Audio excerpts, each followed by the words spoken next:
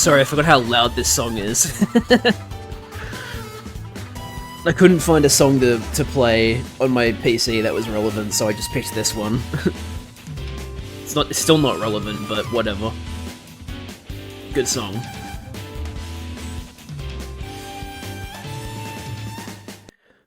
I will need to find an actually relevant song to play, like, in the background for this, though.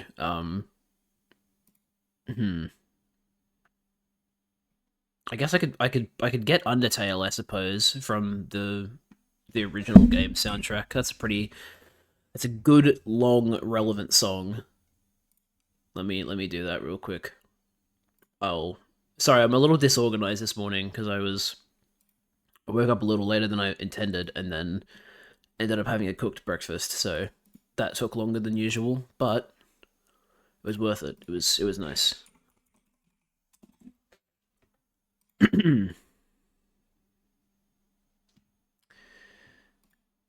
um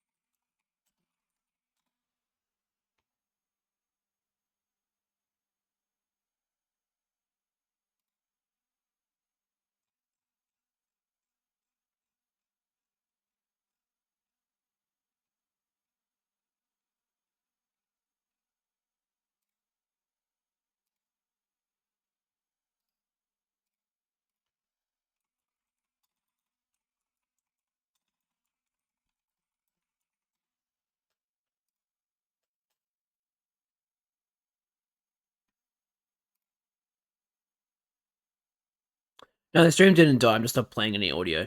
Hang on, let me look through chat while I'm waiting for this to load. Charlie accidentally thought she said spelt first wrong, so she went first and then first asterisk. Wait, I spelled it right. And don't worry, Liz, you weren't actually late. It was me that was late. Why is this not loading?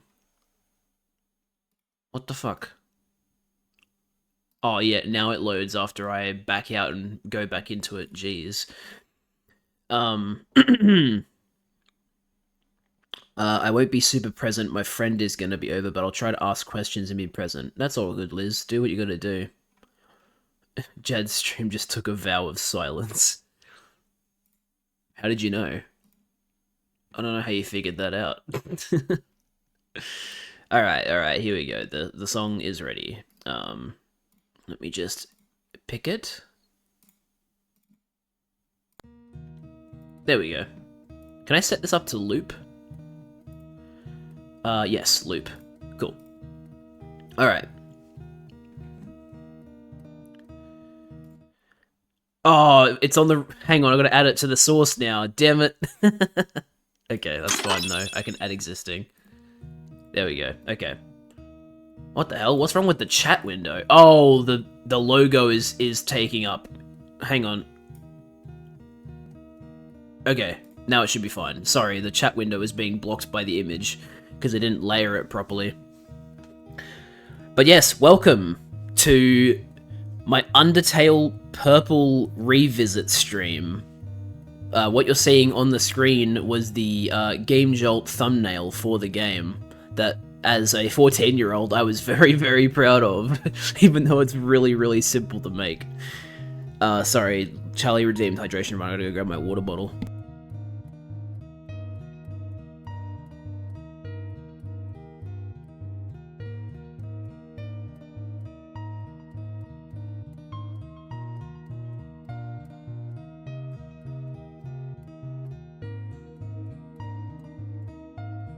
So this stream is probably not going to be very structured. It's probably just going to be me randomly looking through files and showing them on the stream.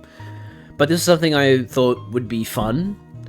A lot of these things I have not seen since we closed the project, so 8 years ago. Let me just get this drink.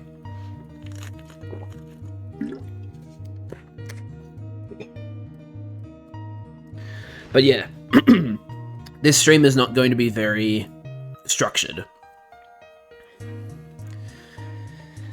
But I thought it would be fun. So basically, the story goes, I first started playing Undertale in 2016, I think. Yeah, I'm pretty sure it was 2016. And I recorded myself playing it for my YouTube channel back then. And I fell in love. I loved it. That original playthrough of Undertale is still on my channel. I got the game from one of my friends, and because of how transferring stuff on Mac worked, I actually retained his save file. And so when I booted up the game, instead of being like, oh, name the fallen human, it was like, there's a save file for someone called Kara or Caro, or however the hell you're supposed to pronounce that character's name. And I was like, what the hell? Okay, let me just change that. But then it wouldn't let me, because, you know, if you just do a normal reset, it keeps the file name, so that was the file name I had to go with. But my headcanon, not headcanon, but like the name that I was calling the human was Bobby, I think. But yeah, so I started playing Undertale back in 2016, loved it, did a pacifist playthrough, and then I did, well, technically I did a pacifist neutral playthrough, and then I did the true pacifist ending, and then I did genocide, and that was a fucking ordeal. And then, I started, like, doing some other videos related to Undertale, so I did, like, there was, like, this program you could download called, I don't remember what the actual program is called, but it basically, like, shuffled around the files in the game, so you could, like, basically corrupt the game. Like, you could set the level of shuffling and, like, just completely fuck the game up. I have this, I have a video of me doing it. I was fucking busting my guts laughing, because it was so funny. Like, you know, Toriel would be saying Papyrus's dialogue, chat was, like, the dialogue was always outside of the box. It was really funny. And then I did, like, a couple of Undertale secrets videos where I, like, went out of my way to find the deeper secrets in the game. It was really fun. I really, really enjoyed Undertale. And then, in 2017, I thought to myself, like, hey, what if I tried to make an Undertale fan game? Because, you know, I thought Game Maker might be relatively easy to learn. It wasn't easy to learn. I ended up not actually learning it. I ended up delegating that to other people, but basically, I wanted to make a fan game. I picked the Purple Soul just because I didn't really see any big major projects that were doing an Undertale Purple fan game, so I was like, hey, maybe this could be my game. And then I didn't know how to find people to help me make the game, so I joined Discord. The whole reason I joined Discord was to find people to help me make my Undertale fan game. Why is my voice still so bad? Sorry. I'm trying to fix my throat. It doesn't sound good.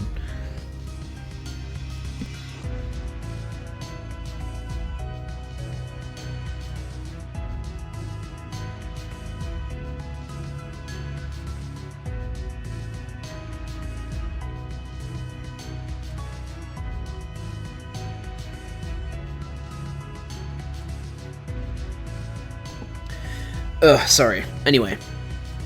So yeah, I joined Discord so that I could find people to help me make my Undertale fan game. And I met a bunch of really cool people. There's actually one person I met while making it that I still talk to this day.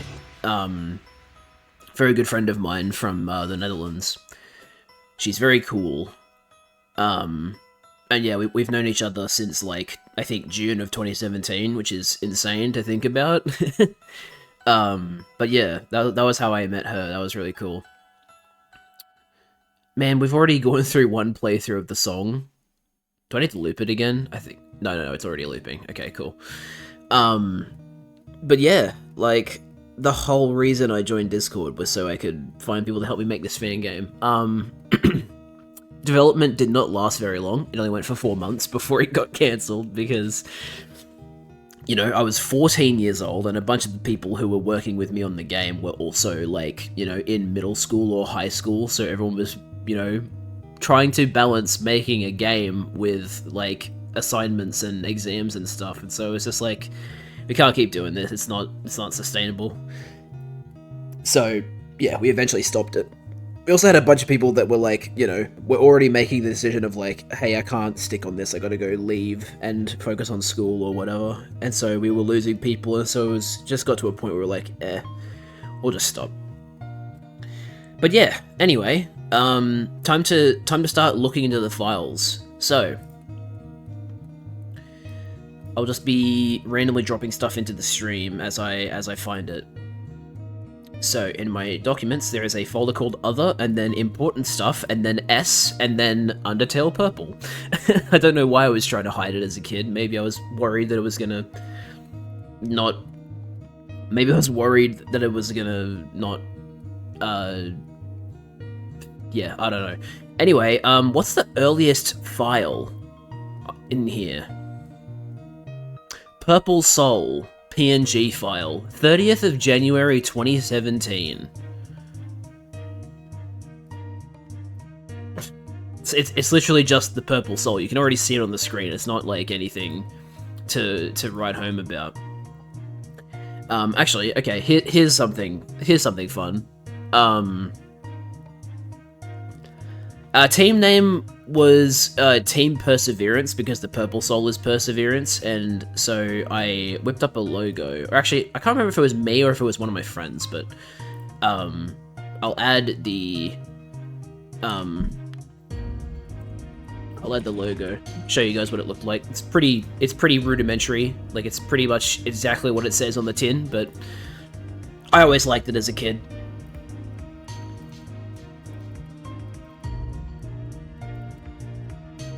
There it is.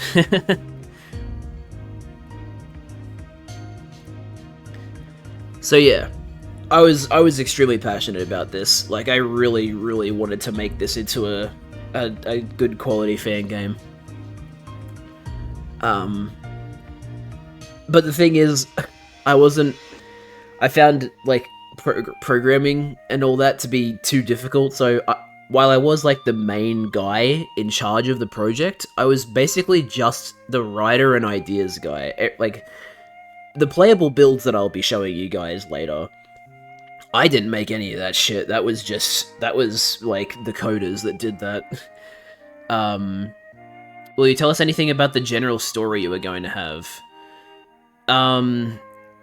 So I'm trying to think, like, what was some of the main... I had like a general outline, so like, I can't remember where you find the broken glasses and the torn notebook in Undertale, but basically, my idea for how we were going to explain that was that you would fight Gerson, and Gerson would beat you. Like, you wouldn't be able to beat Gerson. But he wouldn't kill you, he'd just, like, knock you out and basically say something along the lines of, like, you know, you don't know what you're messing with, you should get out of here, otherwise Asgore's gonna take your soul, or whatever. And in that fight, Genus, which was the name of the protagonist in our game, his glasses get broken and he loses his notebook. And so he goes on without them. I never actually got to the point of deciding how that was going to affect the gameplay, because, you know, the notebook was an integral part of Genus's character, because the notebook was going to be like basically a Pokedex, as well as how Genus uses spells. And just like that, we're losing frames. Yay! Can you guys hear me? Can you guys hear me? Please let me know when you can hear me. We're going to be contending with this all stream, aren't we? Oh boy.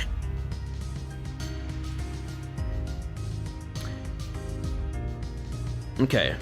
So, what did you hear before I started cutting out?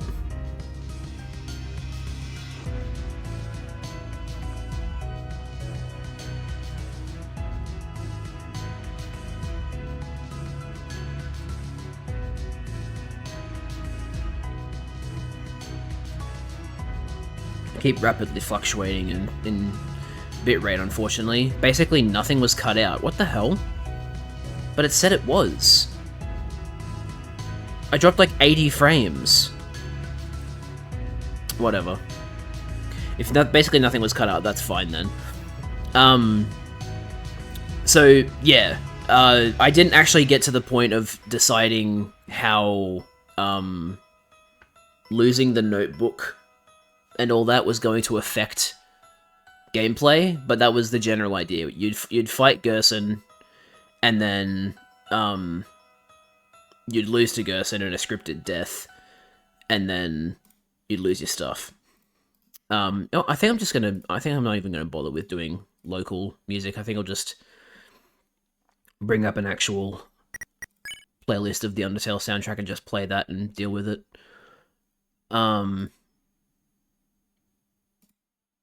So let me get that up real quick. Oh god, it's loud. Okay, there we go. And then I'll put it on shuffle. Okay. So, yeah. Look, I can give you like a general outline of the like story beats. So, basically, maybe it's best if I like pull up the document that actually says this, because I'm pretty sure I have written down somewhere a plan.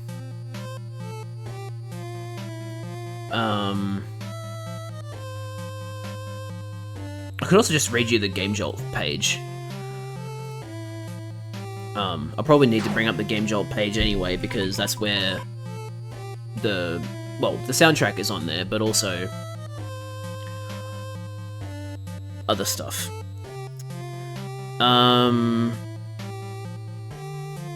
Okay, let's read the description of my Undertale Purple fangame on Game Jolt that is currently delisted. Here, let me get this image off screen. Actually, I'll just replace the image. That's what I can do. Let me replace it with a picture of Janus, our protagonist that we made. Sprites Overworld. Where is he? There he is. Is this actually on shuffle, or is it just...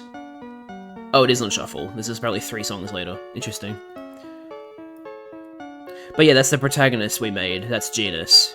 So we had the glasses on and the glasses off sprite because of the fact that Janus would lose them and continue without them.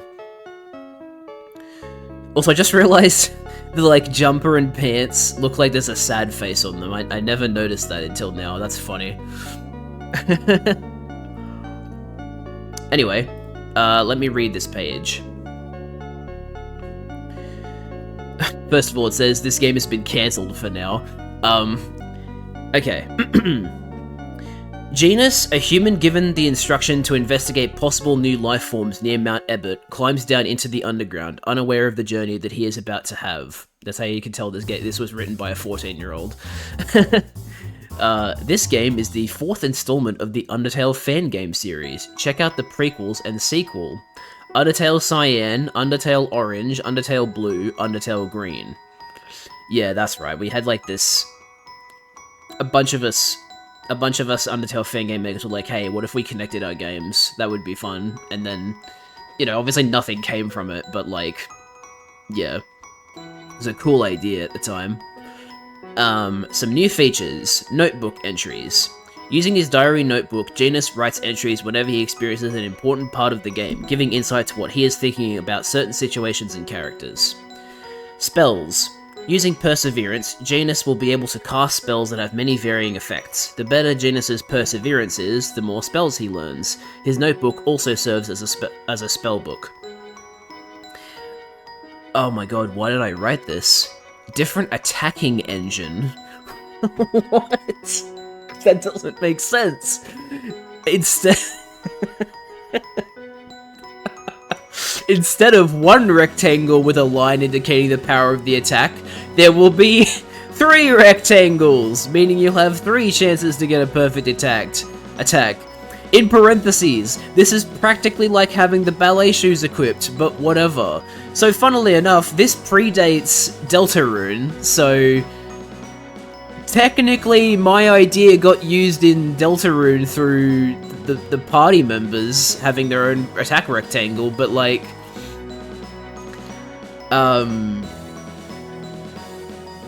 yeah, that's so silly. I was about to say Earthbound R Sprite, then I was like, wait, yeah. I think you meant a different attacking method. Well, yeah, I obviously did, but I was also probably trying to play it up as like a huge deal. That's probably why I called it Engine. Taking pictures. Genus's phone will be able to take pictures of the monsters that he encounters. Doing this will add those monsters to Genus's notebook with information about the monsters and their full color sprites. Collect all the sprites in your notebook and a reward will be awaiting. Party members. Party members will be a new introduction in UTP, where at certain points of the game, monsters will join your adventure to aid you. The only monsters that we know are definitely going to be party members as of now are Sans and Undyne. All of these and many other new features coming soon. And then I have like a disclaimer, like Undertale was created and is owned by Toby Fox. We're no longer claiming to be Toby, or that this is an official prequel, as it isn't. Game soundtrack subject to change. Most of the music contained within the soundtrack will be our own or remixes. Remixes is being used very loosely because a lot of the quote-unquote remixes are just rearrangements. Like, you know, they're just the same song with different, like, sounds, basically. FAQ. When will... This is funny to read after the fact. FAQ. When will the game release? Answer. No idea. Don't ask. Which main characters from Undertale will be in this? Sans, Undyne, Alphys, Toriel, Asgore, and Gaster will be in this game. You can tell we were one of those people who were like, we need to put Gaster in our fan game so that people want to play it. Is this really the prequel to Team LV's Undertale Green? Yes, it is. Me and Pure LV have sorted it out, don't worry. We know what we're doing! Why did I write this so, like... arrogantly? That's so weird. Why is this a sequel as well? Why not? It'd make these fan games that much more enjoyable, having a little series of games that are linked. If you want to play them in order, it goes cyan, orange, blue, purple, and green. Oh my god, this last sentence. Thank me when the games come out. Why was I so arrogant? What the fuck? Royal Scientist Wing Aster. Sorry that I'm not reading your chat messages as they actually appear. I'm like on the web page and I can't see chat while I'm doing that. Your Twitter account was suspended. I still have no idea why we got suspended, but don't worry, it's all been sorted now. No more alerts about suspension. That's so random. You're using Jeffrey Watkins' music. We got permission specifically from him to use his song, so don't get triggered, please. Yeah, that's right. One of the songs in our soundtrack is a song that a composer on SoundCloud called Jeffrey Watkins made. So... And trust me, you'll know what song his is because it's so of a much higher quality than the rest of the music in the soundtrack.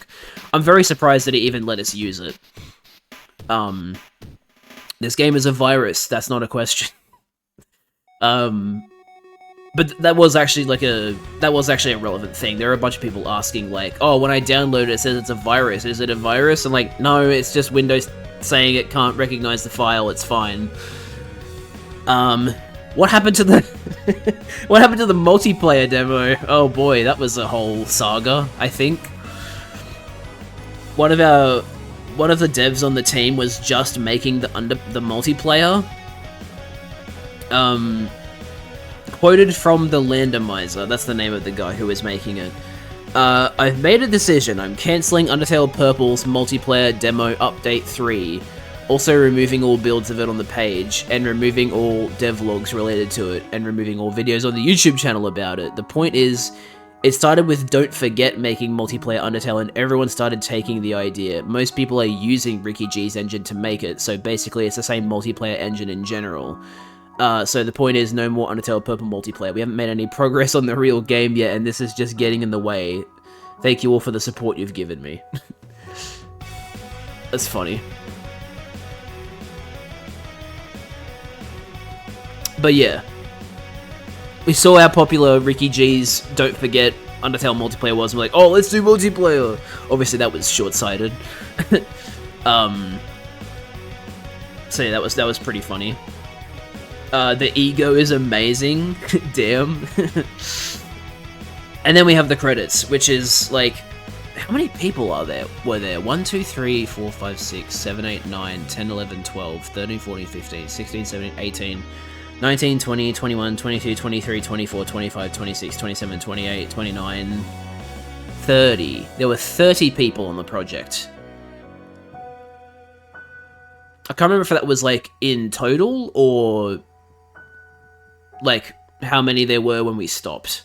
I don't remember if I was, like, updating the list whenever we lost someone, but, yeah. Also, okay, so yeah, let me read out the people who were involved. So there's me, 3Jad21, Ale, Annoying Cat, It's Just Random Me, all one name, Borazilla Dove, Critical Health, Dragon, Electro Sketch, Fellberry, Forensics, Grey, Jason64, John W, Jumbo, Karate Red, Keone, King456 Minion, May, Neon Star, Northwest Team, Orange, Owlipus, Peter the Minion, PGCCO, PS, Pure LV, Shad, Super Tails, Underfresh Fan, WWOFS, Zonic Theta L, or Zonic L, and big thanks to Frigidae for making a special tile set for us. So yeah, there was like a decent amount of people working on this. Unfortunately, it didn't really get that far, but still, and interestingly, part of the reason I wanted to come back and revisit this is because I logged onto the Game Jolt page for the first time in years and noticed that there were still people leaving comments on it, even though the page is delisted, so the only way to find it is with the actual link, which is interesting. But like, yeah, there's like a comment here that says, is it back yet? Looks like no. Hope it comes back. I really enjoyed Undertale Green so far. Just waiting for that and the others to continue. And there's like a really long comment here from 5 years ago. I know this may not be seen by anyone, but I want to say that I would love to see this finished. I would love with all my heart to see this finished. I know the Undertale community is still alive, and it has hope. I've recently come back myself, and I may just be sticking around because of fantastic things like this. This game deserves to be with its brothers and sisters, and I think it has true potential. The music is fantastic, the new characters seem really cool, and it would be a shame for this potential to go to waste. You have my full support for this, and I hope someone sees this. And then 2 comments in reply, one from 2 years ago and one from a year ago, saying, "You're damn right, and I saw this." So, you know, there's yeah, it's very, very heartwarming seeing comments like that. Which is what prompted me to, or at least partially prompted me to bring this up again, on stream. But yeah, it was a really, really heartfelt comment. I just thought, man, you know, there are actually people that really want to see this. Man. Anyway. So, let's get this genus sprite off the screen. Let's replace it with something else. I might even start playing... Actually, no, I'll probably do that later. I'll start showing some of the other stuff. So, what should I show? I guess we should start with probably the first thing we made, which was the dev room. So, basically, the reward for getting all of the sprites, all of the entries in the notebook was going to be, the dev room. And we would have a dev sprite for every person that worked on the game.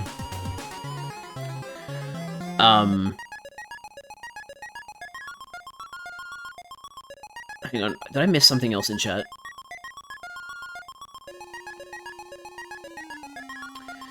It is kind of sad seeing optimism for a failed, cancelled project. Yeah, it is a little bit of a bummer. As Liz has said profusely before, I would also enjoy helping to possibly continue restart development on UTP. Like, yeah, again, it's gonna depend on how much, whether you guys think there's enough here, because there's, you know, all things considered, considering what the scale of the game that I wanted to make was, there's really not a lot here. But, let me go to, is it in concept art? Yeah, here it is. So this is what the dev room was going to look like at one point.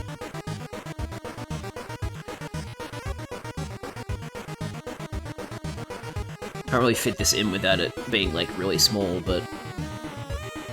yeah, basically this was going to be the dev room that you would unlock for getting everything. We'd all have, like, a comment from one of us that you'd get when you talk to one of our sprites. Ruins plus plus. You're gonna see a lot of ruins in these pictures, because we really didn't get that much further than the ruins. But, yeah, so every single one of these animals in here represents a developer. The falcon on the... on the top right part of the room, there's a falcon just underneath where the computers are. That was my character. This was pre Jad OC. This was when I was still trying to figure out what I wanted my OC to be, so that's why it's a falcon. But yeah, cool stuff. I don't know why the sprite on the far right is like grayed out when I don't think the actual sprite sheet was that way. Let me go to the sprite sheet for our characters. Overworld. Where is it? Talking dev sprites. Yeah. Oh, wait. Oh, never mind. It actually is that color. It's actually like purple. Interesting. I never noticed that before. Interesting. Also, why did the person who make theirs the cheetah, why did they make it shaped like a dick? Come on, guys, really? Did I even realize that when I was younger? How old were you? I was 14 making this. And, you know, the people on the team were varying ages. You know, like 14 to 17, I want to say. I'm just pretty young people. Anyway, those are the devs. Those were the dev sprites. Let me look through more of the concept art. So there were some enemies. Like we had a decent amount of enemies made, but not enough. But here's some like really early concept art for some of them. Oh god, this is a big image. Hold on a minute.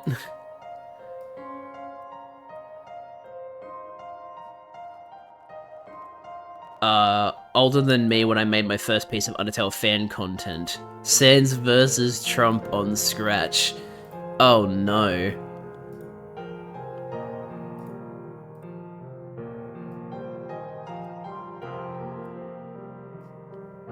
Okay, it's actually a decent size now. This was one of the first pieces of concept art that was drawn up for our game. Sweet Teeth, Cactile, and Bob Drill. I don't know, I genuinely do not remember where Cactile was supposed to show up, but Sweet Teeth was in the Flooded Ruins and Bob Drill was in the Snowden Mines. We basically had like a different area that was going to be in each major area. So there was the Flooded Ruins underneath the ruins. There was the Snowden Mines. There was the shipwreck in Waterfall. And then Magma City in Hotland.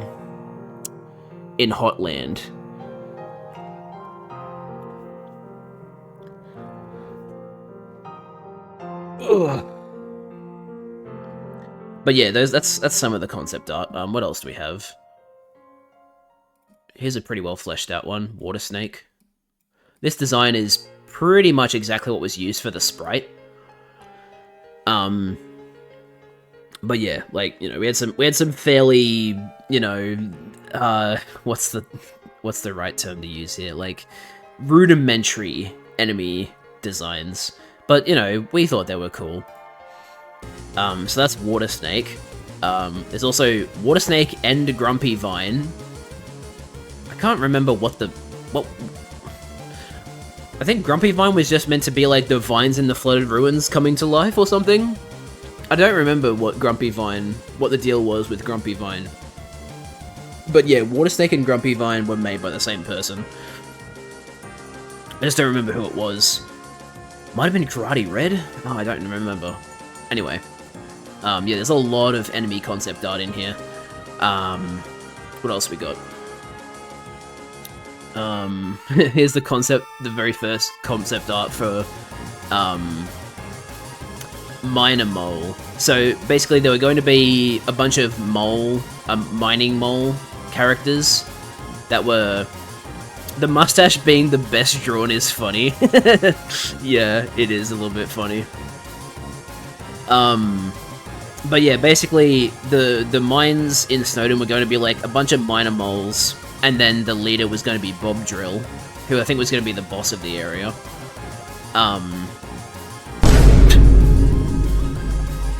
We also had, oh my god, that's so tiny. We also had some Skeller Pirates concepts for the shipwreck. The shipwreck in Waterfall was going to have a bunch of skeleton pirates, which are, you know, like undead pirates who died in the shipwreck. And I think we were going to tie them back to Sans and Papyrus, but I don't remember exactly how. So yeah, and we also have some drawings of them. Oh my god, okay, why are they always so big? This is very appropriate music to be playing while I'm trying to resize a ridiculously oversized image.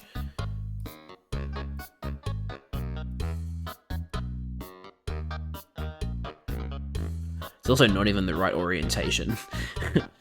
But you get the idea. Someone drew the Skeller Pirate off of what looks like scrap paper, because there's something else on the page, but I can't even tell what it is. Anyway. There was also this concept. So yeah, very, like, rudimentary stuff, but we were happy with what we'd been making. And then here's that exact same concept, but in sprite form.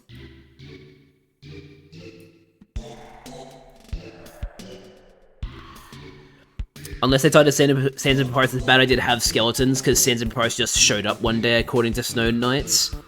Yeah, maybe the idea was that the shipwreck happened, but nobody in Snowdin knew about it. And so maybe they were like the sole survivors of the shipwreck, and they just never talked about it when they came over to Snowdin. Maybe that was the idea I was having with it. But yeah. These are genuinely these are actually pretty decent sprites, I think, in my opinion. So that was pretty fun. Here, oh god, okay, more oversized images. Give me a second. It would be really funny to have Gaster be completely unrelated to Sans and Papyrus. It would be really funny.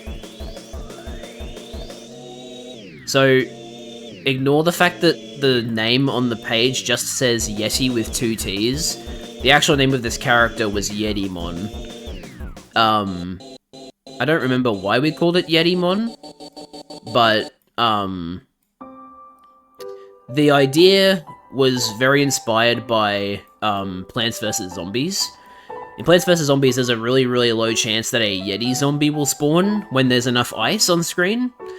And so I thought it'd be really funny to have like a super rare monster spawn that's basically just a Yeti in like Snowdin. So that was the idea for that character.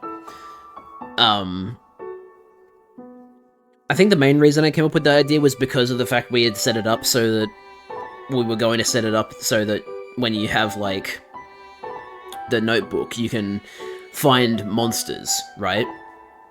And like record them, and so it was like, oh, we gotta have an enemy who's like hard to find, so you actually have to like, it's not just playing through the game. He should have been called Largefoot. That's funny. But yeah, that's Yetimon. What else we got? Oh hey, this is something easy to put on screen. Oh my god, it's fucking tiny. This was the spell menu option in the menu. And now that I think about it, there's like a lot of parallels between what our plans were for spell and basically what's being used in Deltarune with like Susie and Ralsei. Like we wanted the spell option to replace act, but we also wanted there to be an act of some kind. So that's kind of funny that, you know, like it's this very, very similar idea to what's used in Deltarune. That's cool. What else haven't I shown? Here's a drawing of one of the bosses for, or like the boss for the Flooded Ruins. This coloring was very much a work in progress. Like this, the sea lion is the name of this character. It doesn't look like this. It has a very different color palette, but this was like one of the really early mock-ups of it. That's great art. Wait, what was the great art? I missed. Like, which one was it? The previous one, the spell menu buttons. Yeah, I really liked it too. I thought it looked great. Here's an image of Genus climbing down into the underground, because we didn't want Genus to be like, falling down. So like, you know, the story is that Genus goes there willingly to like find new life forms that are reported. And so Genus actually climbs down. So in the intro scene, it shows Genus climbing down. So that was pretty cool. What else should I show? Let's see. How about the Magma City concept? Actually, let me show the tile set first. This was the tile set that Frigidae made for us for Magma City, which we were extremely happy with when we saw it, because we were like, damn, this looks so good! And then the mock-up of an actual area that we made out of it was this. Which is still one of my favorite things that we ever made during this. Because I genuinely think this looks really good. Genus should be climbing down, then slip, and Deltarune Fall.mp3 would play. Yeah, I really, really liked that tile set and general, like, concept for Magma City. I thought it was so cool. I was really, really excited. It's moments like this where I got really, really excited for Undertale Purple, because I was like, holy shit, like, there's actually some really good stuff coming up here. So yeah, that was cool. What else? Oh, here we go. Here's a drawing of, actually, I shouldn't be showing the Snowden Mines, I should be showing the Flooded Ruins concept. So, very early concept of the Flooded Ruins, but basically... Oh god, it's such a low resolution. So, there'd be a long hallway, basically.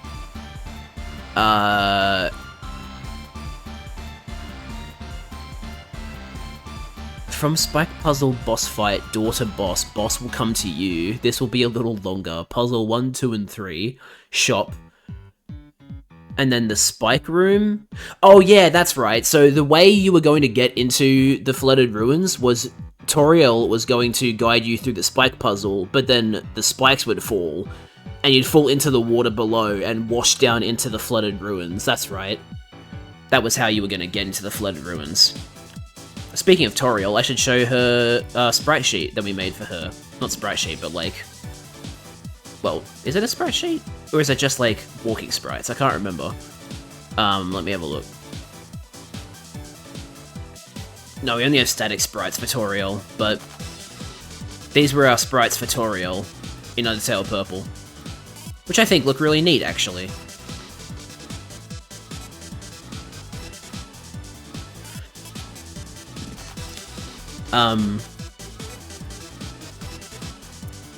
Let's see, what else should I show? I mean, there's plenty of stuff here that I can show, it's just, yeah, what to show next. Let's go back to the concept art, I guess. So we actually had a lot of progress made on the Flooded Ruins, in my opinion. So, I don't think we ever figured out what we wanted the bottom puzzle to be from that map. But, like, we have the hallway. Guys, it's the hallway. Can you believe it? It's the hallway. Oh my god. What's happening to it? It's a long-ass hallway with a door at the end. Isn't that crazy? Doesn't look very exciting, I know, but this was a mock-up.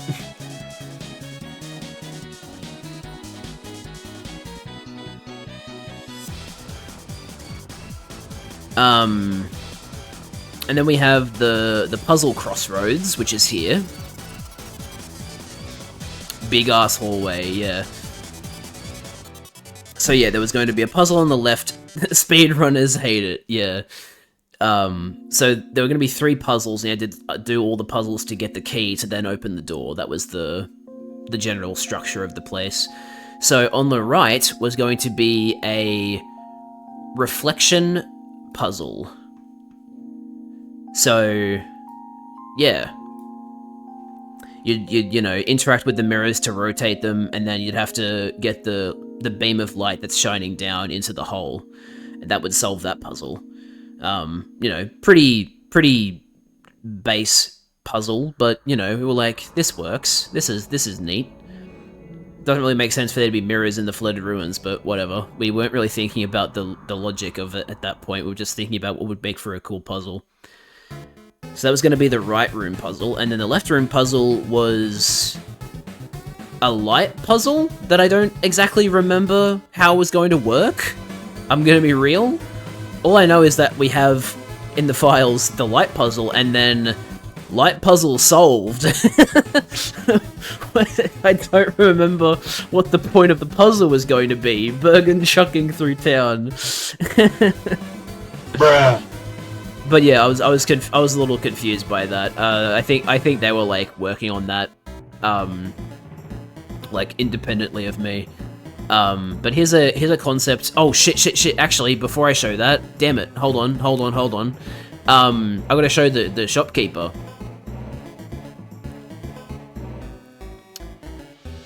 This is Sharptooth, who the shopkeeper of the Flooded Ruins. Got a muscly shark. And here's the... Actually, before I show that, I should show his, like, other sprites, because like, he was very much ready to be used. Like, he was ready. All of his sprites are ready. So we got Sharptooth, and then Sharptooth Talk, and then Sharptooth Smile, and then... Name's a bit on the nose. I mean, yeah, we weren't very good with names. And then we have Sharptooth Shock.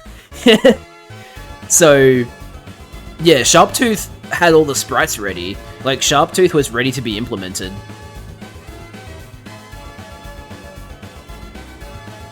We just, you know, never got to that point. But yeah, that's Sharptooth. I think we also have, like, a full body sprite of Sharptooth for some reason.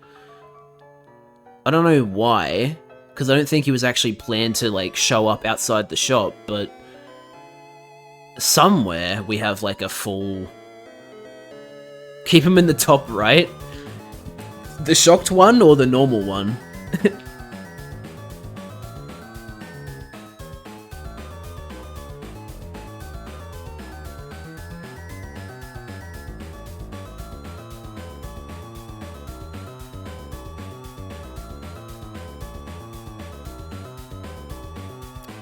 Both. What, you want both of them there?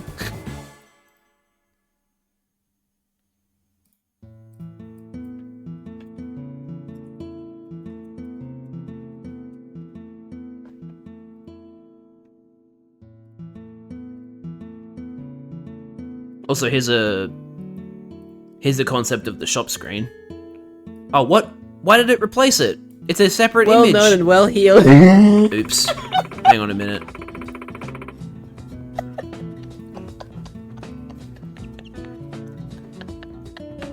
Why am I laughing at myself? Hold on.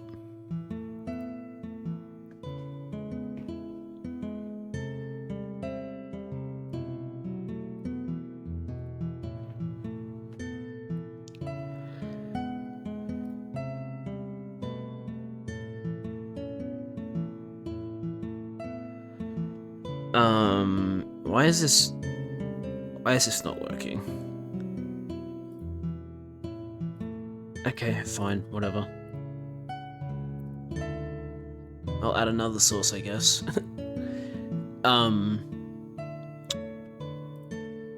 Here it is. Sprites. Alright.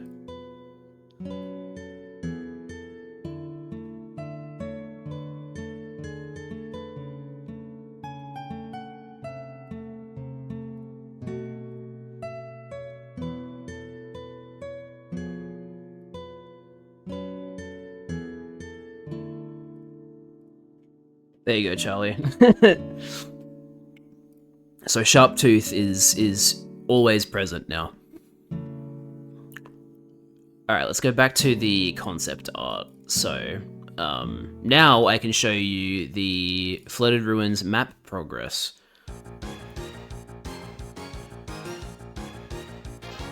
So yeah, as you can see, this was basically going to be the, like, actual Sharptooth hours. We're in Geo and Jad's chat watching Sharptooth. Sharptooth, fuck yeah. But yeah, this is basically what, like, the map was gonna look like, right? Like, literally in the game, because, like, you've got the door you've got the door ready to be loaded in, like, swapped out. You've got the shop. You've got the puzzle rooms, which, you know, we still hadn't figured out the bottom puzzle yet, but it was very much going to be there. This is genuinely, like, the most fleshed out part of the game. In terms of, like, what was visually ready, which is funny to think about. But yeah. It's funny. What else can I show from here? Reflection puzzle room with key platform. Oh. Okay. That doesn't make sense, but sure, I guess. I don't know why this was made, to be honest.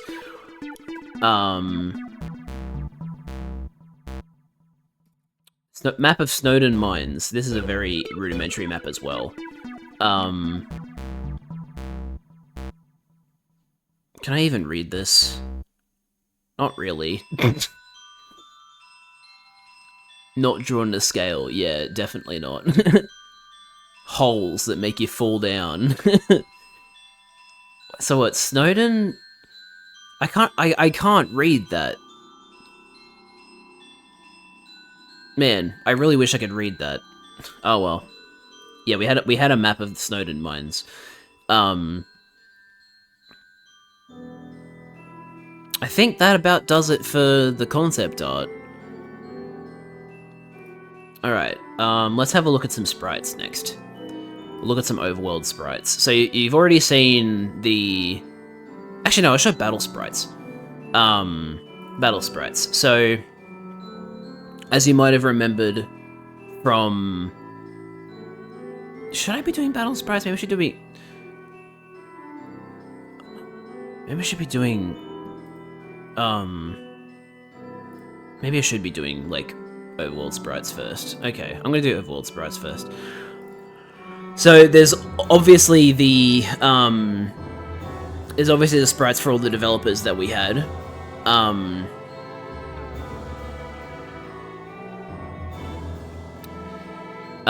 yeah.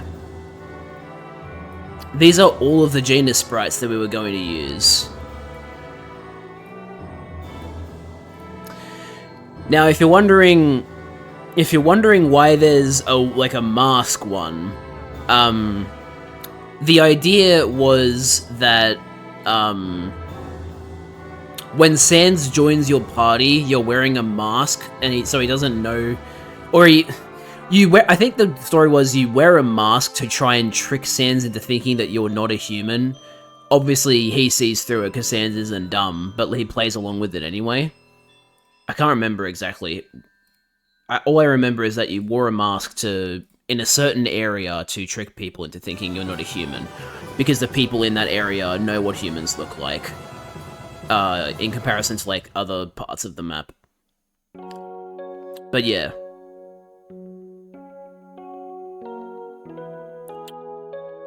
Mask genus.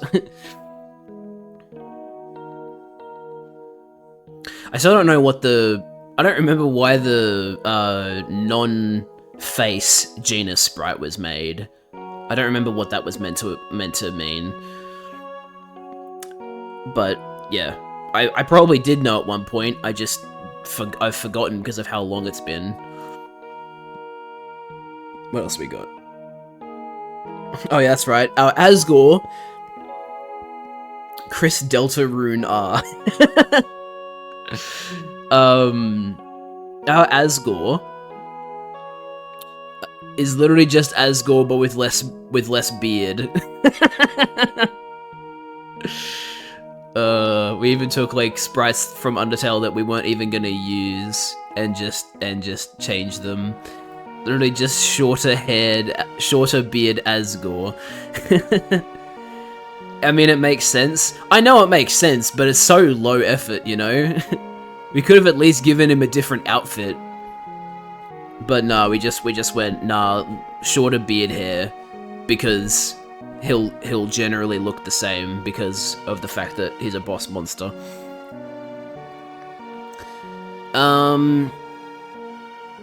Here's a concept. Actually, hang on. I don't remember why this enemy was made. This character's name is Andyroid. I don't know why we made this character. Andyroid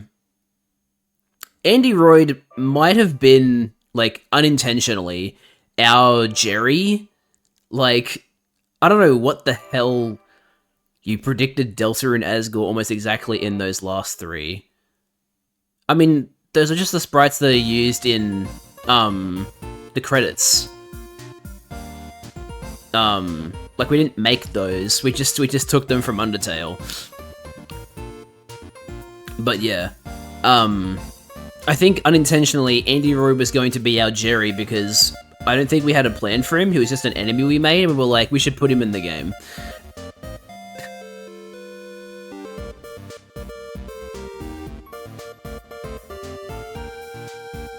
Sharp Tooth, fuck yeah. Oh boy. Anyway,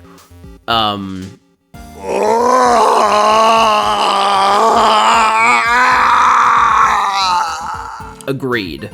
Here's a concept sprite of Bob Drill. Very, very, rudimentary sprite there. Kind of. We also had we had an enemy called Cattail, and I think the reason we made these was because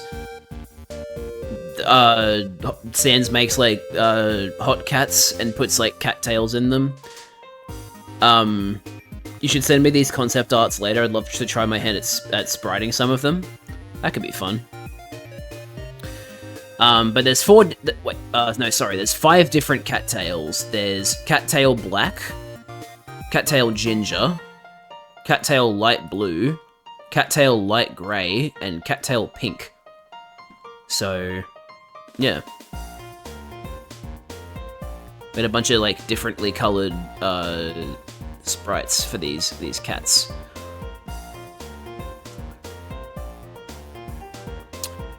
Here's another character I don't remember. This character is either pronounced Drammy or Dramy. D-R-A-M-Y. He just seems like a goofy little guy. He even has a talking sprite for some reason. When, like, barely any of the others do. Here's the key for the light puzzle in the Flooded Ruins, I guess. Maybe you needed 3 keys to open the door, instead of just needing to do all 3 puzzles to get a key. I don't remember. Alright guys, check it out. It's Gerson! Here's one of our Gerson sprites. Because we were very adamant about having Gerson in his prime in our game. So there's his not buff enough. Yeah, well that's the thing. We didn't really. I mean, he's not in his prime, but like he's also not like just running a store anymore, I guess was what we were going for. So there's his forward sprites, and then there's his backward sprites, and then was that it? I think that was it. I think we just had those sprites. Are you guys ready to see something cursed? Green Sans! We were trying to figure out how we wanted Sans to be different, and we played around a lot with the idea of him wearing like a different colored jacket and the pink slippers that they kept showing him in. Grants.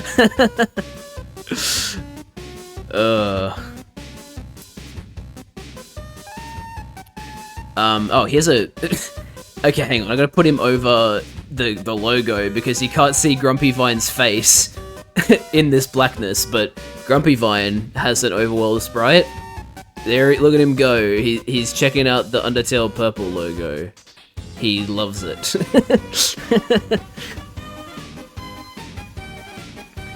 Oh yeah! Red Sans! So, you know that emote I have on my Twitch channel that's, Whelp? This is the origin. We made Red Sans for Undertale Purple. Rans!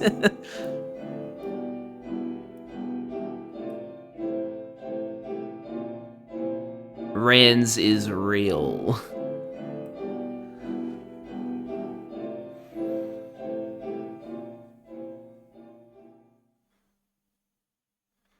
But yeah, I think Red Sans was the one we eventually settled on. But yeah, that was always funny. Okay. Now here's something that I'm personally really proud of, even though it's super simple. So, we had the idea to do a rock candy item in the... I don't think it was specifically just in the Flooded Ruins, I think it was everywhere. But like, there's these little rock candies you can pick up. But...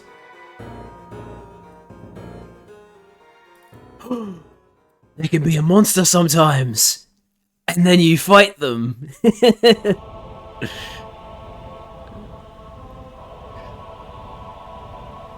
I really liked this concept, like the rock candy being a monster that sometimes fights you if you try and pick them up.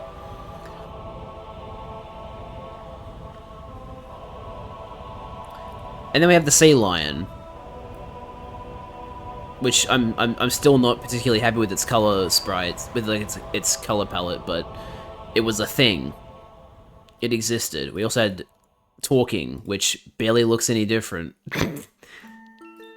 And then we had a front sprite for the sea lion.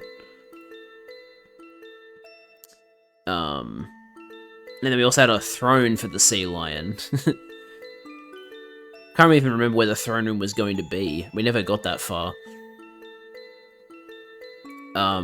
Also, this guy, his name is apparently Sea Whip. I'm gonna be honest, I don't remember this guy. I don't remember this guy, but he exists. Sea Whip. I guess?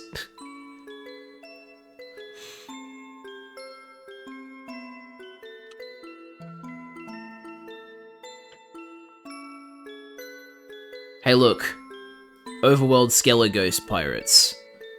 These guys are pretty cool. So there were going to be 2 kinds. There was going to be this one, and then if I just add another image,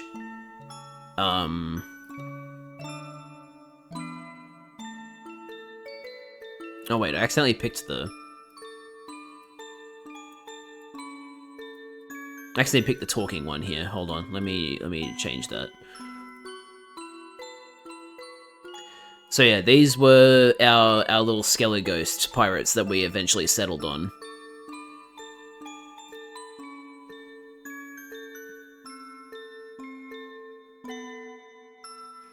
I think they're neat.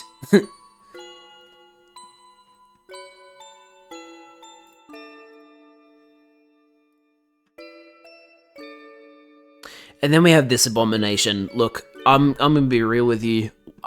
We tried so hard to make this character work because it was one of the earliest concepts and we didn't want to scrap it, but we could never get this thing to look right. This is the thing from one of the earlier concept art, Sweet Teeth. I don't even remember why we made it. Like, I don't remember. But we also had a talking sprite, because of course we did.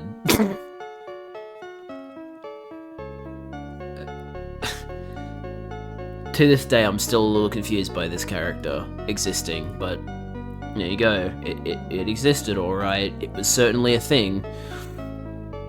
Oh, I missed a sprite. Hold on. I missed Minor Mole. Look at this guy. Look at this goofy little guy. Definitely a non-standard sprite. He's quite tall.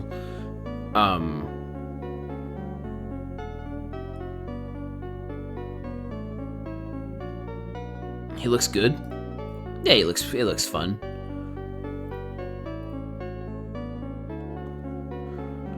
You've already seen the Toriel static sprite. Shorter Sands!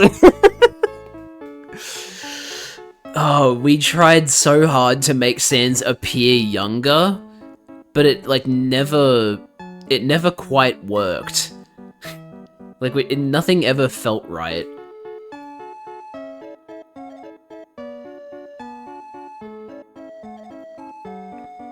Hey kid, how do you like my haircut? And he's just shorter and wearing a slightly different jacket. Or like undershirt. Pink slippers. Okay, for some reason this file is called Unknown 2, but it's obviously Sea Lion sitting on his throne. Which is funny. Oh yeah, here's another character.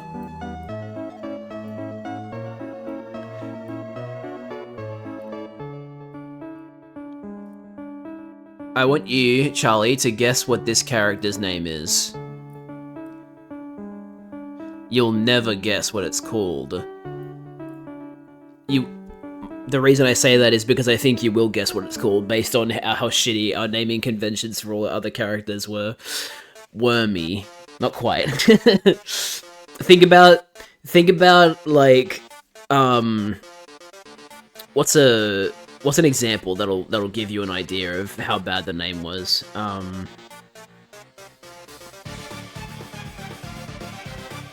Let's see.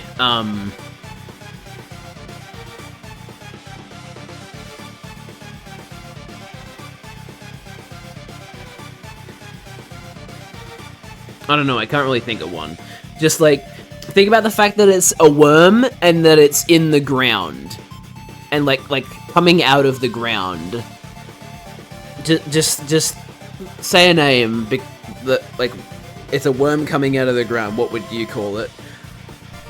Just say like a really silly name and it might be right. Upworm. No, it's called Wormine. Sharptooth! Sharptooth should become a silly in-joke on our stream.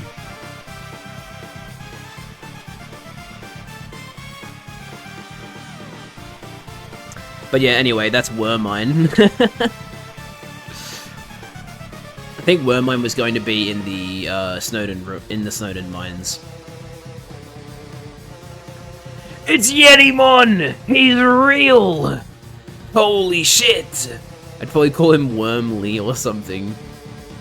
We also have a different Oh my god, this is cursed. We also had a different version of Yetimon, which is kind of awkward looking. Like, it's a good looking sprite, but he looks like he's too tall.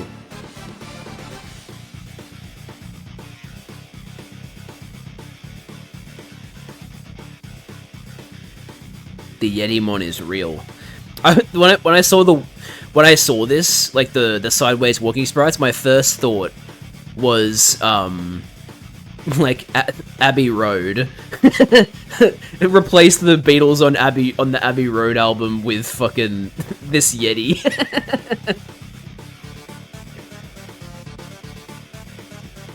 Anyway, that's Yetimon. Oh yeah, Young Undyne. Young Undyne real. Can you believe it, guys? Young Undyne is real.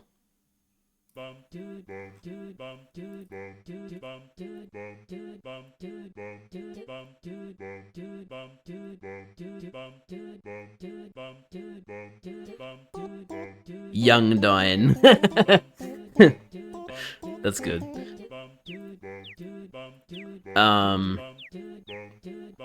Okay. This is funny. So there's a mini boss that we were planning for an area. I don't remember what area it was, but we came up with this mini boss and we were like, what do we call it and where do we put it? And throughout the entirety of the game's short-lived development, we never figured out what this character was or where it was going to show up.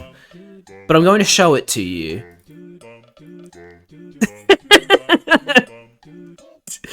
Look at this guy. Doesn't he look like such a happy little guy? But here's the thing. He's not always happy. This is what he looks like during Pacifist. If you see him in the genocide route... Hang on, I gotta prepare it first. If you see him in the genocide route... This is what he looks like! I think maybe he was meant to be like a sentry of some kind, like in an area, and like he thinks you're all good if you haven't killed any, like if you haven't been killing, but if you have been killing, he's just mad at you. Oh, but wait, it gets better. He was so, even though we had no idea what we wanted to do with him, he still had walking sprites.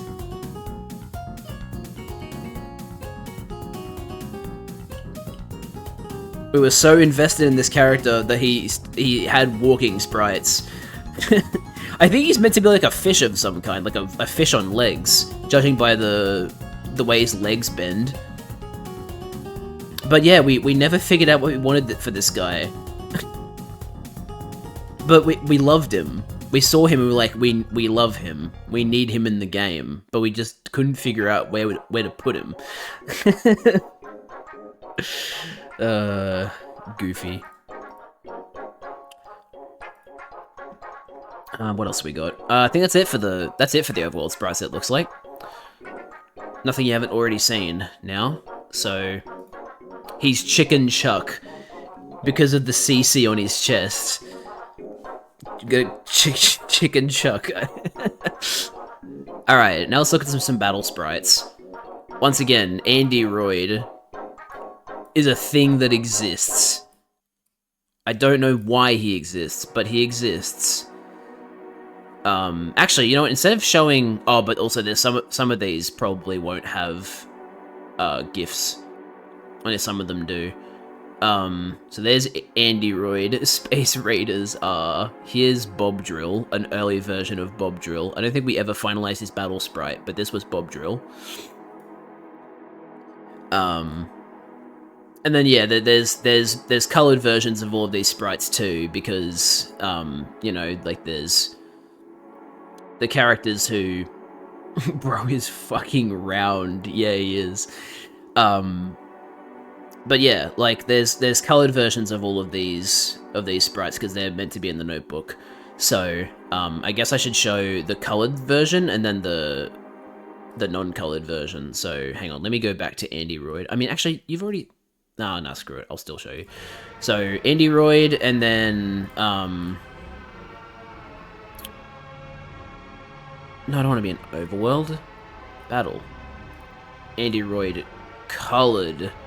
Wait, where is he? Oh, here he is. Isn't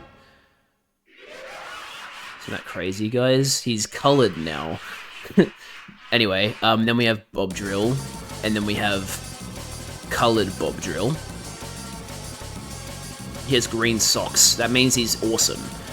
Omega Flowey playing right as Android shows up. That's so true. It's pretty funny. But yeah, as you can tell, we were really invested in like having colored versions of all of the character sprites.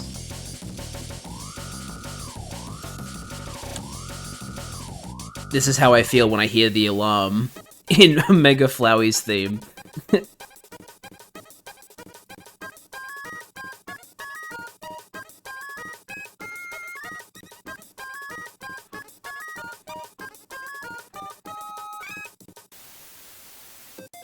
Alright, who else? Cattail. And then the many different colored variations of Cattail.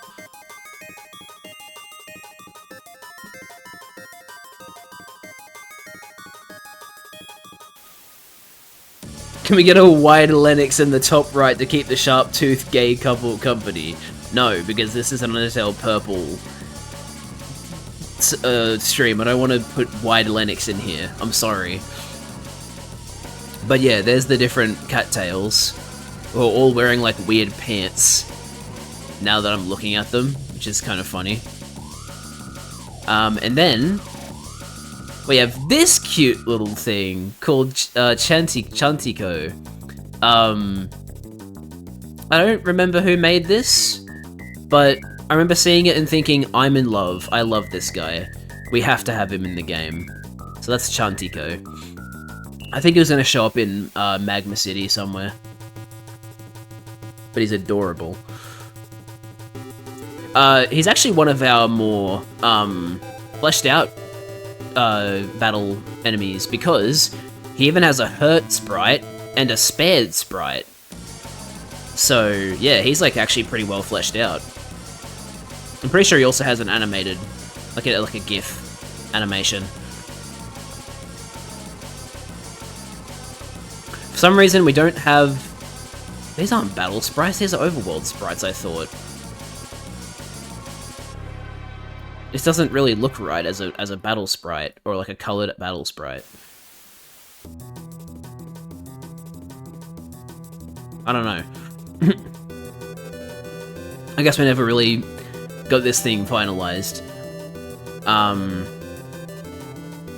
Yeah, this guy. I can't remember where this guy was going to show up, but his name is Electrovolt. I know, super original.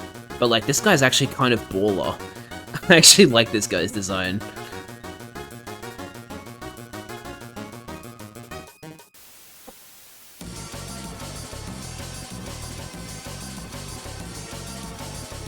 It's like an Undertale monster version of Electabuzz.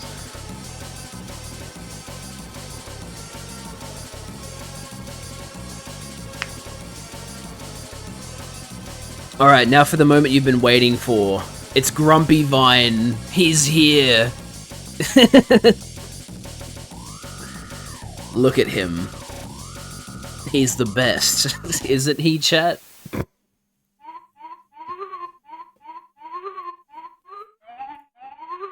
That's also my reaction. He's even cooler now. Okay, I forgot about this. I forgot about this character. The name... The name of this sprite... The name of this sprite is...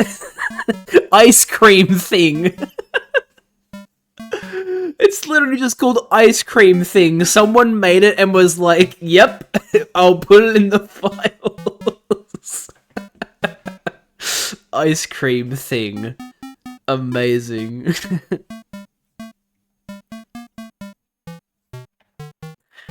Fuckwise. Oh, he's so funny looking. I love it. Oh my god. I'm naming him Fuckwise. Anyway, this guy's cool. His name is Larvy. Not meant to be a play on Flowey, just so you know. Is there a coloured version of Larvy? Oh, there isn't? Damn it. Damn it. I really like Larvy. Anyway, here's Minor Mole.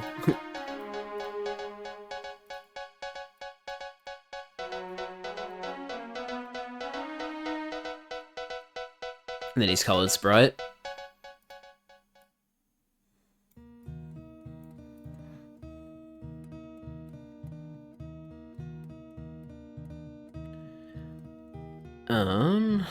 What else we got? Oh yeah, rock candy. When you try and pick up a rock candy and then it turns into an enemy, this is what rock candy looks like. Oh, he's a goofy looking goober, isn't he? Yesterday at my work, we were getting rid of lime soft serve to get raspberry back yesterday, so they gave me 6 large cups of lime soft serve juice, and now I have 6 large cups of frozen lime flavored juice that I'm eating like shaved ice. Hell yeah. That's awesome. Were you saying hell yeah in regards to what you just said, or hell yeah to rock candy?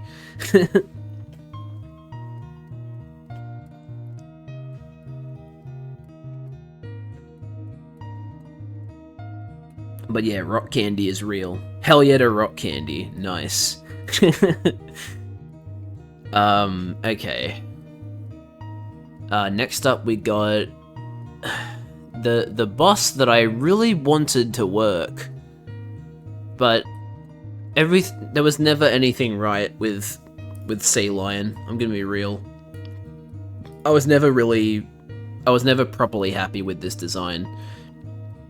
I wanted it to be like a line that's been living in water. But just, I don't know, there's something about the design that never really gelled with me. He's a bit wonky. Yeah, a little bit. Like, I loved the idea, because, like, you know, Sea Lion usually conjures up images of, like, a seal, right? So I was like, oh, but it's actually a lion! But, yeah, it just never really came together, Sea Lion. Maybe I should have just tried a different character. I think maybe I tried to force Sea Lion a little too hard. What the hell? Okay, so this random seaweed enemy that we had, Sea Whip, apparently this guy was so far ahead that he not only had like the non-colored and colored sprite, but he also has hurt and spared sprites. I don't even remember this guy, but like he was basically ready to be put in the game. Like that's how complete his sprite sheet is for battles and like overworld. That's wild.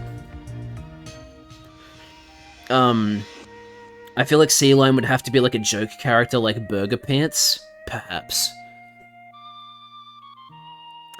But yeah, apparently we were like really on board with Sea Whip, even though there's not much to it. Oh, wait, I finally figured out what the like full body Sharptooth sprite was for. It's because you were going to fight Sharptooth in the genocide route.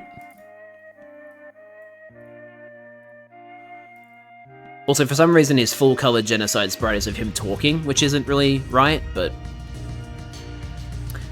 I mean, it's a solid piece of art, the Sea Whip. Yeah, I suppose so. I just don't really know where it came from. But yeah, we have a full-body Sharptooth sprite because he was going to fight you in the genocide route. Sharptooth, fuck yeah. Oh wait, his mouth is actually open in this genocide sprite. It's just that there's the white in there, so you can't tell that it's actually open. But yeah, his mouth is open in his genocide sprite.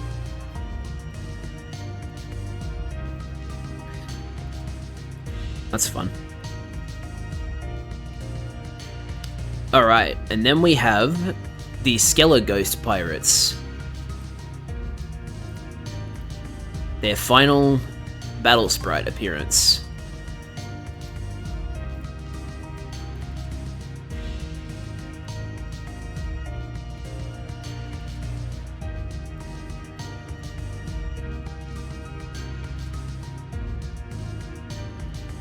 So those are the two different versions that can show up.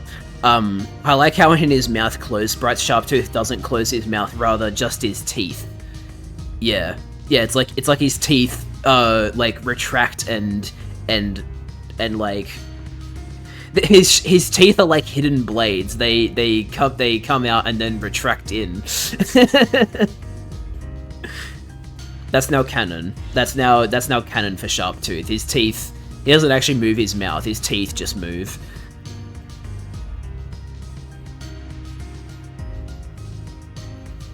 But yeah, these are the Skeleghost pirates, and then we also have coloured versions of them. So, here's the coloured Skeleghost Pirate 1, and then here's the coloured Skeleghost Pirate 2.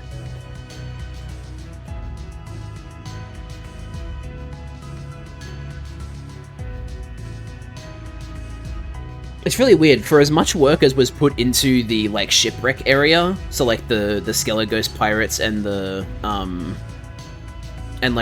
fact that it was Sharptooth, don't care.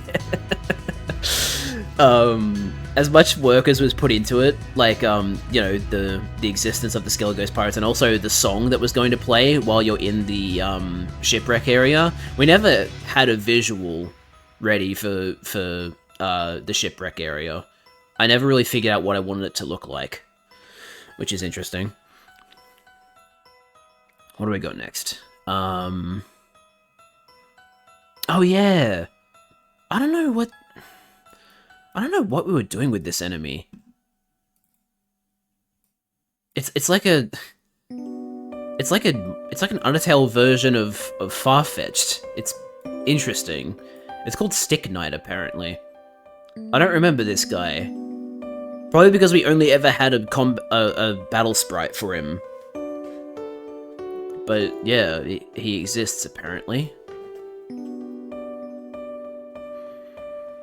The shading on it is actually, like, pretty decent. Like, the shading on the sprite is actually, like, pretty damn good. That's probably why we held on to it.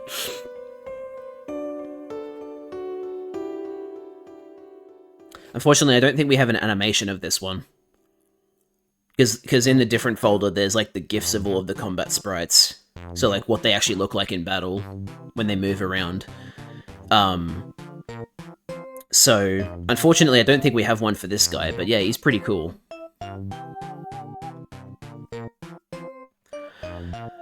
Oh god, and I have to put this abomination on screen. From one end of the quality spectrum to the next.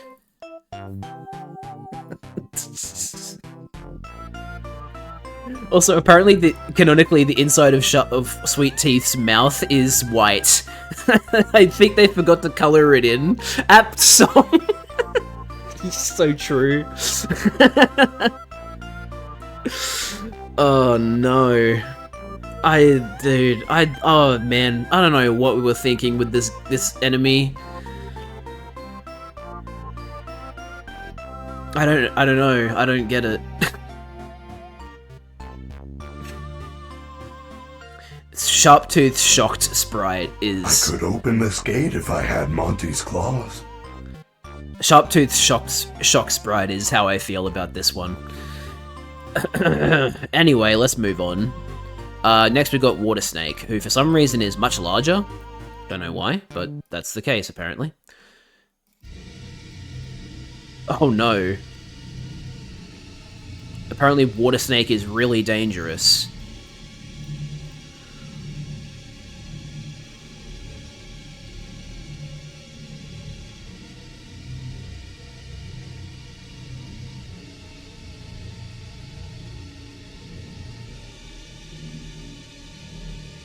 Water Snake is much larger, ominous sound. Yeah, I guess so. Maybe Water Snake was meant to be bigger. Let's see, what else we got? Look, Wormine. Oh god, I just realized that, like, the like, goo between its teeth is, like, green. Ugh. Gross.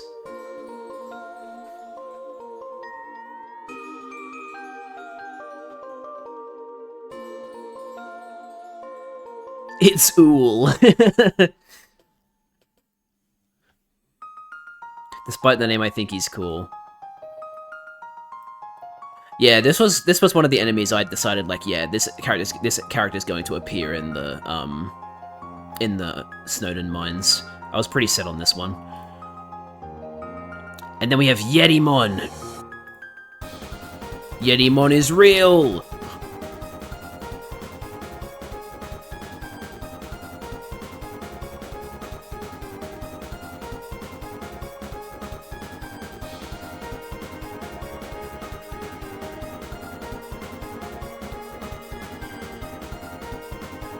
I can't believe Yetimon is real, chat. Why Yetimon, though? I don't know. I think somebody else might have come up with Yetimon, because I wasn't the only one coming up with names and stuff. There was some, like, Chantiko was not my idea. That was, oh, what was his name? I can't remember his name, but, like, there was a guy on our team who I think was Spanish. I think he came up with Chantiko. But, like, yeah, I don't think Yetimon was my idea. Maybe it was, though. I don't want to, like, say that, oh, I came up with a bad idea, because I came up with plenty of bad ideas, but, like, I don't think Yetimon was my idea. Anyway, remember that goofy mini-boss? Here's his battle sprite. We don't have colored versions of his battle sprite, but we do have static, hurt, and spared. It's Chicken Chuck. He's real. For some reason his eyes and mouth are, like, not symmetrical. I wonder if that was... No, that can't have been intentional, right? I think that was just a spriting error.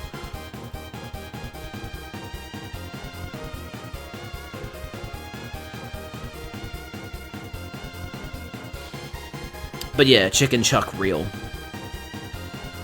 That's all the combat sprites. Now let's have a look at the gifts. Now there's not many, but there's a decent amount of them.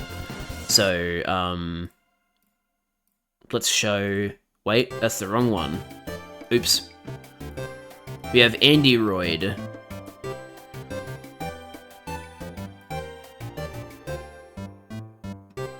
Andyroid is real. Cattail is real.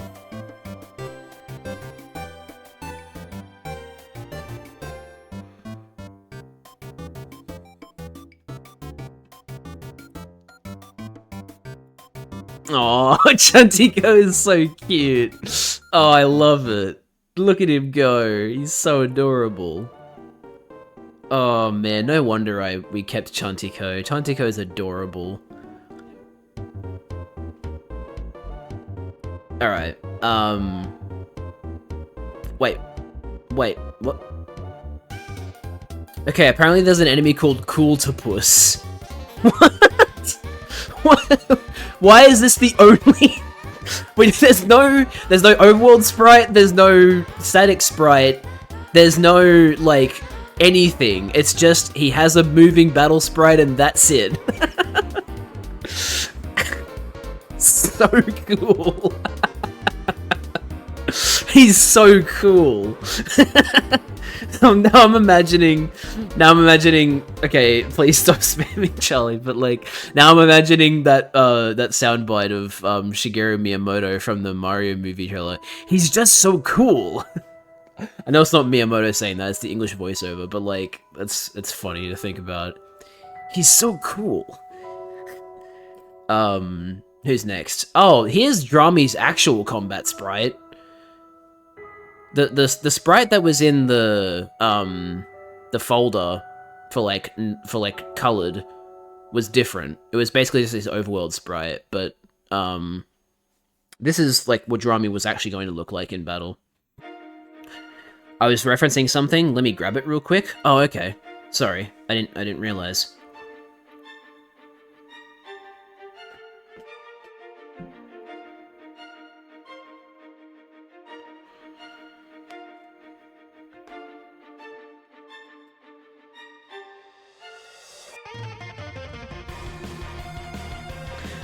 Guys, this is Drami's battle theme, I promise. So cool. So cool. So cool. Sans, So what are you cool. doing? So cool. Sans! So cool. So cool. Sans! So cool. So cool. Shut the fuck up, Sans! Cool. That's a really good meme. Top, like, the first comment I see is from 4 months ago. Ancient relic. That's so good. I love that. Anyway, this is Drami. I don't know why, but like his sprite is much, like the actual size of the image is much larger than the sprite. Like the top half of the sprite is just blank space, and then there's Drami. I wonder if that was implying that Drami was going to get bigger. That'd be crazy. Okay. Charlie, are you ready to see the most disjointed combat sprite you've ever seen? One that will make you question how this character even exists. Bro's gonna grade a dog ass. You're ready? Alright. How on earth does this character function?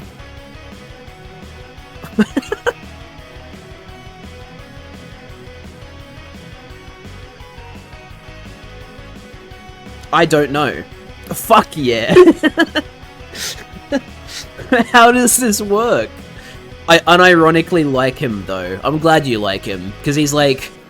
I think Grumpy Vine might have actually been the very first enemy we designed. Like, I think Grumpy Vine and Water Snake were the first enemies we ever designed, but I think Grumpy Vine came first. So, yeah. I mean, Grumpy Vine was obviously going to be in the Flooded Ruins, because we were only thinking about the Flooded Ruins at that point. But, yeah. Grumpy Vine was, like, one of the first characters to ever be made for this, so... I'm glad I'm glad he's growing on you. Get it? Cause he's a vine? Anyway. Yeah, that's Grumpy Vine. Next up we got Larvae. I love this one. It's like, oh, he actually has hands and he laughs evilly. I love this guy.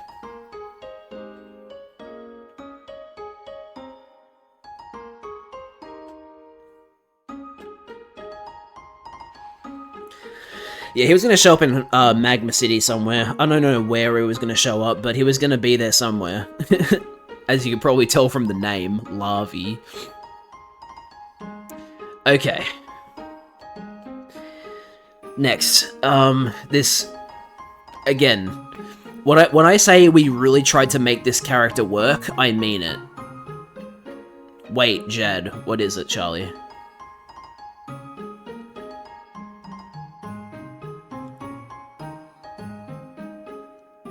Larvae looks a lot like Cooltopus. It's probably made by the same person.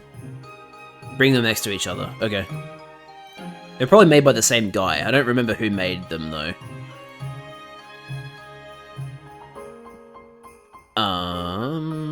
Where's Cooltopus? Oh, hang on. I'm in the wrong folder. That's why.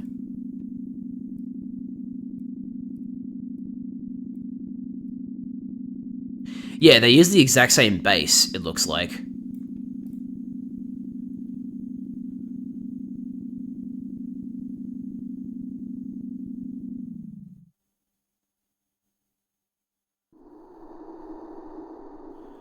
Maybe they're related.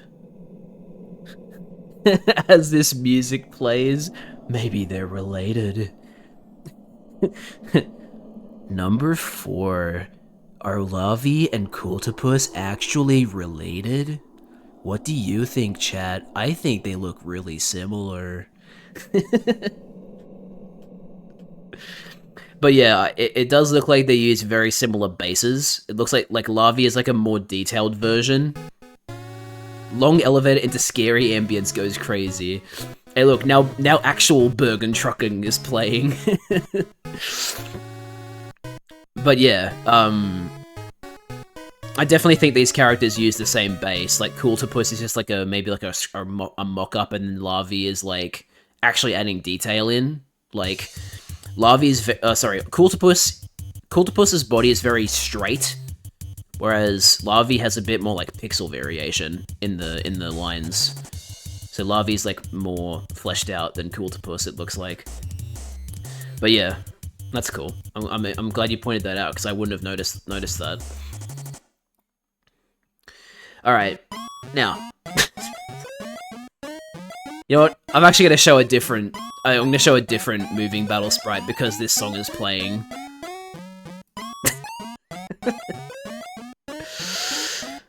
Oh boy.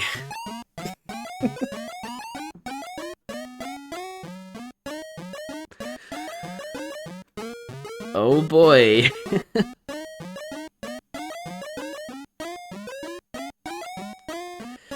Bros fuckers.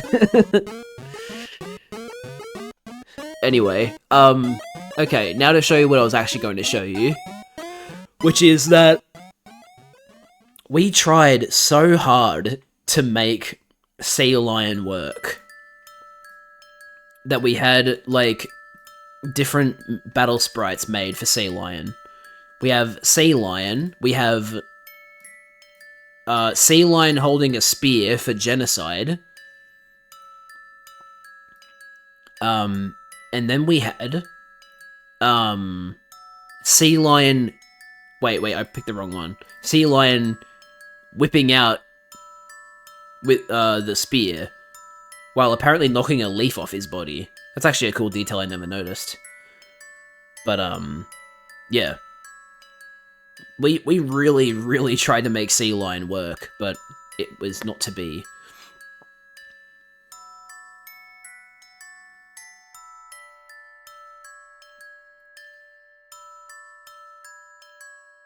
I think that's supposed to be a spear.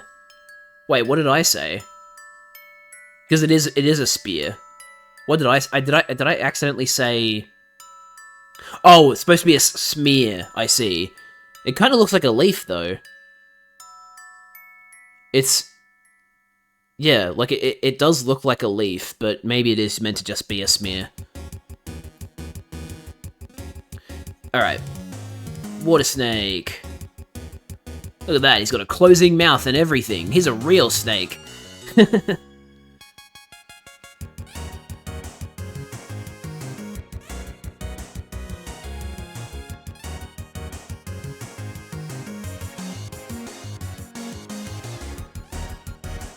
And last but not least, we have Chicken Chuck. Wait, what is that what you called him?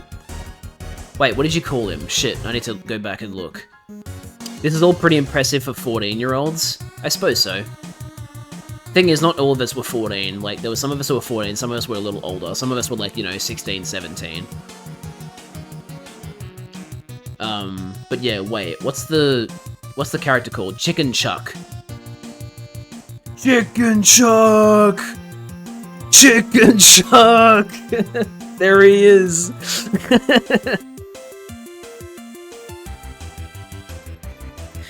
He's got a very not moving battle sprite. He might have been one of the earliest ones, but yeah, there you go. He's moving.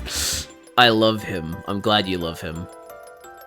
Alright, that's it for the sprites. That's all the sprite work. That's the battle sprites, the gifts, and the overworld. So there you go. What next?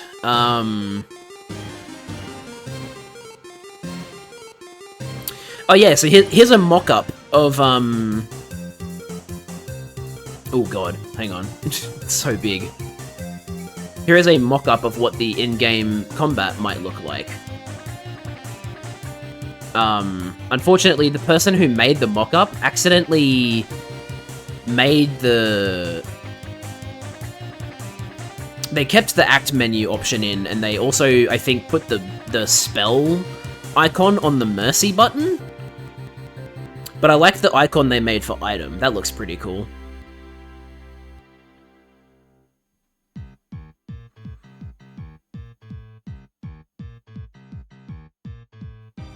So, like, here, let me layer this, actually. Let me grab the water snake moving sprite and layer it over the top of the water snake that we see here to get a better idea of what it would have looked like in-game.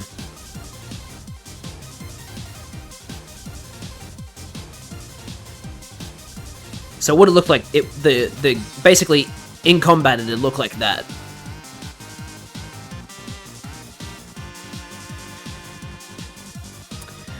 Dick. What do you mean by dick? Huh? I'm so confused. I keep typoing the worst. What? What the hell is going on? Oh, sick!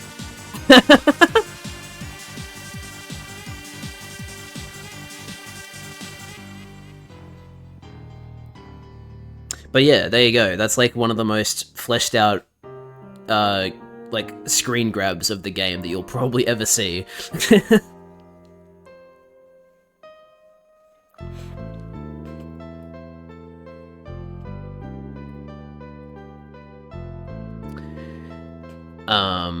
We also have Sans, because of course we do.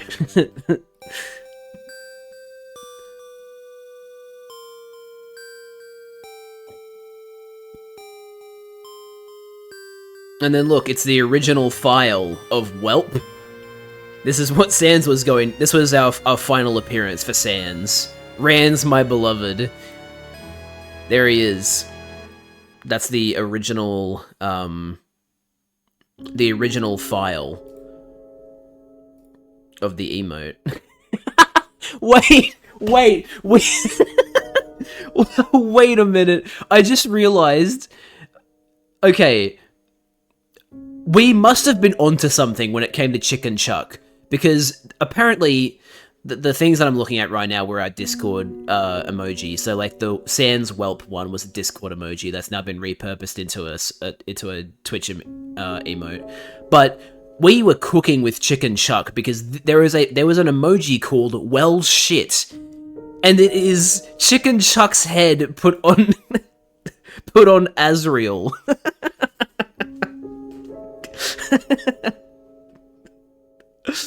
we knew we were cooking with Chicken Chuck for real.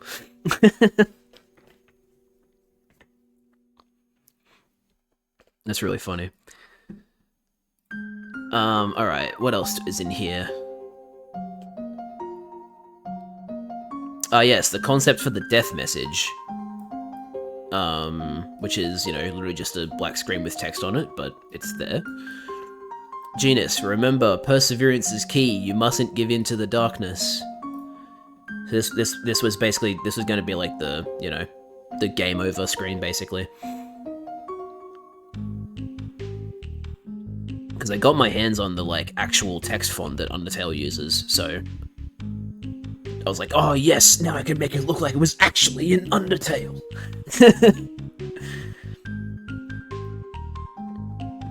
But yeah, what else do I have here that's like an image I could put up?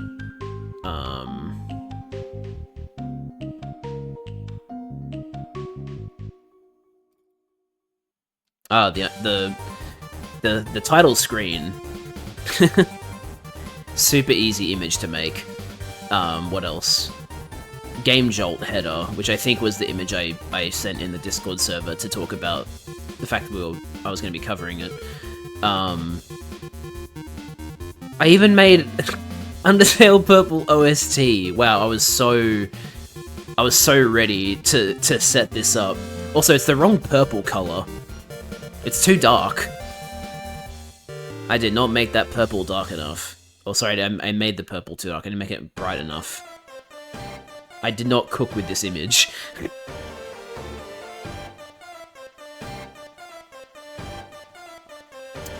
I think everything from here on out is playable builds and music. So let me stop the music here, because I'm now going to play you music from our Game Jolt page. So just to make sure, I think everything that was uploaded to the Game Jolt page in terms of music is also in these files, but let me just double check. Other important stuff, Undertale Purple, music. How many songs are there in the game soundtrack? 24, and there's 22 here. So there's actually 2 songs on the website that aren't here. That's interesting. Okay. Now, again, I'm going to preface this with some of the people making these soundtracks are amateur composers and were like 14 years old, so if they don't sound great, that explains why. Let me change this image with something else. I'll put the Team PSV logo up. There we go. Okay. So, this song is called Many Decades Ago, and was the intro theme for the title screen. Might have to turn down opera here. Make sure it's not too loud.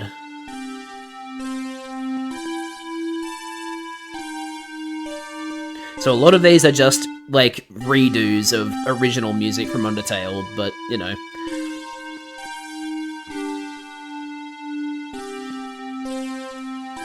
Can I make the audio quieter on actual opera?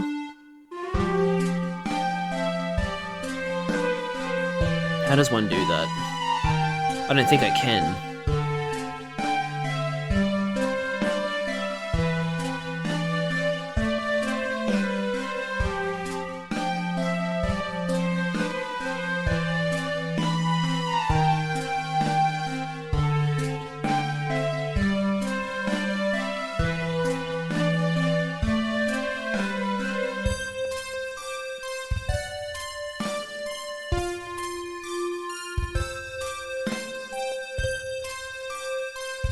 Oh shit.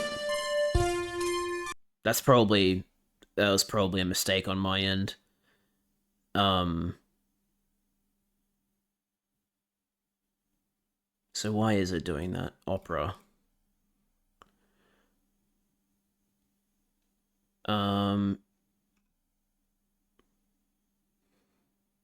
Wait, why is it outputting twice? It shouldn't be. Desktop audio isn't outputting. It's just opera.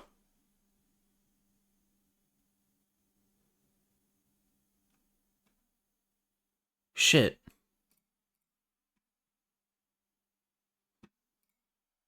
I have no idea why it's doing that. Alright, well, hang on. To avoid that, I'm gonna try just doing, play it again, I'll clip it, and you tell me if it sounds different. Okay. Here, let me take it back to the beginning.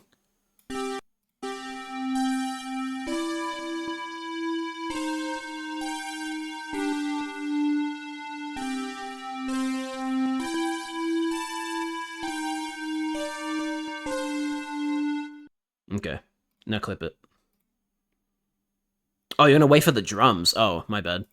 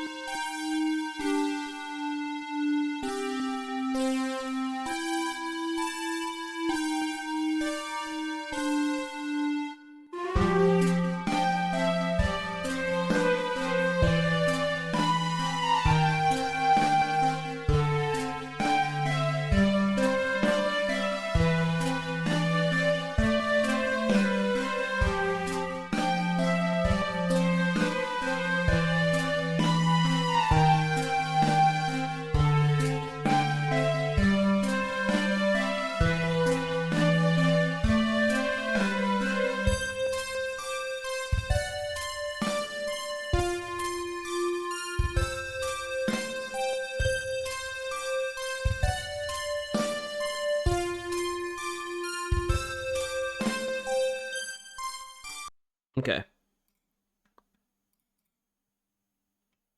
Send me the clip.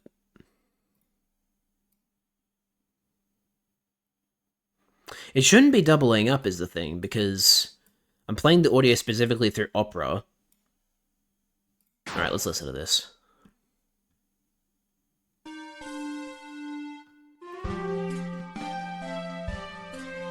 Nope, that is not doubled up audio. That's just actually what the song sounds like. That's actually just what the song sounds like. I was worried that it was actually doubling up, but no, that's actually what the song sounds like. Okay. Once again, I'd like to preface all of this with the fact that these were, like, you know... We were very young when we made these songs, so if they sound wrong, it's probably because they weren't composed very well. But, yeah. Anyway, that's many decades ago. And... I'm just gonna give you a warning. If you thought that song sounded bad, wait until you hear this one. This one was still very much a work in progress. I always was never satisfied with this. And not to throw shade at the person who was composing it, but I personally wanted somebody else to compose it, but they really wanted to compose it, so they did. But yeah, it was one of those songs where I was just like, man, I wish someone else was making this because it's just not quite what I want. I also just don't think it actually sounded that good. But here it comes. Oh, it's way louder. Hold on a minute.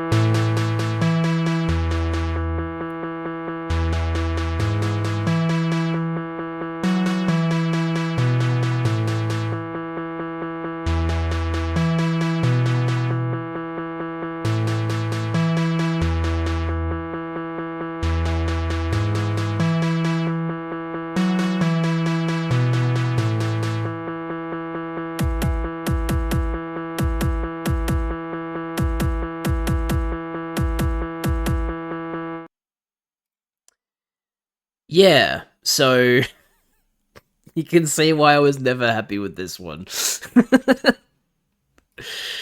Oh boy.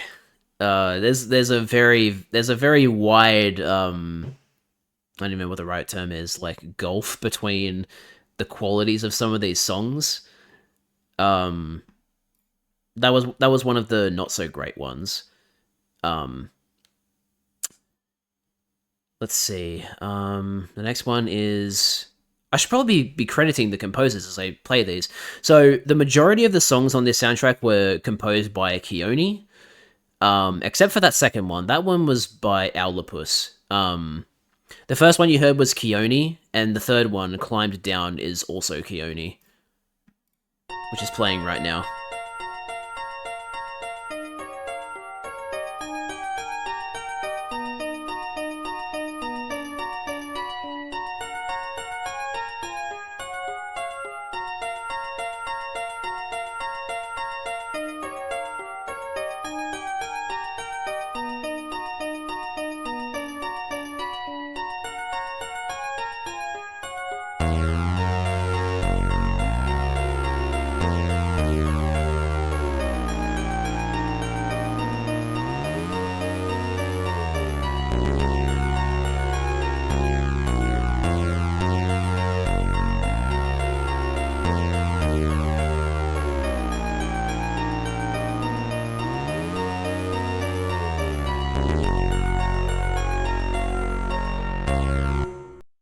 So yeah, that one's Climbed Down.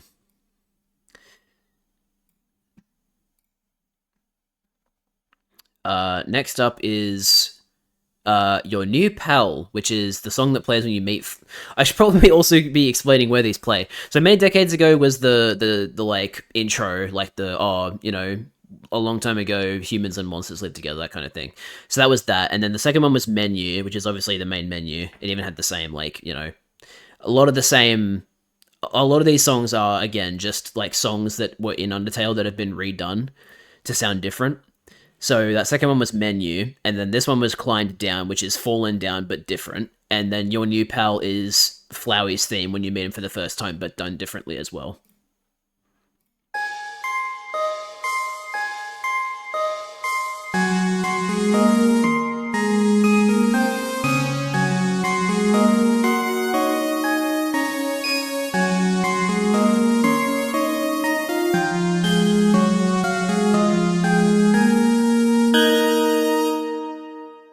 So that time Keone actually like did Keone like actually didn't do just a straight up like instrument swap on that one. They actually like tried to do their own like a variation of it.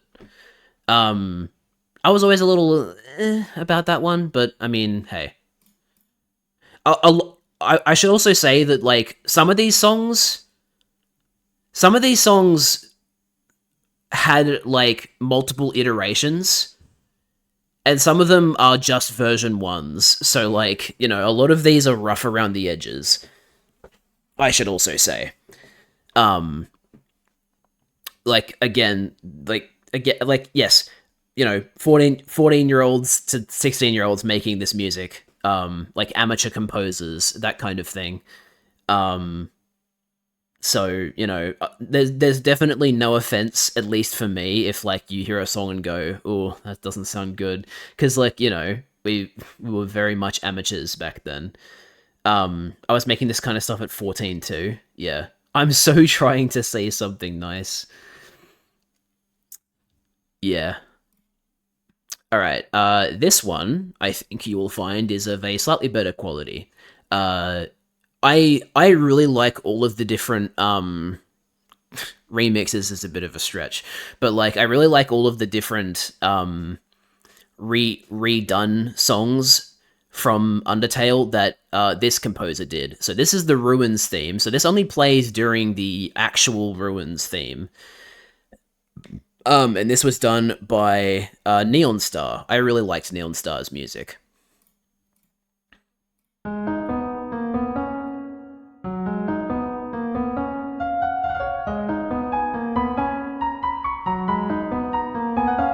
No way, it's the Ruins! I know what they made this on. What did they make it on? This is Online Sequencer. Interesting. It's what I used. That's cool.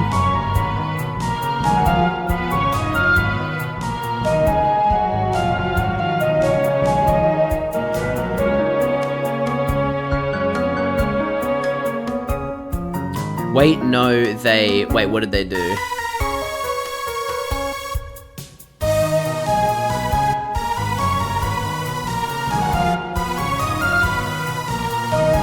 Somehow got the exact sample they had on Online Sequencer. That's interesting.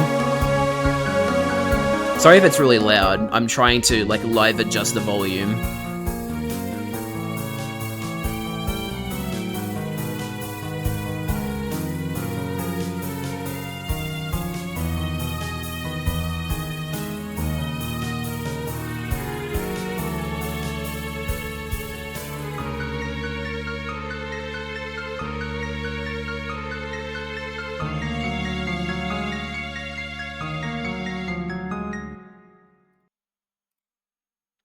So yeah, go on Online Sequencer real quick if you can and select the sound font Old Electric Piano or Old Grab D Piano.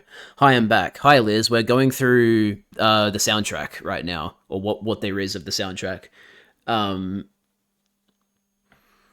There's, like I said to Charlie, there's a very varying degree of quality in this soundtrack. But yeah, hang on. So what online sequencer? And then what did you say it was called? Old electric piano or old grand piano. Okay. Do I just go electric piano and then is there like an option to go old, or do I have to actually scroll for old? Maybe it's in electronic. Orchestra? There doesn't appear to be an old electric piano or old grand piano option, unfortunately. I can't seem to find it.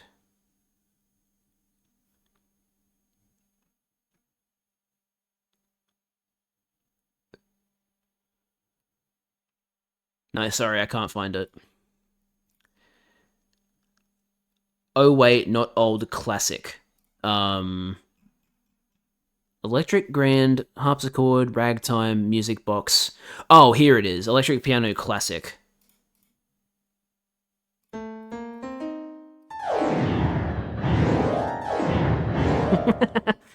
So that's electric piano classic, and then there's grand piano classic, which is...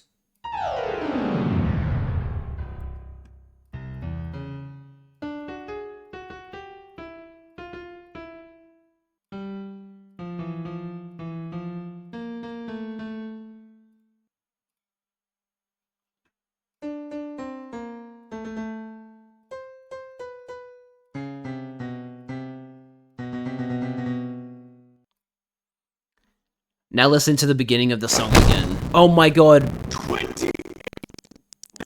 Oh no, it sounds awful. Okay, hang on. Let me bring this song back. Wait.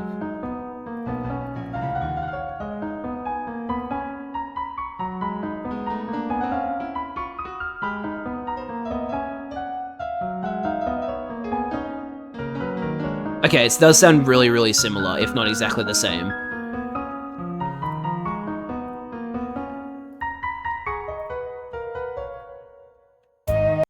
Okay, I see what you're getting at now. It could be that they used Online Sequencer for the piano and then other things for the other instruments, but yeah, that's interesting. This next one is by Borizilla Dove, called First Fight, and as you can probably guess from the name, it was the song that plays when you do your first fight. Wow, shocking, I know.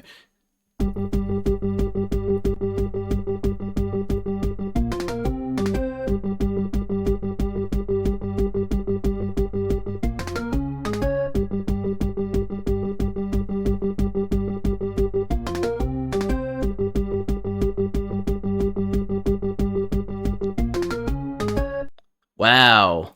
It's literally just that song again, but differently. I know. A lot of the music in this soundtrack is like that, but what's next? Flooded Ruins. Okay. This one's interesting. So this was like our first attempt at like doing, hey, it's a song for a part of the game that we're actually making ourselves, so we should try and do something differently with the Ruins theme. And this is what Keone settled on his, I think, first. I think this was his first go. I don't think he did a version 2 for this one. I think this was just the first one he did.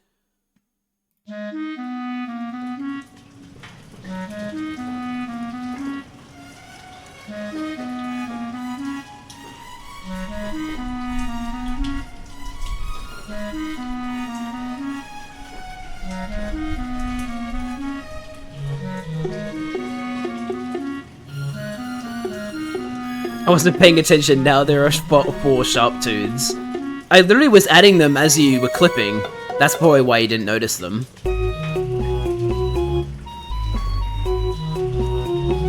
Wish I didn't miss so much, but I was reconnecting with an IRL friend. That's all good, Liz.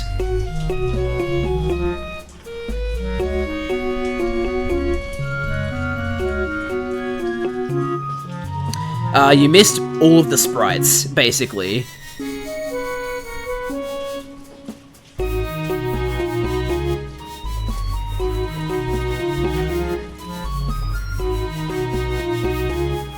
Here, I can bring some sprites back up on screen if you want.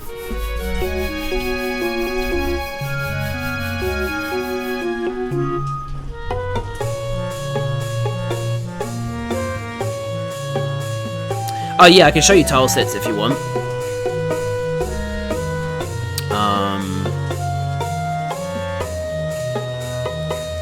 Where are the tile sets?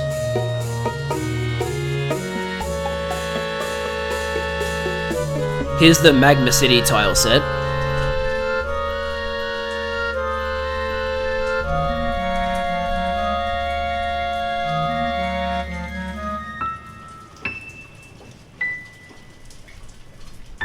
And then here's a concept we mocked up from the tile set.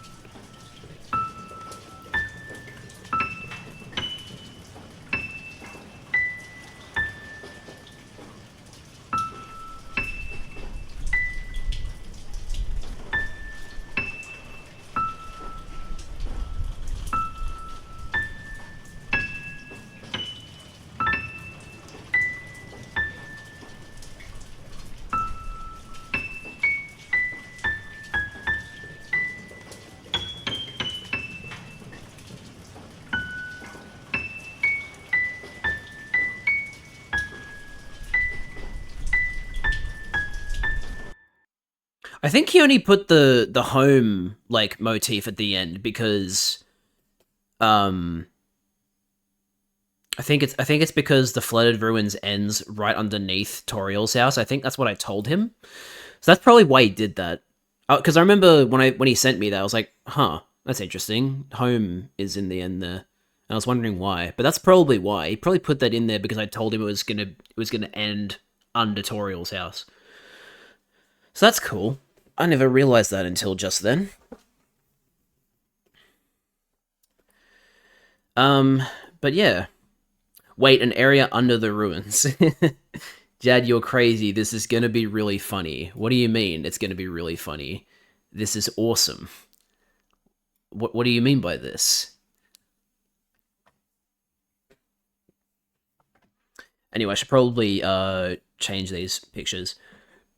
Show you some more stuff. Here's the spell menu. Here's the spell menu.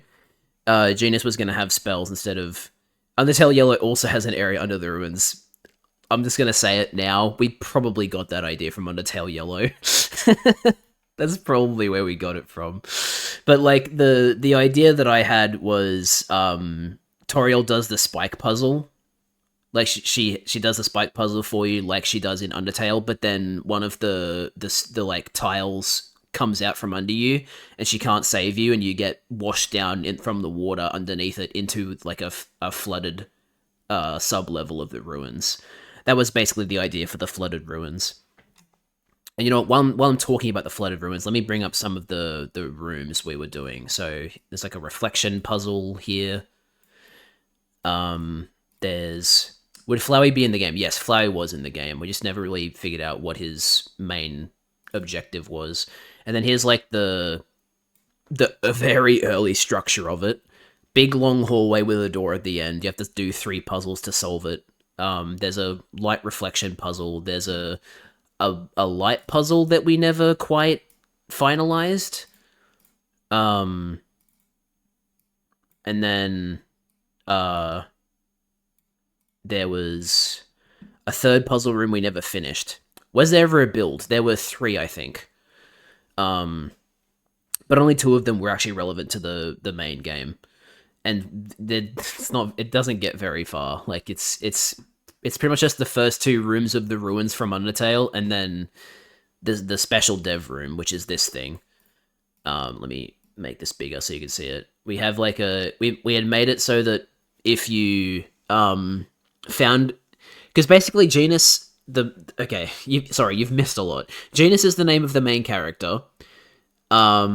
And Genus has a notebook because the Purple Soul had a notebook, and in that notebook is where Genus both keeps his spells and also records entries about the monsters he encounters. And so you can collect like the non-colored and the colored sprites of the characters. And if you collect them all, then you get into the dev room, which is where you talk to all the devs who worked on the game. That was what that was going to be. Neat. Like TS Undersea, because I definitely... Oh, right. Underswap. Okay. I see. Yeah, I mean, that's definitely not the most original idea, so I'm not surprised that other people were thinking of doing the same thing, or had already done the same thing.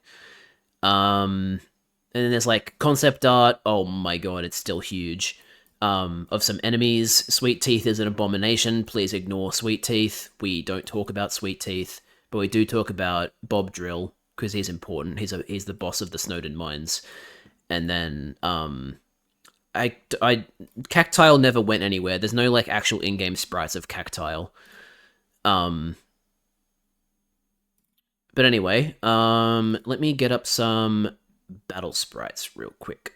First of all, Chantico is amazing. We love Chantico. Chantico is adorable. Look at him. He's so cute. In fact, I'll show his battle sprite actually. He's so cute. What else should I show? Let's show Minor Mole, because actually no, let's show Chicken Chuck, which is the character that Charlie has decided to name that.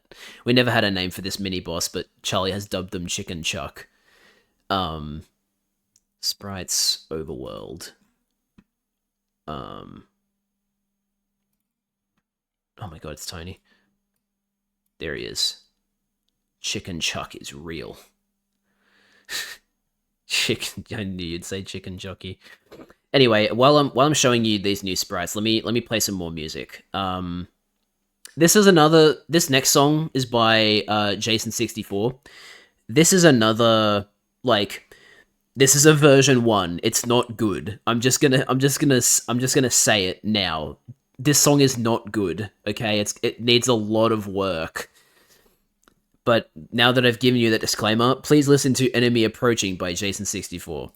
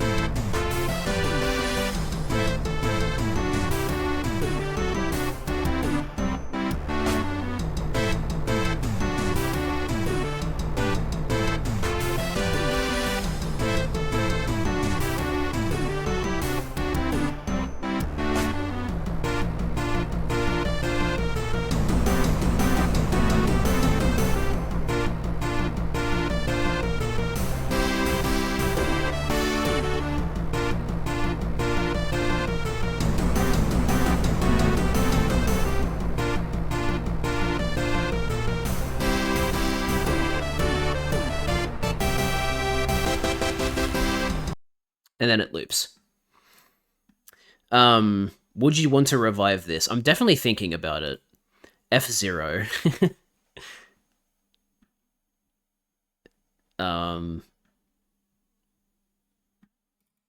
This damn thing. Can never get this enemy to work, really. As I've said before. Was this in Game Maker? I believe it was in Game Maker Studio, yeah. Alright. Now, this next song. I might regret this, or you might disagree with me, but this song that's about to play is the Game Over theme. As such, it's called Perseverance. It was made by one of our composers called Critical Health, and I love this song. I think it's great. It really sounds like a different...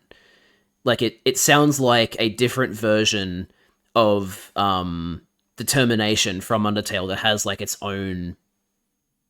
It uses, like, you know, the same chiptune, but, like, it's very much its own song. So please listen to Perseverance by Critical Health.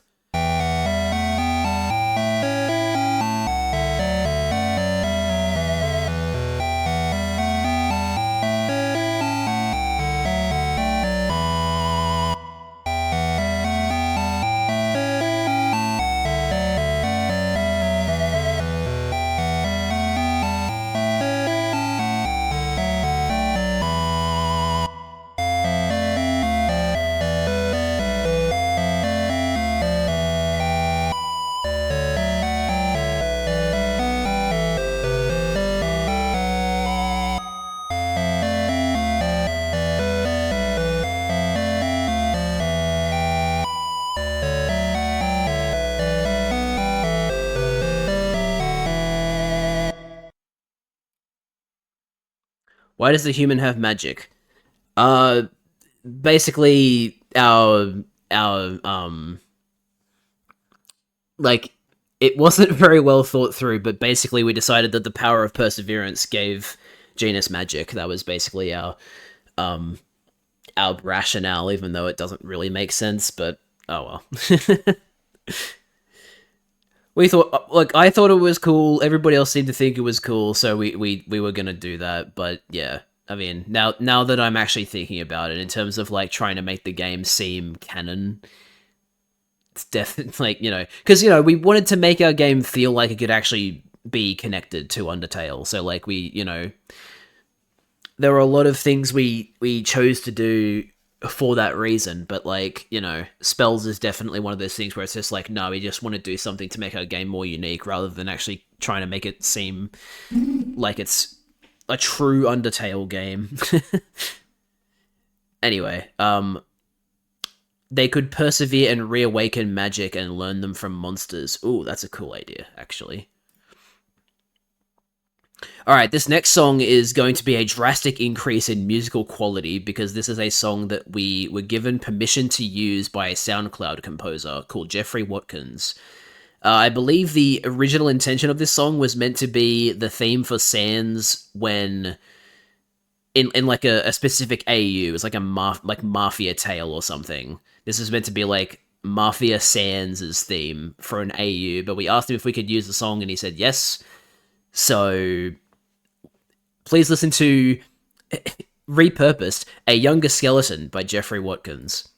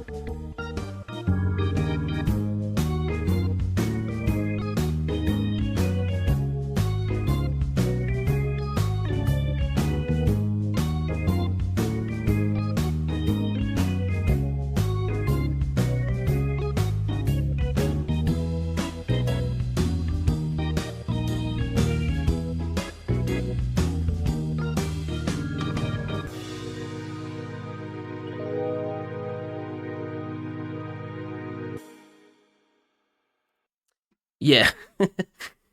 um it does go hard. It's a really, really good song. I remember like being over the moon when I asked the composer. Just like it was basically just like a throwaway. Like I was like, "Oh, this isn't gonna work," but I may as well ask. Or like I DM'd him on like SoundCloud saying like, "Hey, we're making an Undertale fan game. Would it be okay if we use this song of yours for Sans' theme? We'd credit you and all that." And then like he actually messaged back and said like, "Yeah, sure, that's all good. Just don't ask for any more, please." I was like, "Yeah, that's cool. I wasn't intending on asking for any more. Thank you very much. I'm extremely grateful." um, I'm guessing he's been asked to provide his music for Undertale fan games before, and that's why he was like, "Please don't ask for any more."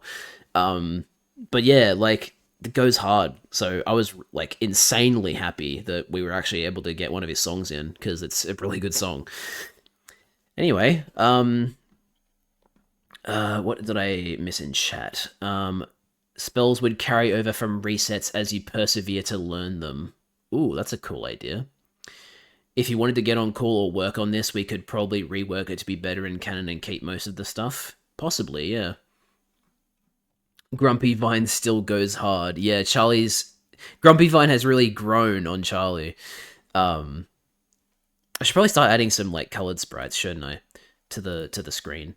I don't have a colored sprite of Larvae, unfortunately, the one on the far left, but oh crap, I accidentally went out of the wrong folder. We do have colored Grumpy Vine.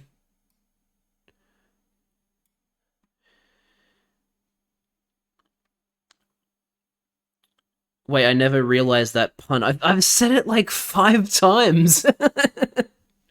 I'm really surprised that wasn't obvious. Oh crap! I just replaced it. I'm surprised you didn't realize that I was doing that pun on purpose. Grumpy Vine was unsure of this choice of mustache, but it's really growing on him. Oh god, that's so good.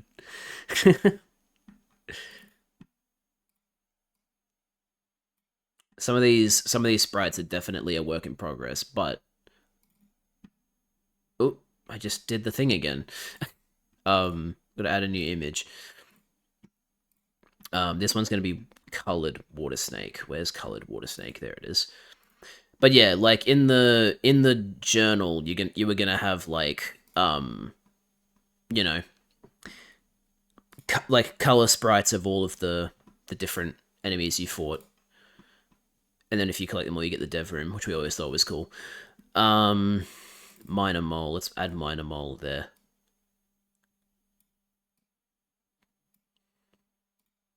And then his colored sprite. and then I'll play the next song. There he is.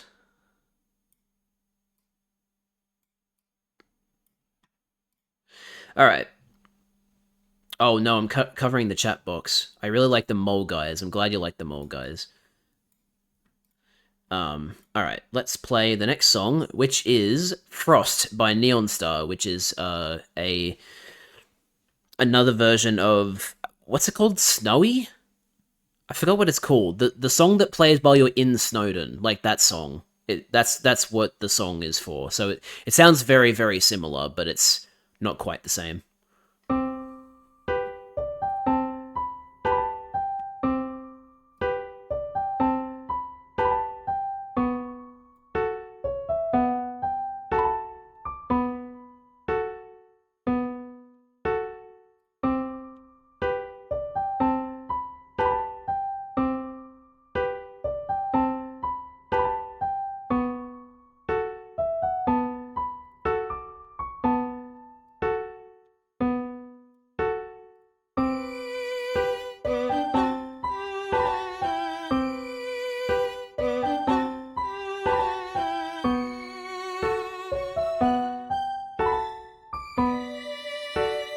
I'm recognizing this like a sleeper agent.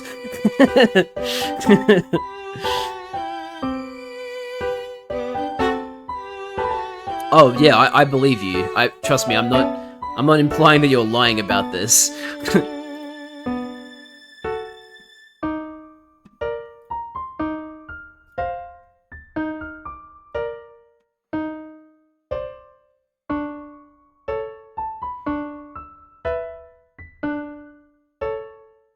That's the exact violin from Undertale with different mixing. Interesting.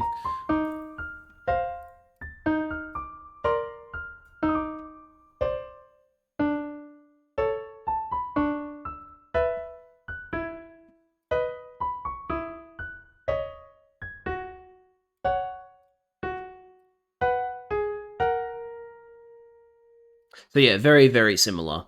But this next one is very different because this is the version 1 of Excavation by Keone. This song was going to play during the this was going to play in the Snowdon mine. And it's a very slow piece. But you'll recognize what the theme is pretty quickly.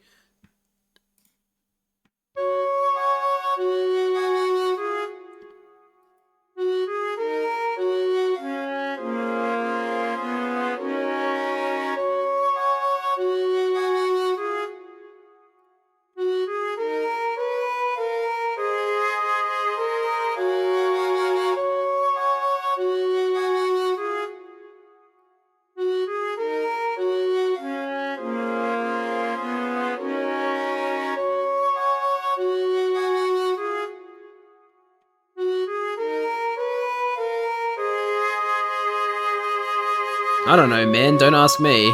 I wasn't the one making the music.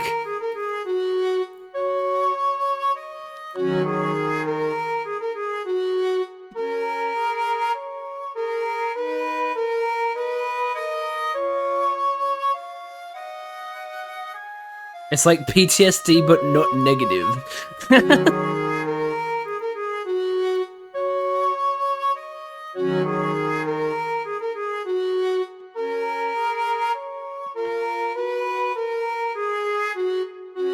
Neuron activation, yeah.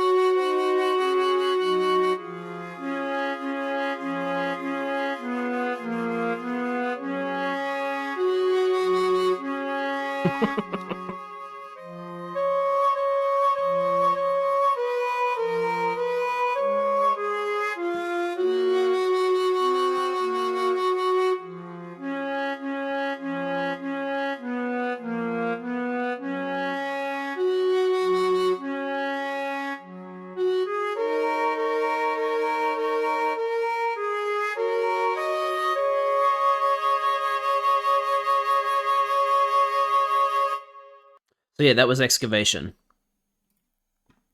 Show Liz sweet teeth. Yeah, okay. I'll show Liz sweet teeth. This abomination. Oh god, okay. This fucking thing.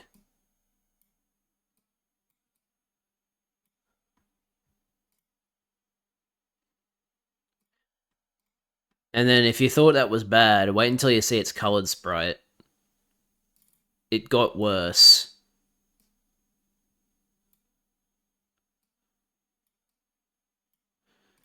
Actually, wait, this is specifically the beta version of the flute that was before they fixed its pitch shifting. You should fail true pacifist if you don't kill it. That'd be really funny. Yeah, hang on. I don't think I have a colored moving. I think I have a moving one though. So I'll replace the non-moving one with the moving one. Yeah, there it is. Wow. What a great enemy. I don't know what the fuck we were thinking making that. I'm gonna be real with you. I had no idea. Like, there's some designs in here that I'm like, hell yeah, I love these, and then there's like others that are like, oh god, what were we thinking? This is horrible. All right, what else should I add? I'm starting to run out of room on the screen before it starts like overlapping the logo. Let's see. I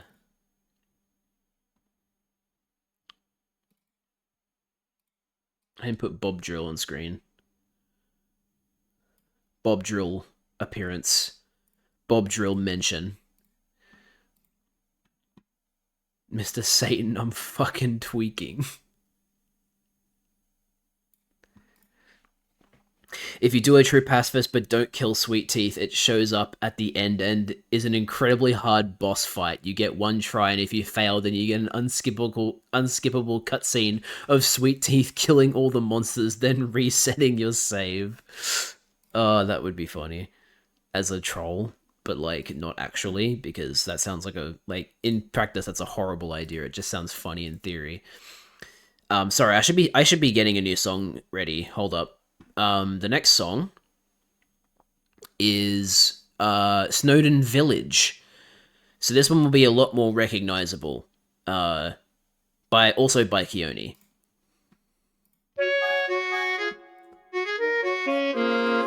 Replace Flowey with Sweet Teeth.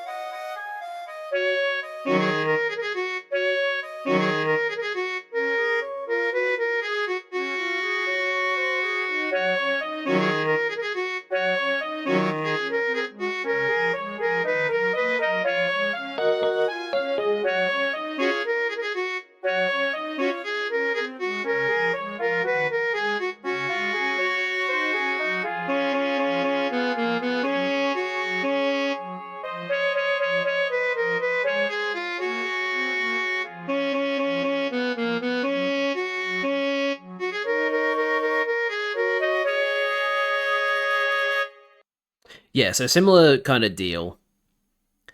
Hang on. I'm gonna get rid of Sweet Teeth and replace it with something significantly better. An actually good sprite. There we go.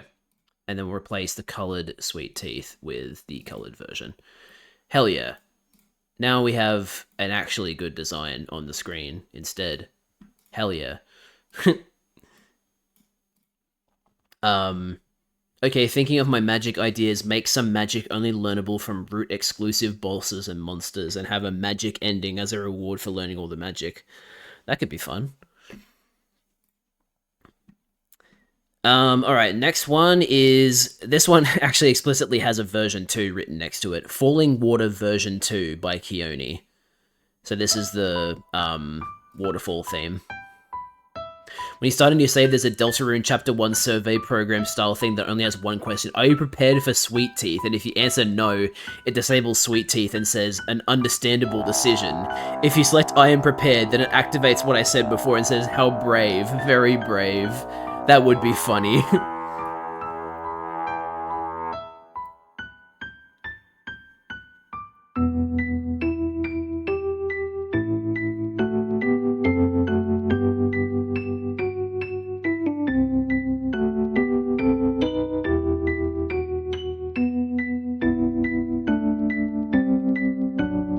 Yeah, I don't remember who designed Stick Knight, but Stick Knight's a good design.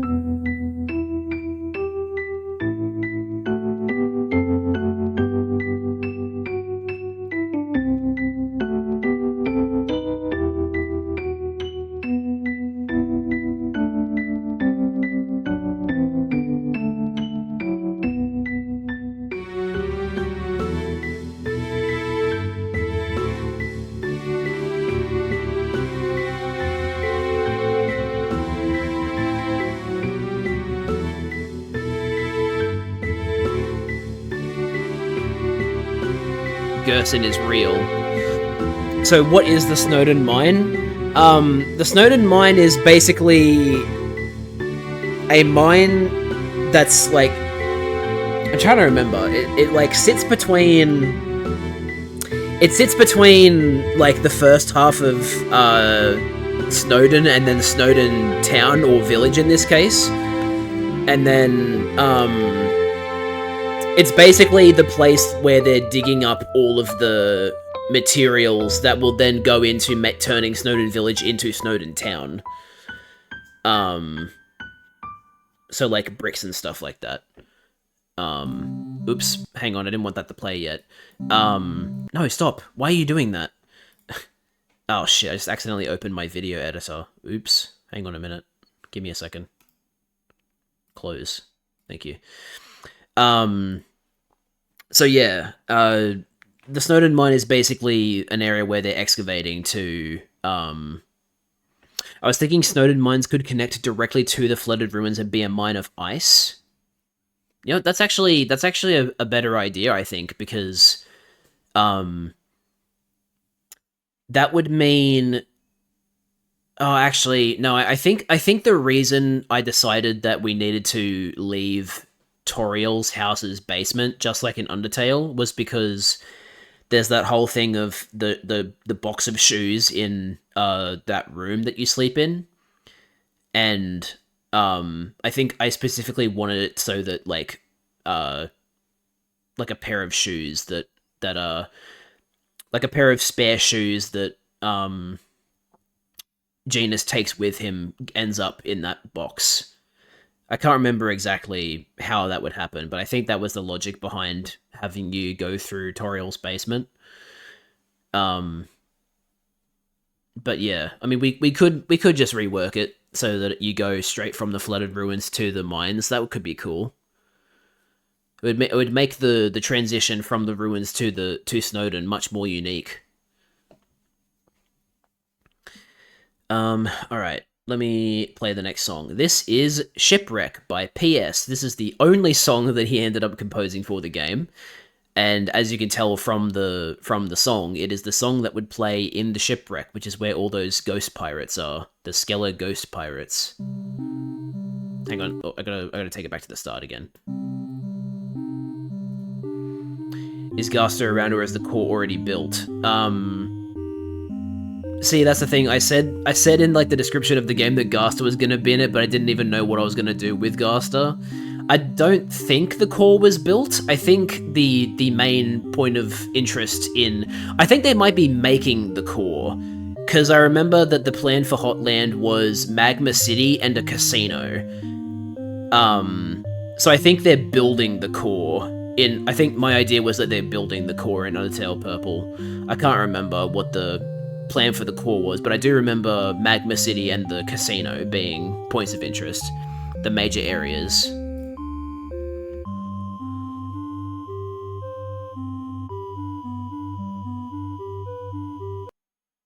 So yeah, that's Shipwreck. I thought it was a cool I thought it was a cool, somber piece for, you know, the side of a horrible tragedy. Gaster could be building the core and the ices for cooling from the Snowden ice mine, possibly. Because I know Ice Wolf like throws ice into the water to go to Hotland to cool the core. I remember that being a thing. So that could be the case. That could be cool. This next one is called Nya, but not in capitals, and it ends in 3 periods. By Neon Star. This is the theme for Child Undine, who I should probably put on screen right now that I'm talking about her. Oops, not that. I will put Child Undine on screen while we play her theme. Where is the sprite? There it is. There's 2 of them. There's the front sprites and the back sprites. And then another image. Back sprites. There we go. Gaster should be in the game, but not be plot relevant at all. Yeah, that'd be funny. That'd be really funny if that was the case. All right, let me play Nya by Neon Star.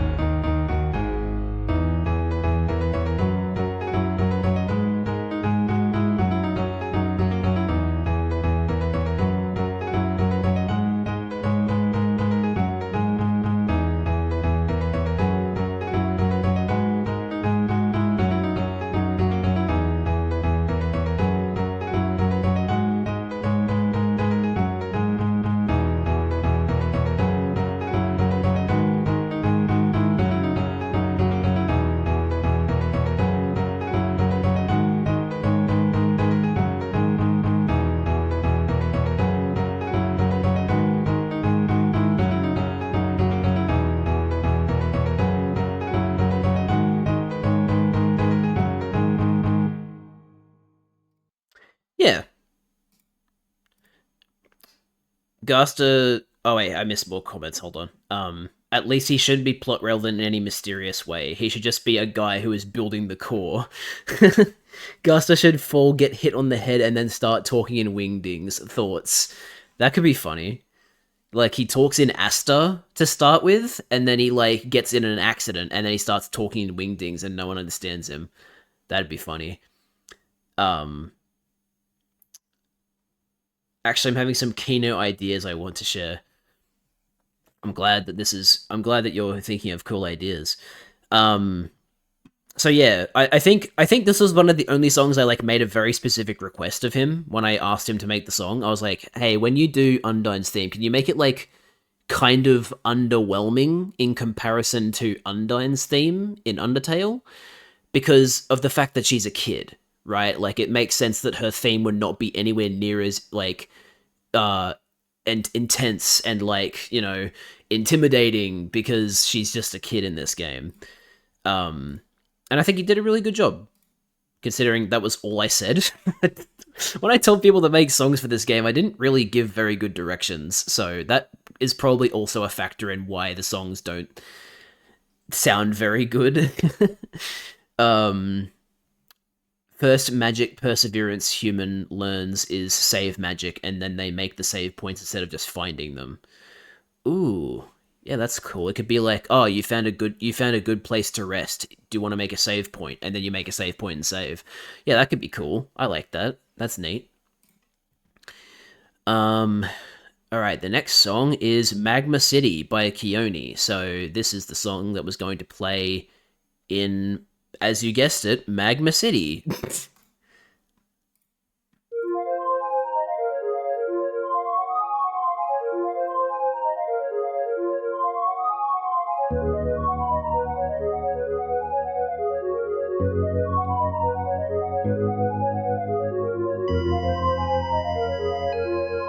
Yeah, sorry, the human's name in Undertale Purple is Genus. And here's his sprite sheet, by the way.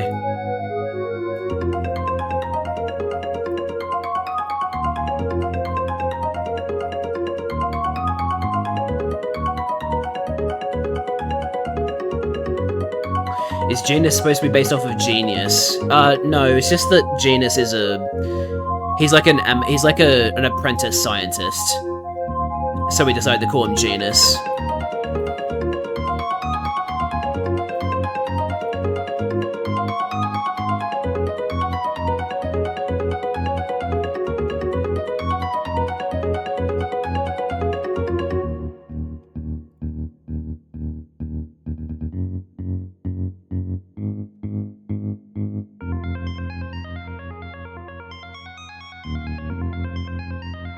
What about Percy for perseverance?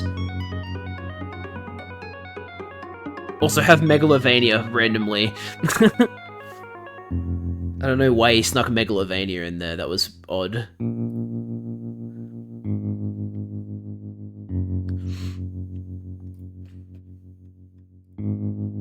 I mean, yeah, I guess we could call him Percy, but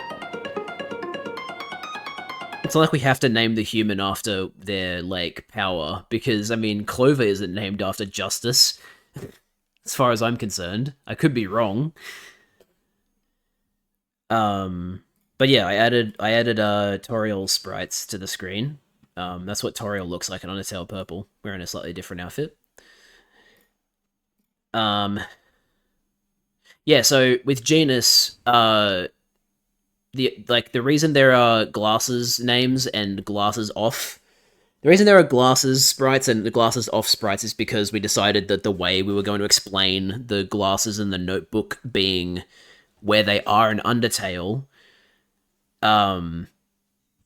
was that you would fight Gerson and Gerson would beat you. It would be like a fight you can't win, but instead of killing you, he, like, you know, warns you and is like, hey, you know, you shouldn't be here. Like, I'm not going to kill you, but so many other monsters around here do want to kill you, so you need to get out of here. And in the process of fighting you, he breaks your glasses and your notebook gets torn, so you lose them. I didn't think beyond that, like how you would explain gameplay, because I tied gameplay to the fact that Genus has the notebook and glasses, but whatever. But yeah, anyway, there was a lot of, like, short-sightedness when it came to the development of this game, so it's not that surprising. Anyway, the next song is, oh yes, this is one of my favorite songs in our soundtrack. So, in the casino, there is a character who works in the kitchen. Because the casino it's like a casino / hotel kind of thing, and there's a chef in there, and this chef is we never came up with a name for him, but we knew what we wanted to do. This chef is Muffet's grandfather, so please listen to Spider Buffet by Borazilla Dove.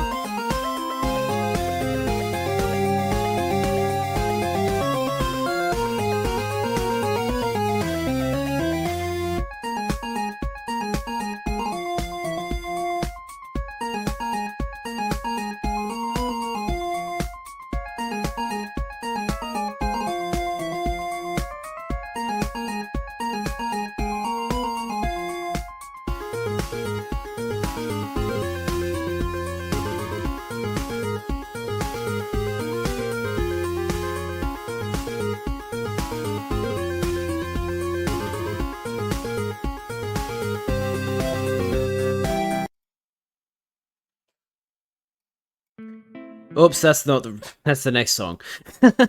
Yeah. So I mean, it really is just Spider Dance, but man, I think the original idea for that was that the song was going to be diegetic, so like it would actually be playing in the like I don't know where you'd fight Muffet's grandfather, but like it'd be the music that is playing inside the casino at the time. Um, Clover, I think you mean gun hat. Instead of check, it should be examine, and you have to do it once or twice to get all the monster details, and then after that it becomes check. Is there a purpose for that, or is it just making it different? Uh, would you tie it to like a mechanic? Like, would you examine and then you have to like I don't know, move like a cursor around their body and like click on the right spot or something? And it's like a timing thing, or is it literally just like press examine once or twice to get all the details? Theory slash idea. Purple Soul on. Wait, hang on. Purple Soul on Gino teaches Gerson the shopkeeper rule, or was that stated to be done during the war? I don't know what the shopkeeper rule is. Check would be tied to the book. I guess to be part of the book Pokedex thing. Humans can't attack shopkeepers.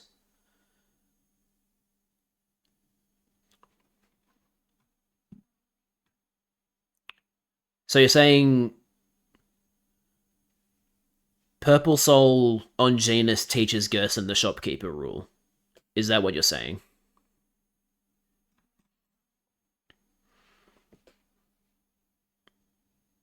On the genocide route. Right. Okay. Yeah, so it's actually funny you mentioned that because I didn't even know about the shopkeeper rule thing, but my intention for the genocide route wasn't for you to kill Gerson. Like Gerson was going to be one of the survivors of the genocide route. In the genocide route, you were still going to fight Undyne. And the point of that was to make you feel even more like shit because you're fighting a child. But yeah, like the plan was never to have you fight Gerson in the genocide route. It's always like you try and kill Gerson, but then Undyne comes in and is like, I won't let you kill my mentor, and then she like, has a like transformation moment, then you fight her, and then you eventually kill her if you succeed. But yeah, that was the idea of it. Anyway, I'll be right back. I gotta go to the toilet.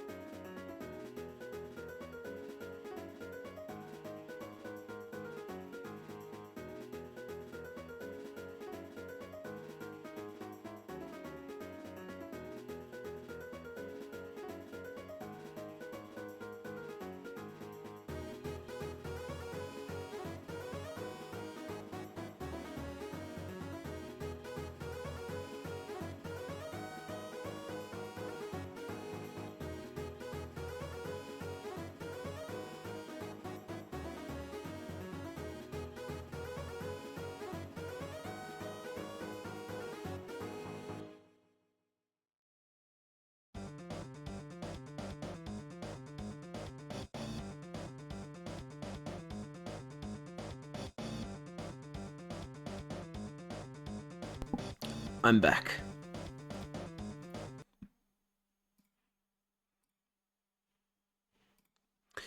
Alright. My pronouns, stroking my dick. Alright.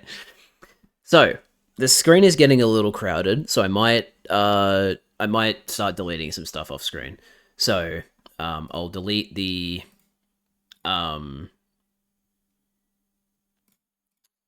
or maybe instead of deleting them, I'll just replace them. So, like, I'll get rid of the ones on the bottom because they've been around for a while.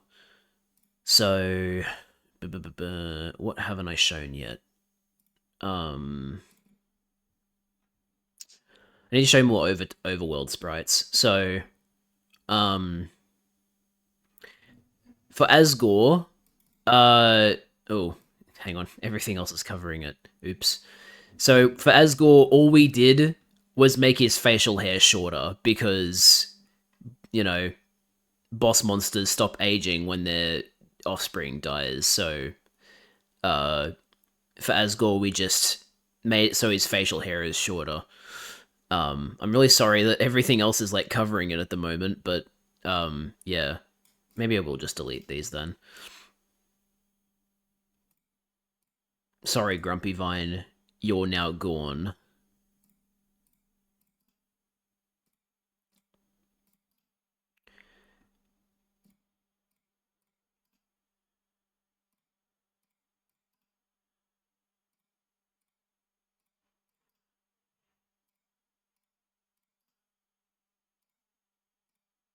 We can keep them. We can keep the moles. They're cool. I'll just make them smaller.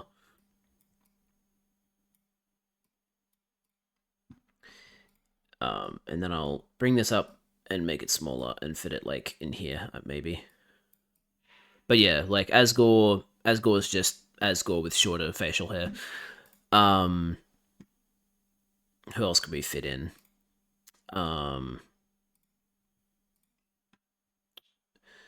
We have Minor Mole sprites. That's right. Check him out. Look at him. Hell yeah. He can join his kin. So yeah, Minor Mole is a character we settled on pretty early on. We were like, yeah. Look, Whack-a-Mole, Minor Mole. It's a pretty bad pun, but like, yeah, we wanted to have moles in the mines.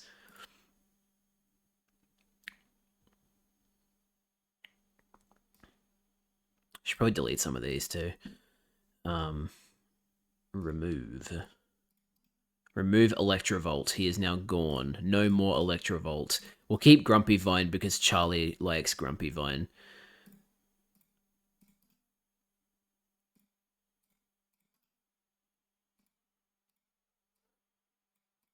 Okay. Let's get rid of the ice cream thing. That's literally what it's called. It's called ice cream thing. We never named it. I don't know what the deal was with that. I'll make the rock candy smaller. Put Toriel in there.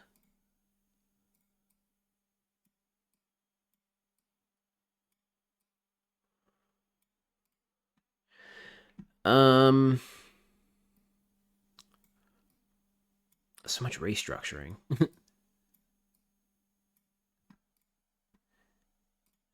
What else? Let's put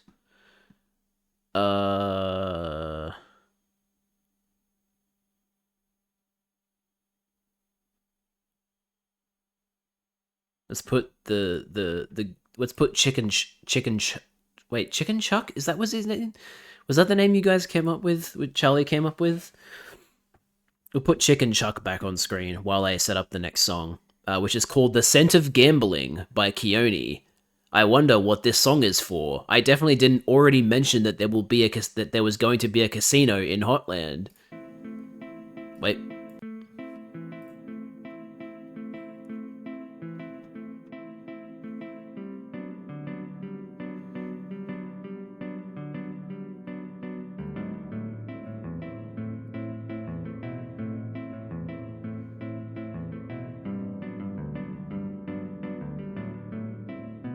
Chicken Chuck. That's it.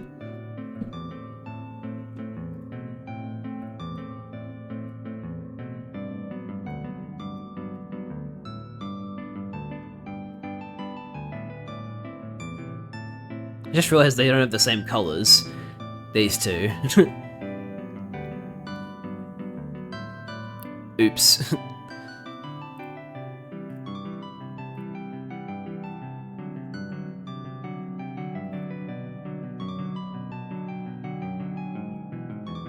No, they're these two. Maybe it's canon that they're two different Skello Ghost pirates.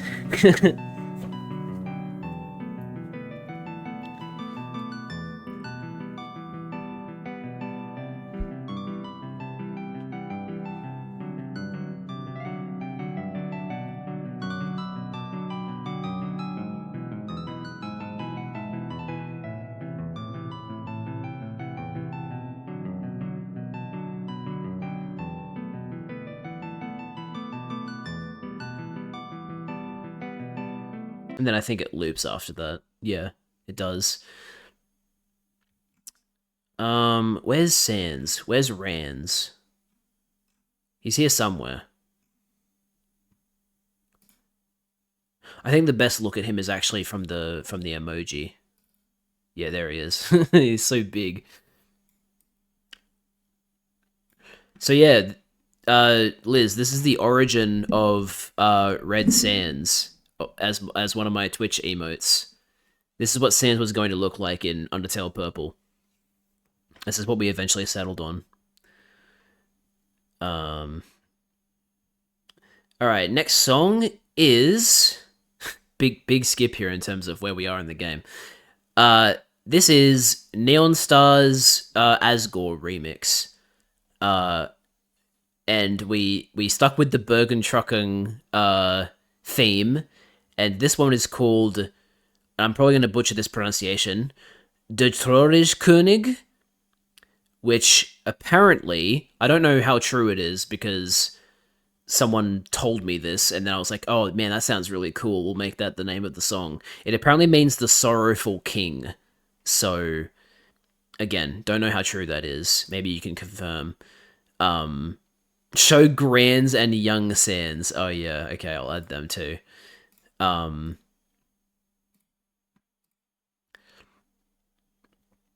Undertale Purple, Sprites, Overworld. So first up we got Green Sans. Holy shit. Green Sans real. Green Sans real. And then there's also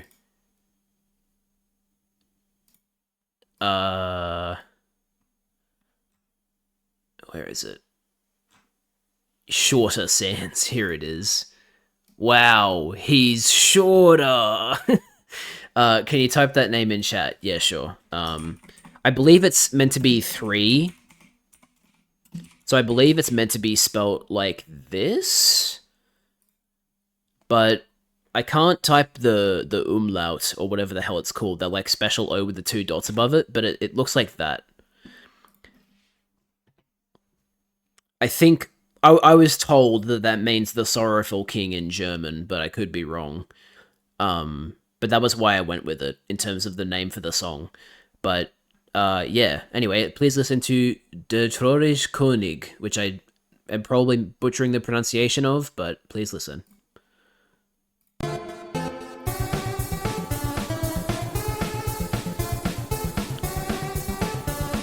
De Traurig is how you would pronounce it. Okay.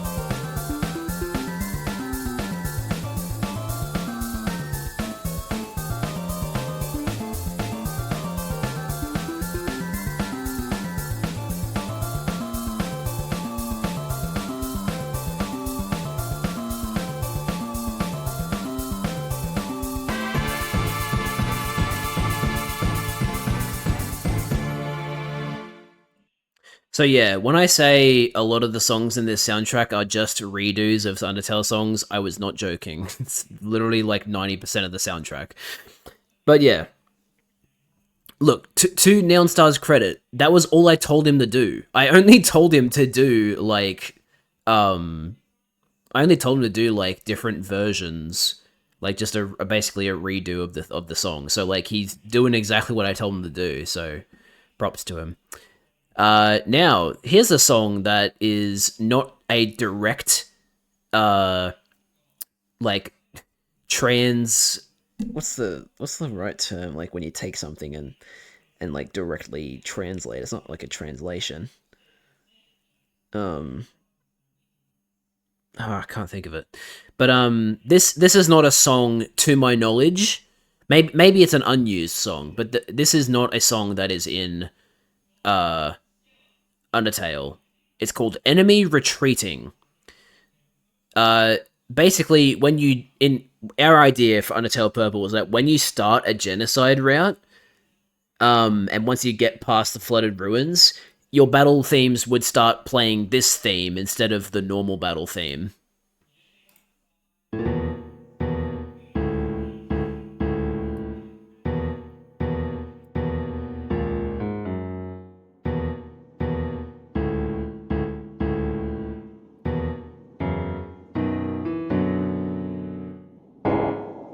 Bro is inventing Undertale Yellow. Oh, Undertale Yellow did the same thing. There you go.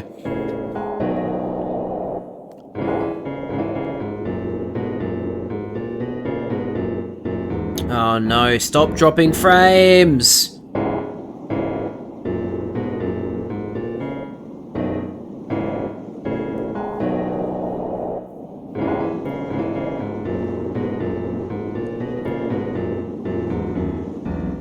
The song is also called Enemy Retreating, but it's much happier. Interesting. Or groovier. Oh, okay. Yeah, this is very much just like this song is like, yes. I'm doing the bad thing.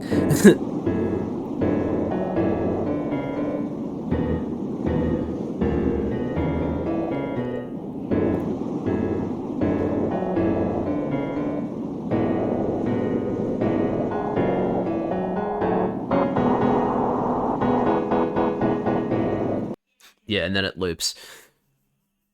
So yeah, that's a thing we made. This next song is just like hang on, how do you pronounce it? Fuck, I gotta go back. Der Traurig König. It's like that, in that it's just a song from Undertale that's been quote unquote redone. But it's called Battle Against a Courageous Child. Oh boy, I wonder who that's referring to. But yeah, I like this song too. Oh shit, I haven't been crediting the composers, my bad. Scent of Gambling was made by Keone. Der Traurig König was made by Neon Star. Enemy Retreating was made by Keone. This one's also made by Neon Star.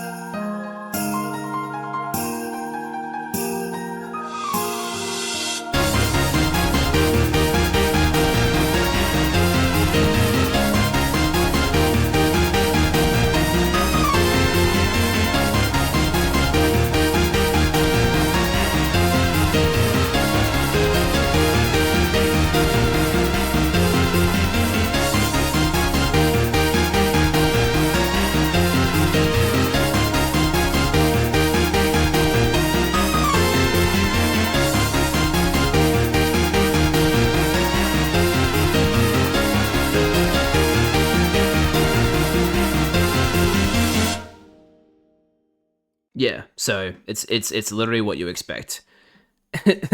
it's it's battle against a true hero or whatever the hell the original song is called, but slightly different because it's yeah.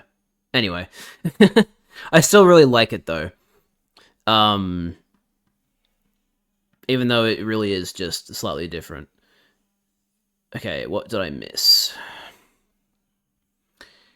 Oh, you linked to the actual song. Yeah, let me listen to it.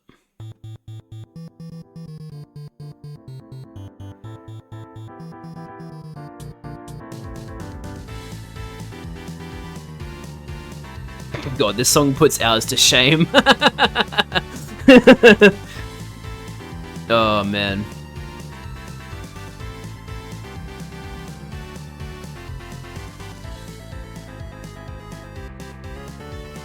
Nice. I like that. I'm not gonna listen to too much of it because I am planning to play Undertale Yellow, so I don't want to listen too much to the soundtrack, but yeah, that's way better. um Stupid idea. Magic ending is essentially a what if where from gaining every kind of magic the human manages to use that to break the barrier. Damn, that'd be cool. It might even be like the true ending, maybe. Well, sorry, not true ending, but like the ending that feels the most satisfying to get. Because obviously the true ending is that Genus dies, right? Because the purple soul gets trapped. So obviously the protagonist of Undertale Purple, the canon ending has to be that they die. But that doesn't mean we can't have other endings. You know, we can have like other endings that feel more satisfying. So yeah, that could be neat. Now this one is to this day, I'm still a little. I still don't really know how I feel about this one. So, for the majority of these songs, I told them like, "Hey, you know, like just do a remix of the original song, and we'll call it a day." There, basically. But there were a few songs in the soundtrack where I did want it to be an original composition. The first one was Perseverance, which it sounds great. And the other one was the battle theme against Sans for Genocide, which ours is called Megalo Mayhem, which, again, not the best name, but like, you know. Anyway, this is the version 2 that Keone made. Yeah, I mean, I want to preface this with, if you don't think it's great, don't worry. Keone didn't think it was either. Like, Keone was trying so hard to make this a better song, because this is the version 2, but I think he had a version 3 that he unfortunately never shared with me. But he was really trying to make this like its own piece of music. So anyway, let's listen to it, shall we?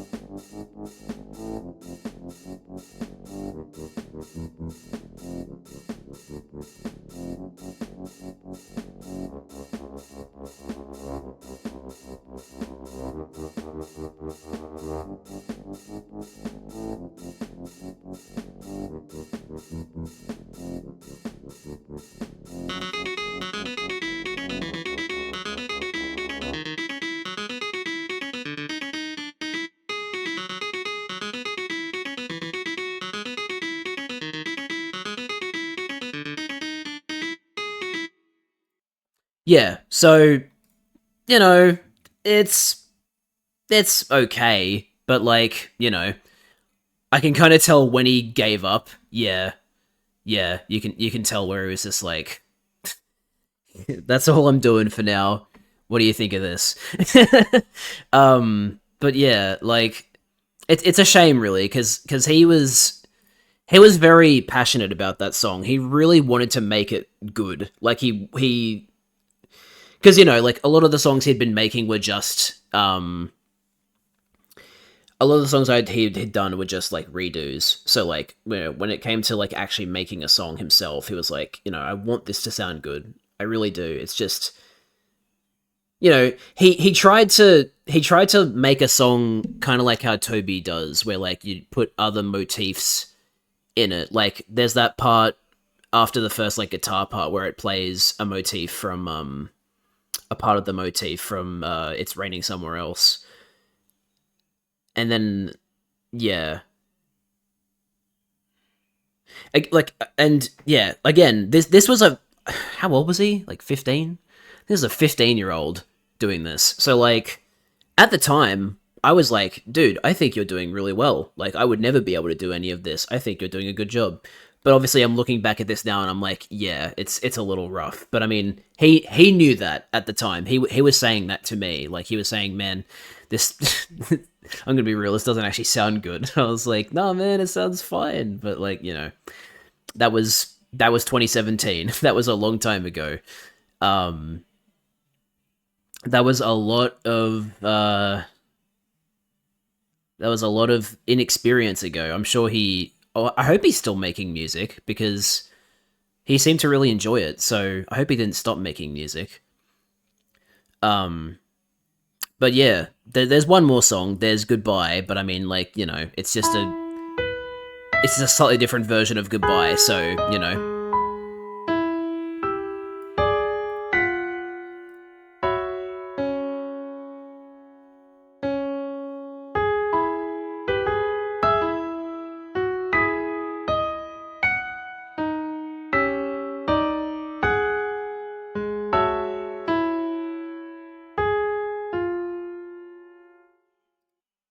And even then, it's kind of rusty. But yeah. Anyway, that's the soundtrack that we had made up until that point. Yeah.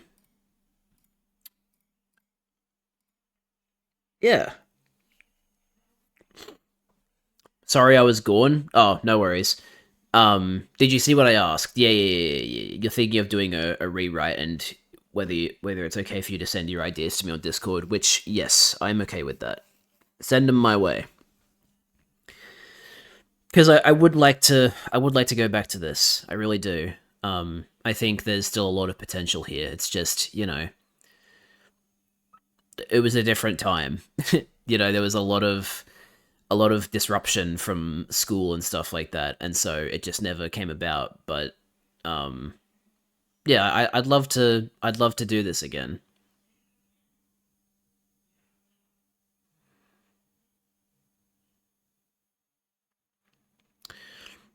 If you want a reference, here's a song I made in 2018 when I would have been 15. This will be all I'll share. Fair enough. Are you? Oh, hang on. I should probably ask. Are you okay with me playing this on stream, or do you want me to just listen to this myself? So I can mute Opera's audio if you want. That's a-okay. It's one of my older songs I still have access to. There you go. Yeah, long ass time ago. Play it on stream if you want. Okay. Prove you're worth it.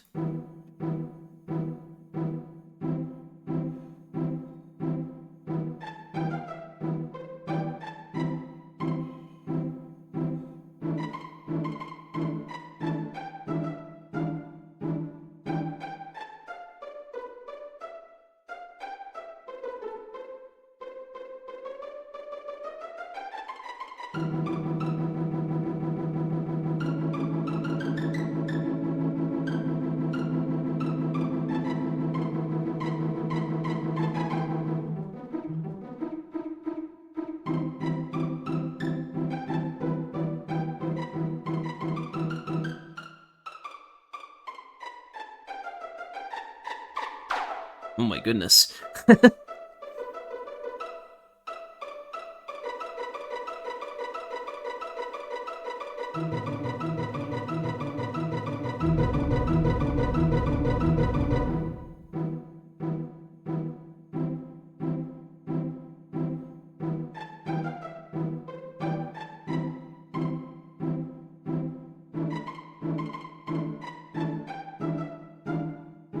Oh wait, I think I just looped. My bad. Hold on. Yeah.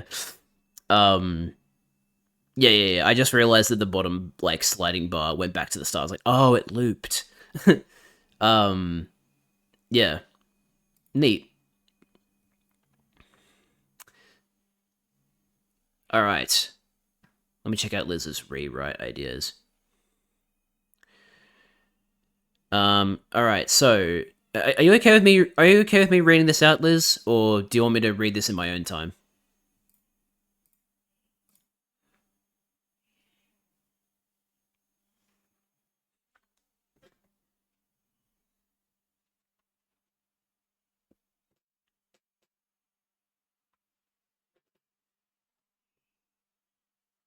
I'm fine with it. Okay. I haven't read that part yet. um. All right. So for ruins, thinking that game is normal until Toriel leaves after the long hallway, as she's heard some of the rooms ahead are flooded from the heat wave. Going up into the Monster Candy room reveals the room has a big puddle, so do the surrounding areas can get soggy candy. Going forward into the falling puzzle, the mandatory fall makes you fall into a flooded room that pulls you into a current and into the flooded ruins. With me so far? Yes. Ruins map for reference. Yep, so that's the candy room. Yeah, because my original plan was uh my original plan was to fall off at the spike puzzle. So uh you only get the first, second, third, fourth, fifth, sixth, seventh, eighth, ninth, 10th rooms. The first 10 rooms in the ruins in my original idea. But then yeah, this your idea would mean we add the long hallway and then there's the candy room.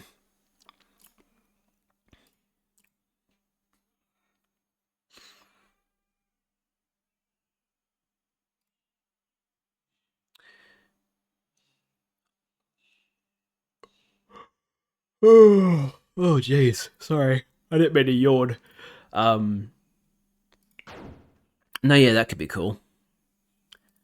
Um, God, this screen is a mess. There's so much shit.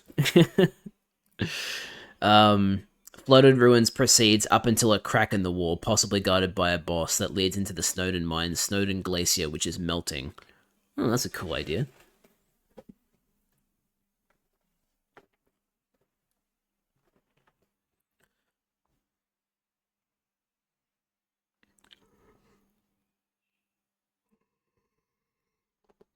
Oh.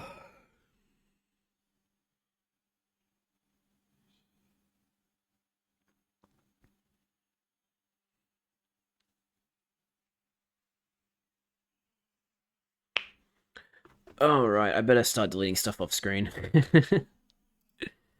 Holy crap, this is a mess. Okay. Can I, like, bulk select? Hold on. Oh, I can. Oh, that's good. Okay.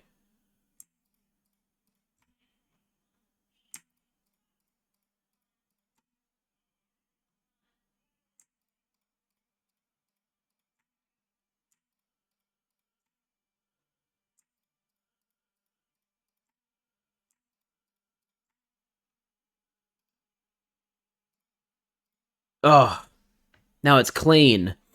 Do you have any playable builds? Yeah. Let me boot up the playable builds now that I've deleted those pictures. Um, I just gotta put the logo image underneath the gameplay so that the gameplay will go over it. Okay, there we go. And now I need to boot up. And I just want to preface I want to preface these playable builds with that, again, we didn't get very far in terms of playable builds. There's really not much to them. It's basically just taking the base things we'd made, putting them together, making sure they function, and going, hell yeah, we made progress as 14-year-olds working on a fan game. So there's really not a lot here. However, they are playable. You know, there are playable builds of this game. So, you know, it's progress. Okay. Yeah, let me put this up. Okay. So, game.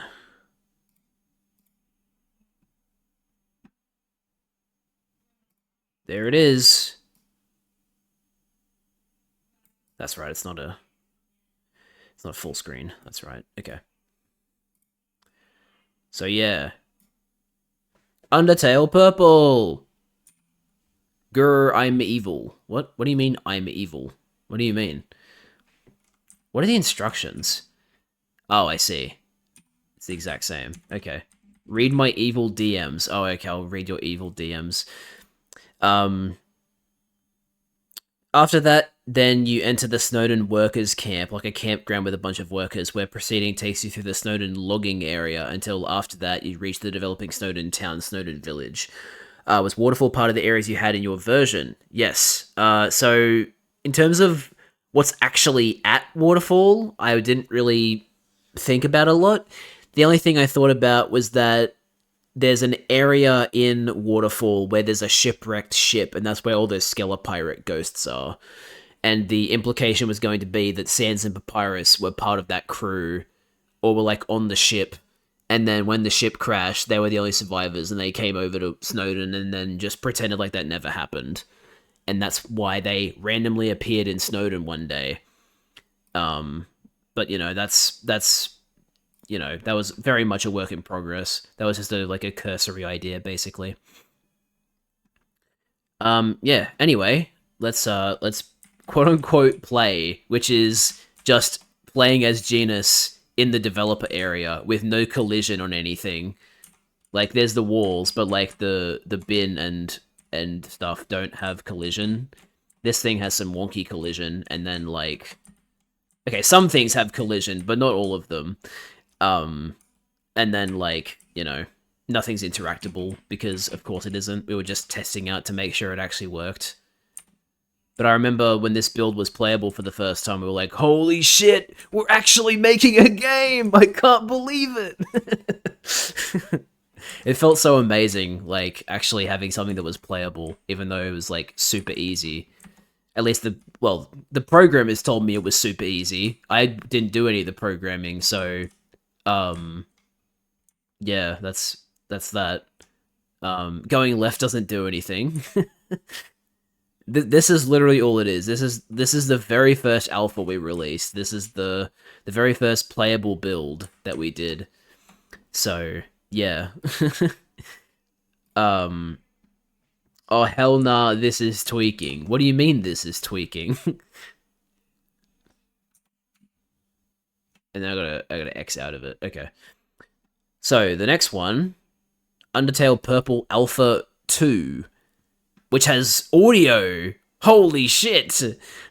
Guys, we're making so much progress. You ready to hear the awful... No, not the... Like the... Are you guys ready to hear the... that bad menu music? Because here it is. New game. Look, it's the first 2 rooms of the ruins. There's also no transition screen, so you just go up, up, up, up, up, up, up, up.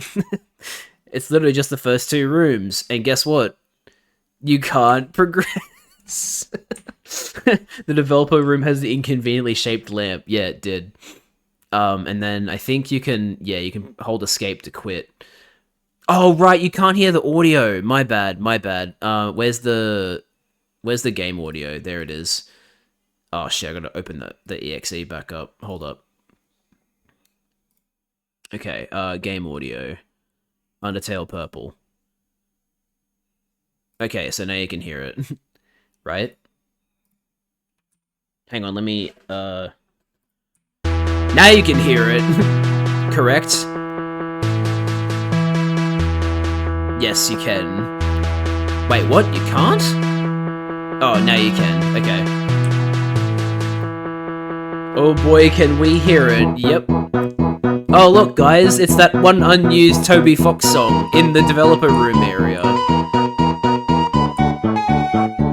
Also, the frame rate is lower for some reason. Oh, look, there's collision on some of these items now. Holy shit.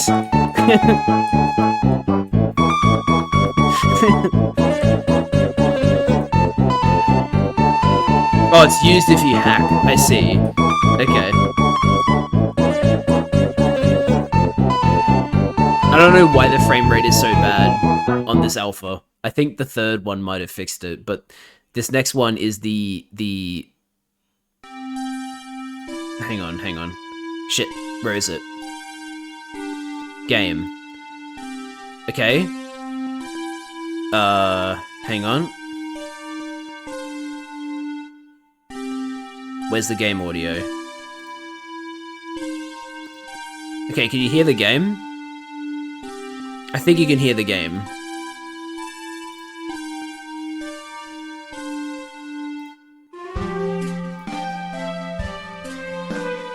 Oops, hang on.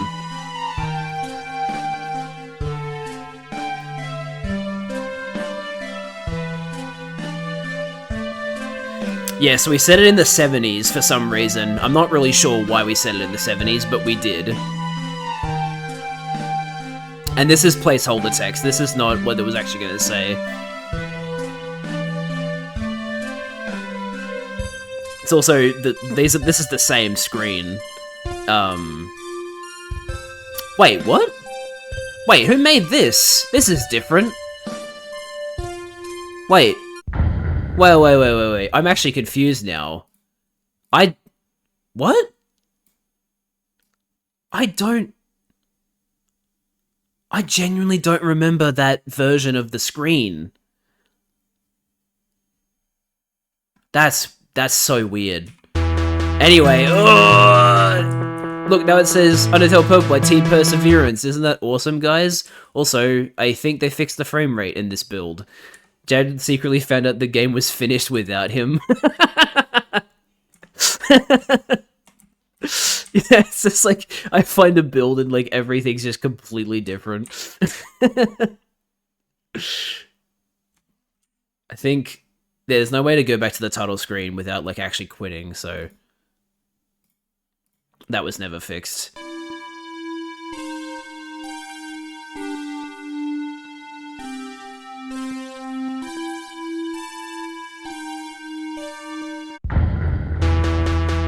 And then, yeah, the development area is the same. Actually, the frame rate was not fixed in the... Wait, why is there a save point? It's just some computers. Wait, there's actually interactable text? Wait a minute, I don't remember this.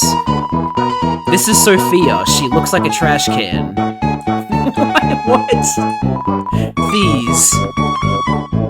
Wait, I don't remember this. We actually had text.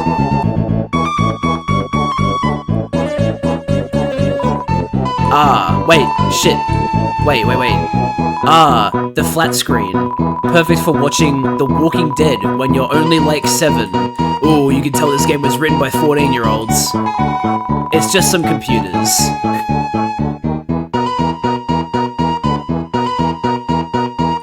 This is wild. Oh, the hitbox on this lamp is really bad now.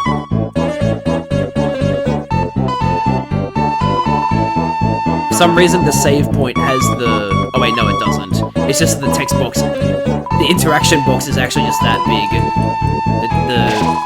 This weird room gives you perseverance? I don't know anymore. Save the game? And you can't save after you've saved it once. Wait, no, you have to move off of it. Wait, that changed. That changed the text. Wait a minute. Gives you perseverance. I don't know anymore. Wait, is it auto-scrolling?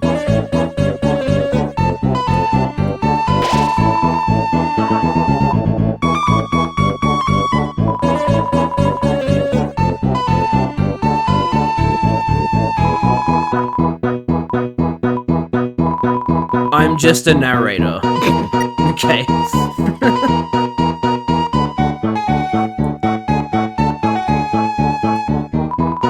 The trash can. He's a longtime family friend.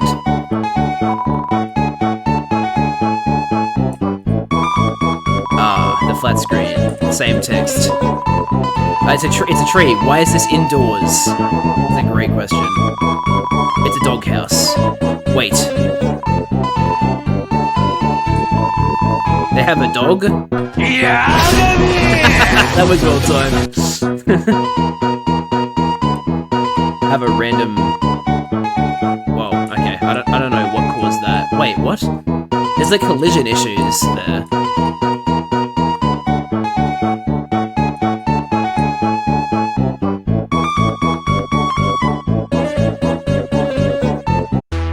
Oh, and that actually, like, resets it. Interesting. Huh. Okay.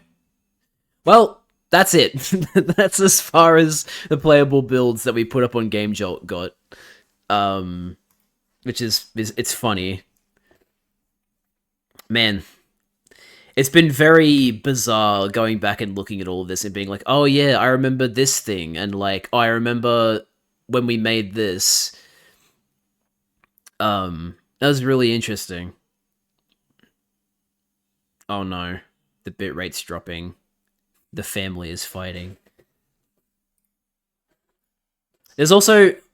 maybe I should show this. Hold on. There's also the multiplayer demo that was just being made by someone else. Like, it was just being made by somebody else on the team. In the meantime, for whatever reason. Hang on, where is it? Game. Undertale Purple multiplayer demo.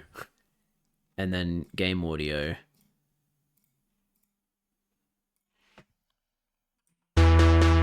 Single player. Single player isn't available yet. Multiplayer. New game. What happens if I pick it? Oh, what the hell?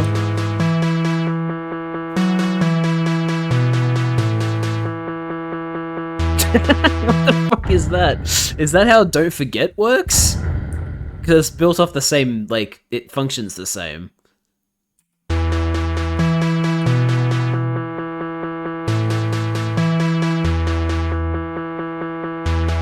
I see. Okay.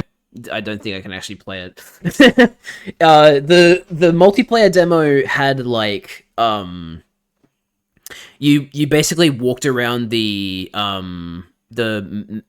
Magma City placeholder screen that we made, and you could like battle Sans for some reason. I don't know why you could battle Sans, but you could. Yeah, so that's Undertale Purple. That is the extent of Undertale Purple. It's very interesting. Things are getting very, very interesting. Alright, now I'll go check what the other stuff that Liz said. So, yeah, the only thing I talked about with Waterfall was the, like, shipwreck area. Thinking the waterfall is very flooded, so you need to take a ferry through it, but currents sink the ferry and takes you to one of the few non-flooded waterfall areas, Ye Old Snail Ranch. That'd be fun. Yeah, I know I want to do, like, a lot more with the areas that exist in Undertale to make them more unique in a fan game, but it's just coming up with those things and having them make some sense. Sorry,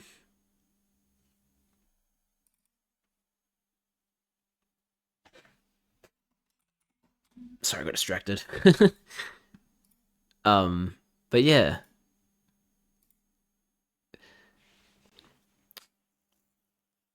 The ranch would be run by a well-off Blook family member. They would force you to do errands for trespassing. That sounds fun. Yeah, I like some of your ideas so far. They sound good. I especially like the like creating save points using spells. I think that's cool. And like the idea of like a magic Like an ending that you get for finding all the magic. That sounds cool. I like that. I think that's very neato.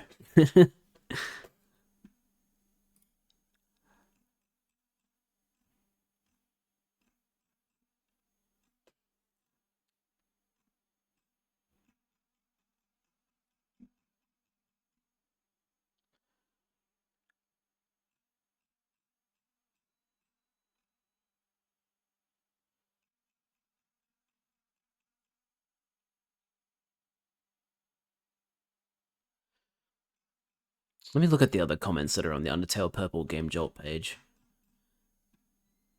So like, there's some comments from when the project was still going. Wow, cool. Thanks for I guess Karate Red being credited. This should be fun to play. This is amazing. Keep up the good work. Hello guys.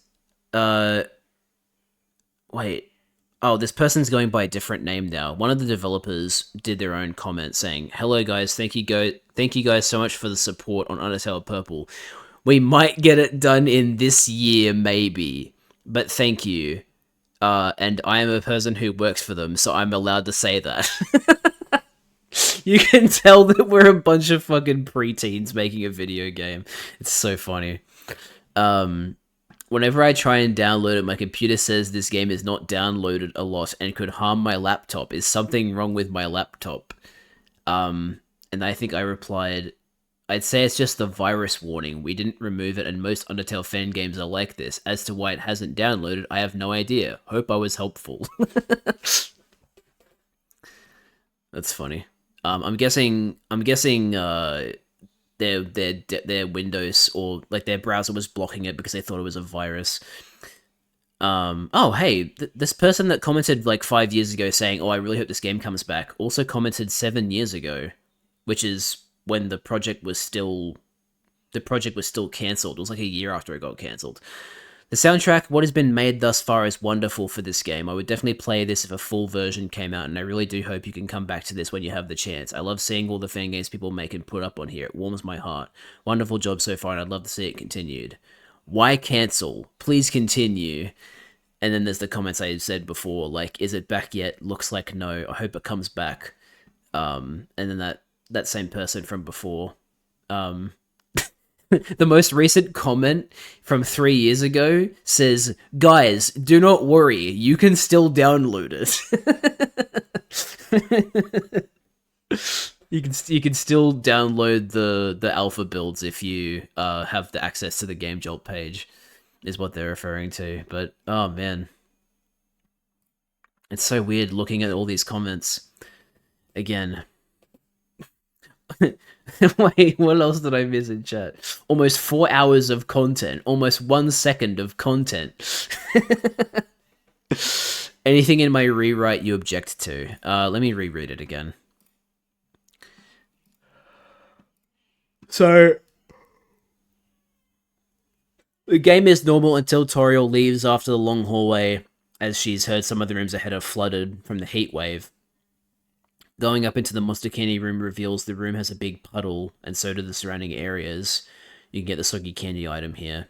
Going forward into the falling puzzle, the mandatory fall makes you fall into a flooded room that pulls you into a current and into the flooded ruins.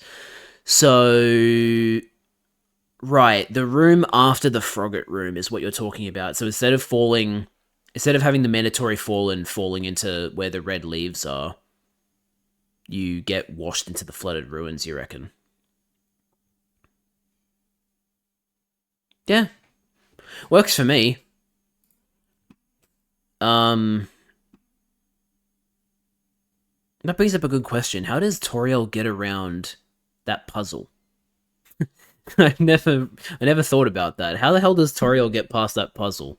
It's literally like, when you fall, it creates a hole in the ground. So why is she not leaving a hole in the ground?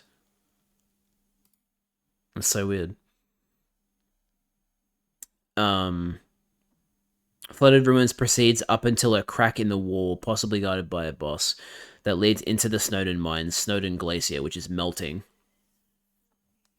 After that, you enter the Snowdin Workers Camp, where proceeding takes you through the Snowdon logging area until after that you reach the developing Snowdon town, Snowdon Village.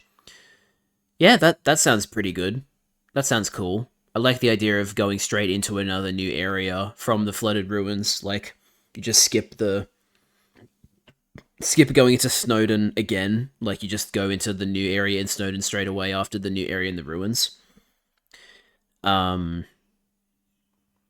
Waterfall is very flooded, so you need to take a ferry through it, but currents sink the ferry and take you to one of the few non-flooded waterfall areas.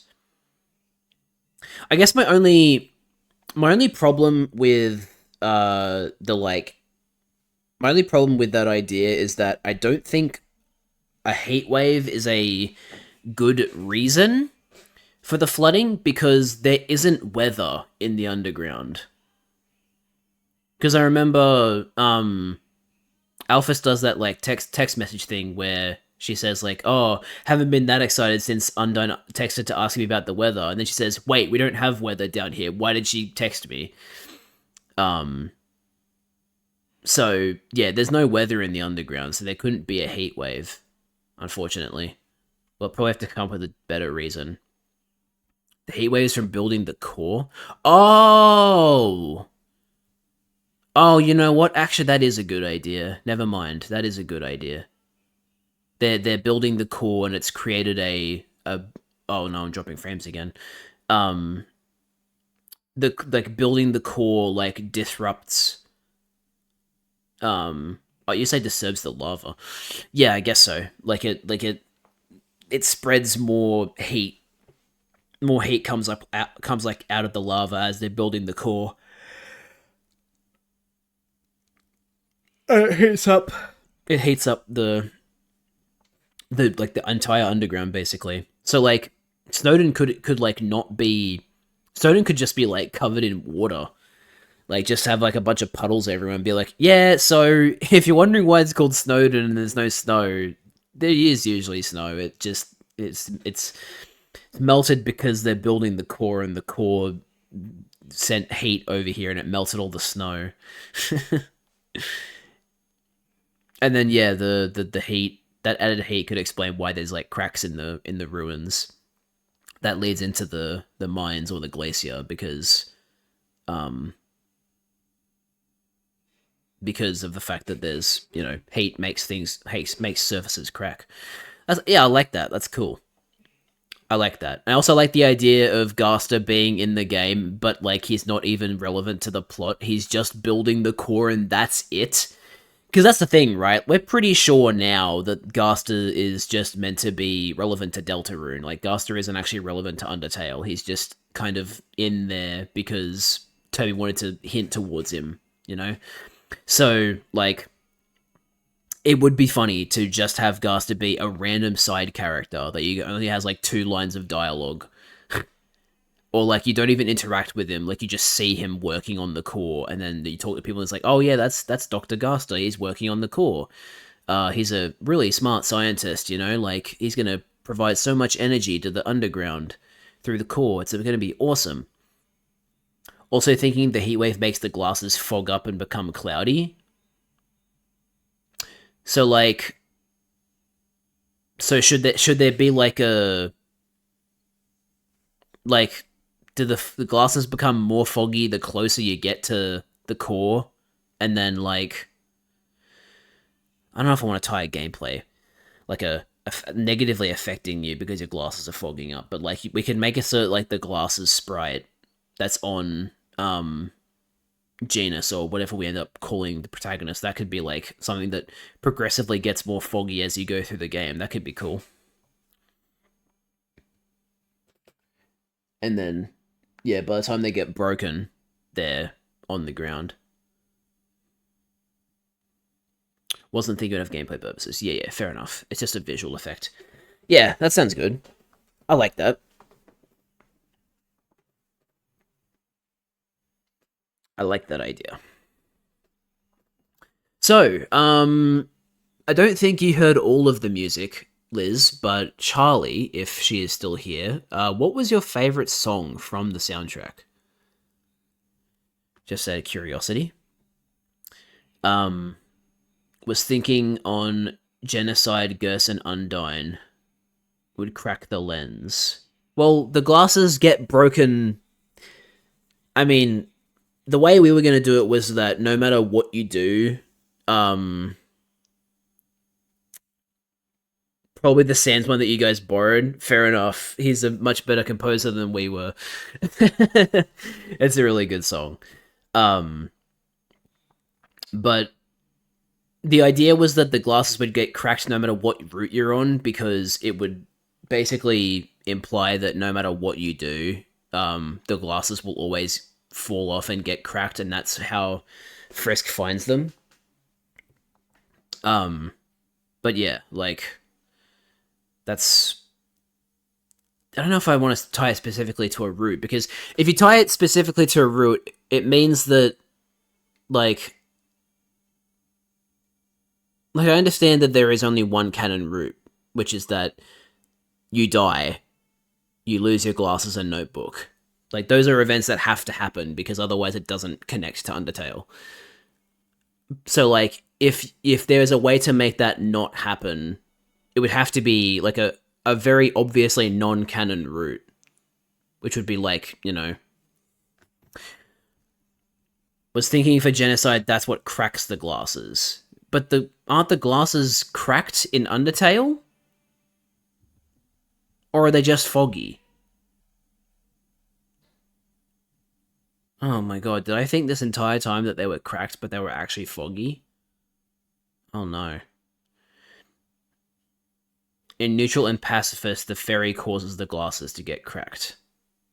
Oh, you're saying they get cracked in different ways. Okay. No, yeah, that sounds cool. I like that. That sounds like a good idea.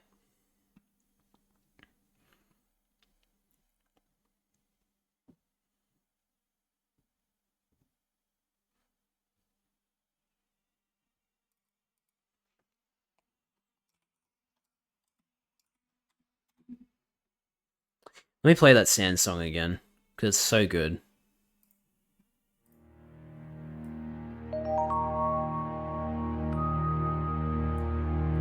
As for Flowey, Flowey wouldn't exist yet. Wait, really? I thought Flowey had been around for a long time before Undertale. Instead of Flowey, we use Sweet Teeth. No!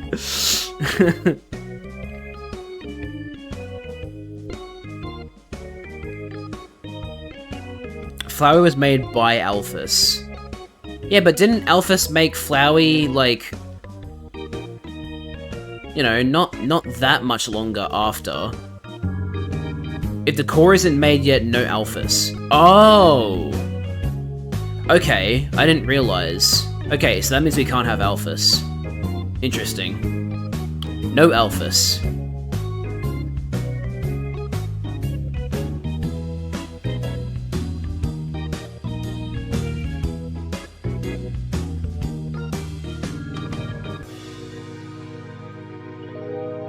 Yeah, just that she won't be present in the story. Like, obviously she has to be alive, but she won't be the royal scientist.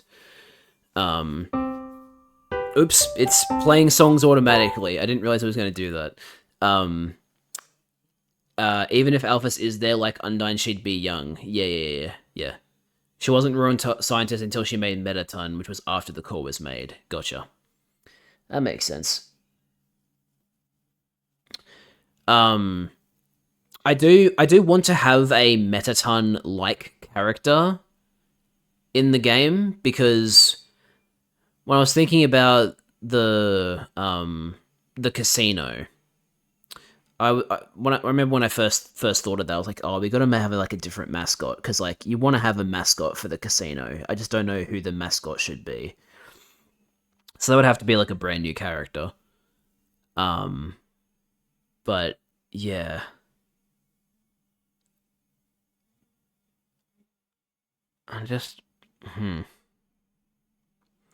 That makes me think, who would Flowey be? Yeah, because I'm not gonna make it Sweet Teeth. That's just silly. We can make our own Tumblr sexy men that inspires Metaton. We'll make it another member of the Blook clan. like another ghost that's inhabiting something. Victorian Gilded Era rich. Yeah, that would explain why they run a casino. Because they're just, getting so much moolah from the other monsters. Could even be like the, could even be like, there's like the mayor of Magma City, and then there's like, and then there's like the patron or something. I don't know. I'm just brainstorming, but like, yeah, we could do another Blook family member. Maybe a ghost singer possesses different audio equipment. Ooh, I love that idea. A ghost musician. Kind of like Napster Blook, but like not, you know, just being a ghost that makes music, like actually possessing the music. Possessing the musical instruments. And that can make for a really, really cool fight too if you end up fighting them. Like, ooh, that could be really cool. That could make for some really, really cool bullet hell sections. Thinking like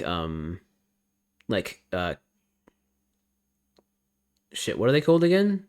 Sweet Cap and Cakes, kind of like them. He could go hit the lights, Bob. Oh wait, that's me. Like he possessed the entire stage. That's also a good idea. That's the thing, right? There's so much you can do. There's so much you could do. It's just finding the right things.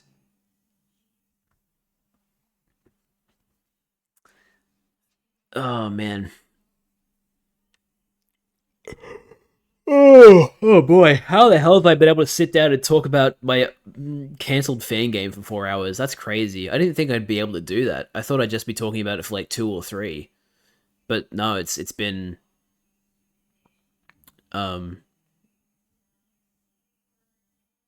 I don't think Sands of Papyrus should really be there, but if we must have them, it would be funny if after the Gaster incident where he starts talking in Wingdings, when backtracking, Sans is just there as his interpreter.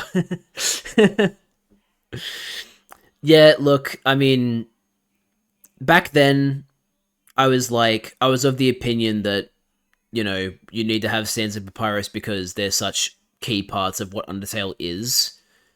But I would say I agree with you that we probably shouldn't have Sands of Papyrus because, like, that was the reason I did the shipwreck, but like they can just be unrelated. Like, they don't have to be skeleton pirates. They can be something else. The reason I made them skeletons was to tie them to Sands of Papyrus, but they don't have to be. They could just be unrelated, or we could just ditch the idea entirely. Um, I don't know. I would really gravitated to the idea of like there being a shipwreck in the underground that was like a ship. It was like a ship that came from the surface, and then when the people died, they became skeletons, and then they became ghosts as well. Or like, I don't know. We could keep the skeleton ship area possibly as something in all areas, thinking in genocide instead of the ferry, the pirate ship is there to help with evacuation, and in pacifist, the pirate ship attacks the block acres. Oh, so the pirates are there's beef between the pirates and the farmers. That's fun. That's a neat idea.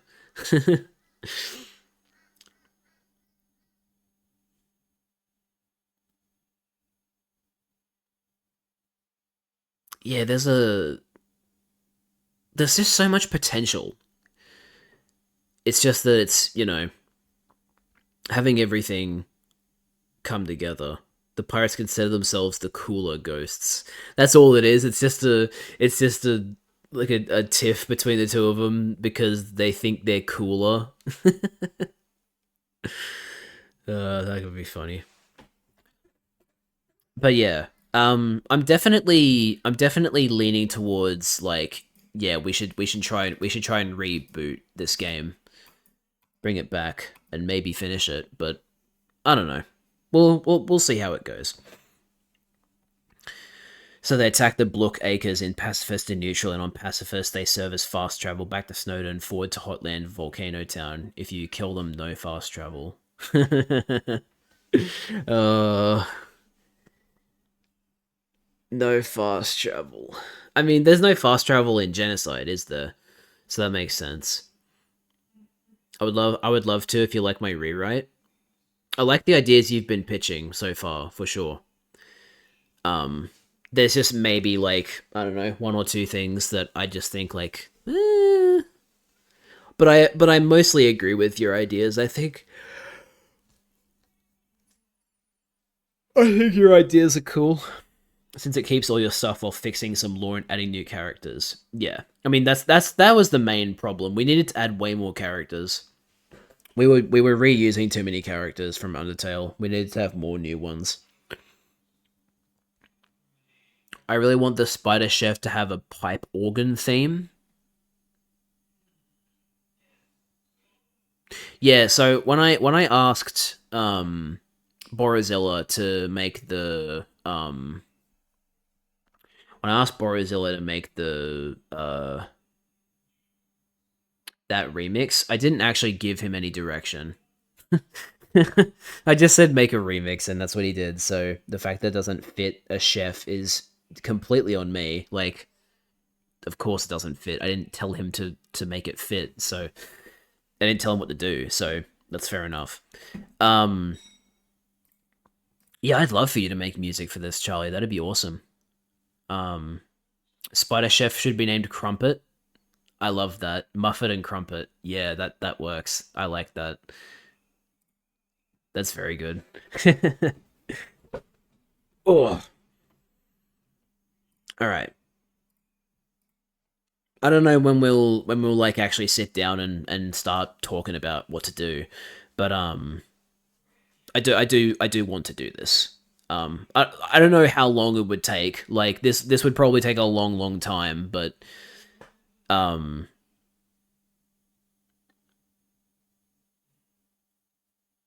make make a doc and write it down. We're gonna forget. We have to bring back Sharptooth. We'll keep Sharptooth, okay? We're not getting rid of Sharptooth.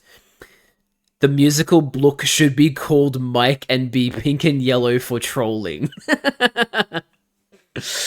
I'll make a doc if you want me to. We need to have Sweet Teeth. But Sweet Teeth can't be like a genuine thing, right? It has to be a joke. Because Sweet Teeth is just so... Sweet Teeth is just such an abomination. It cannot be treated seriously. It has to be a joke. Because that... Sharptooth should be related to Sweet Teeth. No! Please, no! Don't ruin Sharptooth! Sweet Teeth should be like Jerry. Yeah, Sweet Teeth will be our Jerry, for sure. Sweet Teeth approaches. Ominous music. Incredibly hard first attack. Kill/spare him in one hit. That could be funny. Oh man, I've been laughing so much that my face hurts.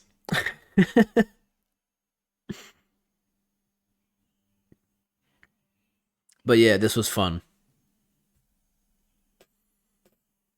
This was fun to show off and to talk about and to brainstorm about. This is very fun.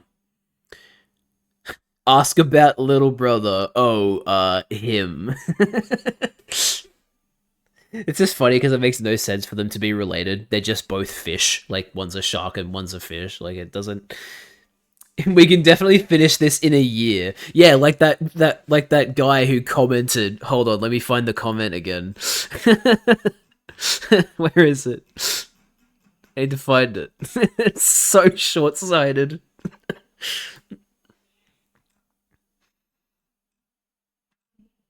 Hello, guys. Thank you so much for the support on Undertale Purple. We might get it done in this year, maybe.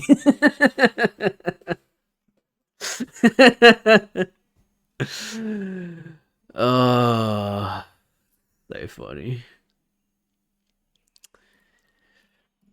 Hey, if you want, guys, I can show you the Game Jolt page, so I can send you guys the link, and you can see how bad it is. Relic of the past. Oh boy.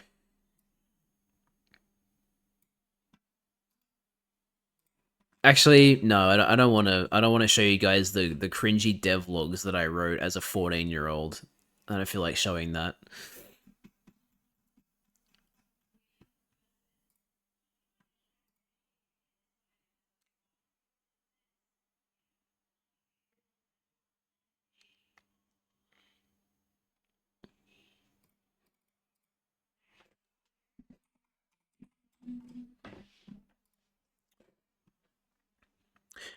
Yo, we've got a document started. Let's go. um, no, please. I would die to see that. I won't make fun, please. Oh God. You know what? I'll just read them. How about that? Okay, let's go to the very first one. Where's the first devlog? Why did I make so many devlogs over the case of 4 months?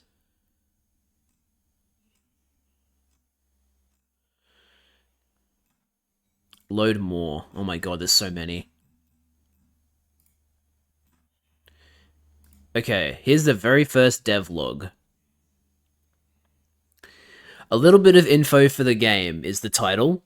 We really want this to be an enjoyable and fresh Undertale fan game, so we're really focusing on this game. The first bit of info we're going to talk about relates to the game. That relates to the game is the time it takes place. The Purple Soul, which was decided to call Genus because they're... Oh, Genus is gender neutral. I don't remember... Okay, I guess I did do that. Because they're gender neutral and they're a scientist, was supposedly the 5th human to enter the underground. This means that at the time of Genus's arrival, the monsters have 3 souls. Remember that Kara's soul isn't used.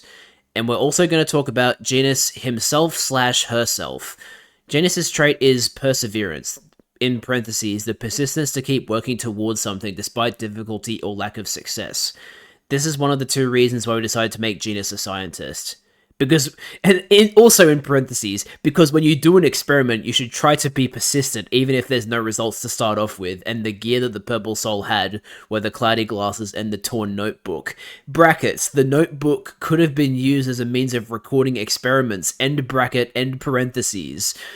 The recurring theme in Undertale is stay determined. The recurring theme within Genus's adventure will be something like perseverance is key or something like that. Anyway, that's enough for now. Hope you guys are looking forward to this. We're definitely looking forward to making it. Team Perseverance.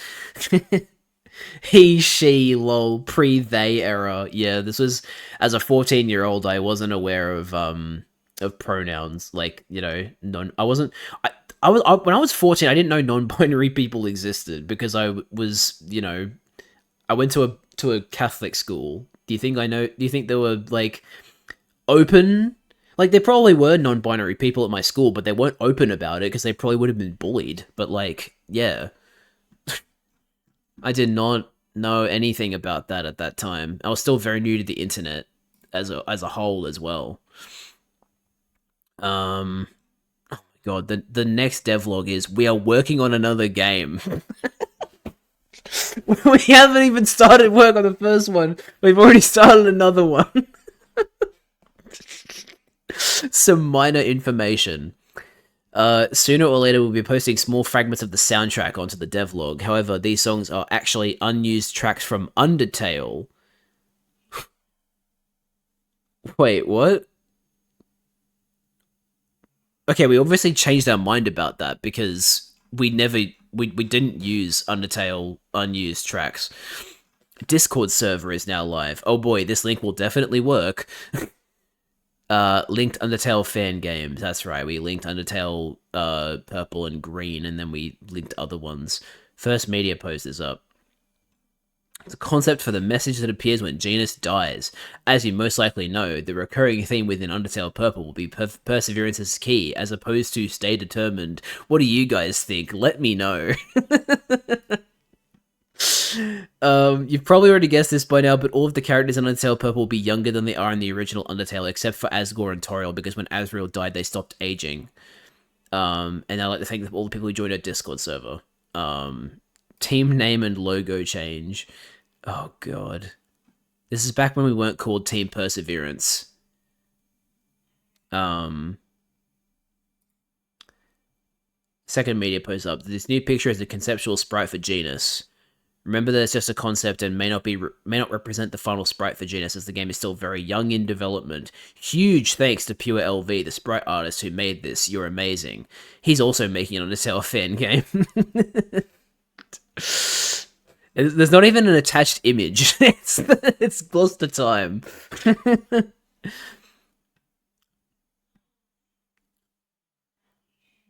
Wait, what? The full storyline for Undertale Purple has been fully planned and written. Wait, where? Did I not save it? Did those other fan games get finished? That's a fantastic question. Are there still links on this page to go to them? Hang on, I might have to look them up. Undertale Cyan.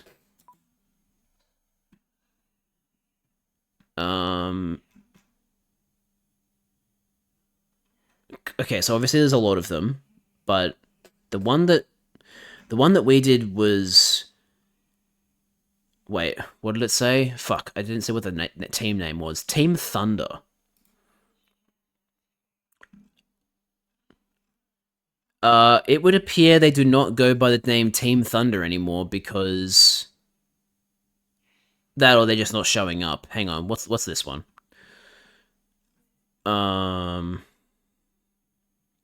This game is apparently still being developed. Welcome to the May 2025 update. Wow. It's still being worked on. That's crazy. But they also only have one picture. Okay, wait a minute. That doesn't look very good in terms of progress. Maybe I just need to view more. Hang on. Maybe I could just look it up. Undertale... Wait, hang on. Can I look up Team Thunder? How do I look up, like... Can I look up a developer? No? Really? You can't look up games by developers? Oh, wait, I found them. Never mind.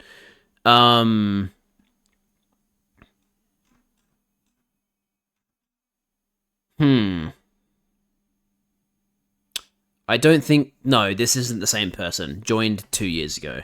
Not the same person. Damn it. I don't think they're gone. I don't think they are on Game Jolt anymore. So yeah, that didn't happen. What about Undertale Orange? We're trying them all. Why is this not typing? Hello? Why... What? Okay, it was delayed apparently. Undertale Orange. How many Undertale Oranges are there? Wait, this is it. The developer, WWOFS, their page is still here.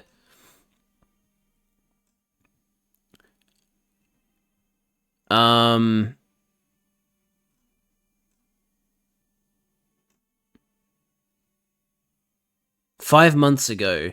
You guys will be eating good very soon and you don't even know it. Wait a minute. Pure LV. Wait a minute. I thought Pure LV was the one that was working on... I thought Pure LV was working on... Green. Is he working on orange as well?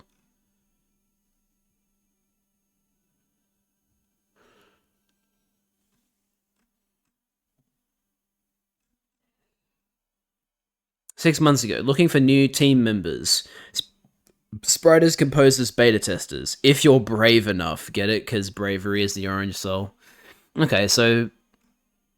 it looks like they haven't really posted much on the Game Jolt page, but they're apparently still working on it.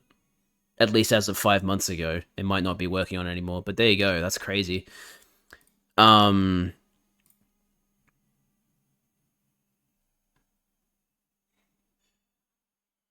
Sorry, I should go back and look at stuff in the chat. So I've got most of the outline written. Let me know if I'm forgetting anything. The coolest part of this is I remember friends at school playing Undertale Green and Orange. Do we actually want to work on this? If so, I can learn Game Maker. Yeah, I mean, I want to work on it. The teams may have merged. You know what? That makes sense. That would make sense. I can understand wanting to consolidate to make development more speedy. Let me check this document you sent. You need access. Request access. Check the Google. I'm trying to. I apparently need to request access from you, so I'll be waiting for that. Anyway, while I wait for that. Now, I apparently wrote a devlog saying that the storyline has been planned, and I've noticed that there is a file in the Undertale Purple folder that says plan Undertale Purple. However, it is a docx file, which is a Microsoft Word file. I do not have Microsoft Word anymore. I only had Microsoft Word. I don't have Microsoft Word. Is there a way to convert docx to like a different file type? Like docx to PDF, maybe? Because if I can do that, that would be crazy. That'd be unlocking a relic of the past that I cannot access.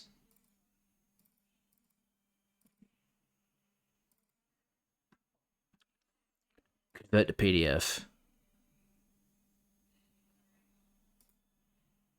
Did this work? Or is it a misnomer? Or whatever the fuck you call it. Okay, it's apparently been downloaded. Let me see if it opens. Holy shit, it worked! Oh my god, hang on. So, what's been written?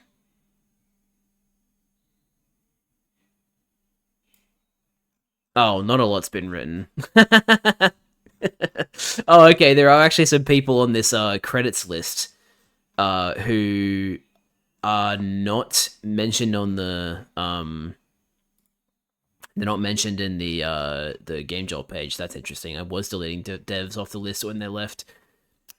Plan, Undertale Purple. Concept, Undertale fangame based on Undertale's Purple Soul. Scientist, cloudy glasses, toy notebook. Original story based on Purple Soul. Character name, genus, music. Some music that went unused in Undertale.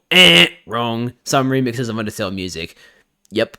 Human trait, perseverance, the persistence to keep working towards something despite difficulty or lack of success. Monsters, water snake, grumpy vine, sweet teeth, boss monsters, sea lion, bob drill. Unique mechanics. Checking the notebook reads aloud an entry written by the character who makes entries after every important encounter, giving insight into the character's thoughts. Notebook diary entries. Entry number 1. I actually... Oh my god. Okay, are you ready? Are you ready to hear a 14-year-old trying to write dialogue? Or like a diary entry from a scientist? Get ready for this. You're gonna hate it. I'm dumbfounded. A talking flower? This can't be real, can it? That flower. It appeared to be a buttercup. A flower poisonous to us.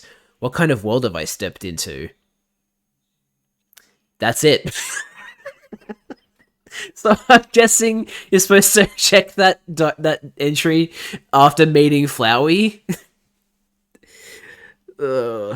That's so weird. Wait. Oh no, I wrote my own Sans jokes. What? No. Oh no. Oh god, it gets worse. Hang on a minute. I need to read through chat. I've missed some stuff. Um, fix the link. We definitely need a flower replacement. But Kara is too fucking lame, and I don't want to do that. How baffling! A talking fish, and it looked so ugly. Oh god. Okay. So here are the Sans jokes that I wrote that Sans was going to say at some point. Why can't you anger a skeleton? Because you can't get under their skin.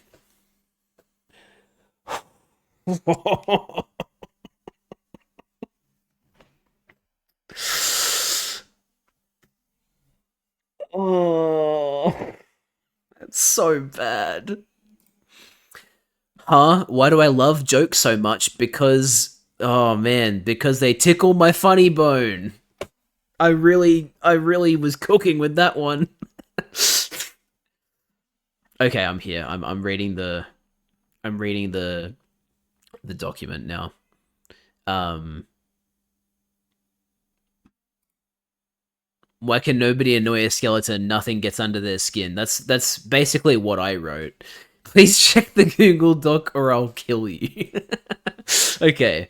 Undertale Purple Perseverance Never Ends Revival Doc. Liz rewrites, Jad should get final sound decision since it is his game.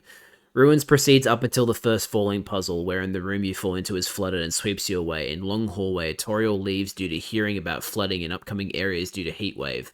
Candy room and room before leaf fall room have puddles. Candy room gives soggy candy item.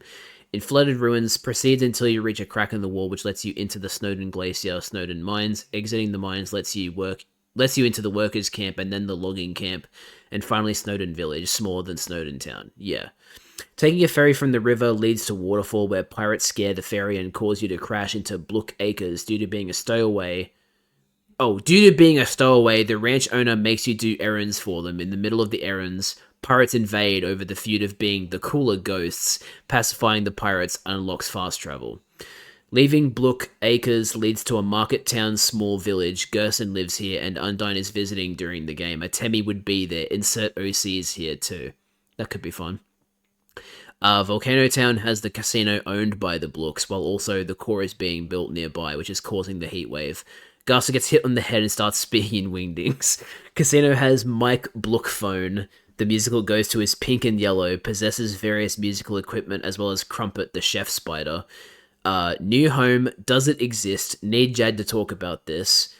I think New Home is like a very early establishment. Like I think New Home gets established like pretty much right after, because like New Home is at the end of the underground, so for the underground to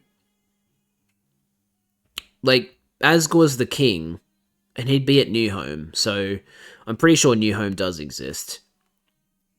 Magic ending. Collecting all magic from all routes unlocks special pacifist genocide neutral endings where you can use the ultimate magic to break the barrier.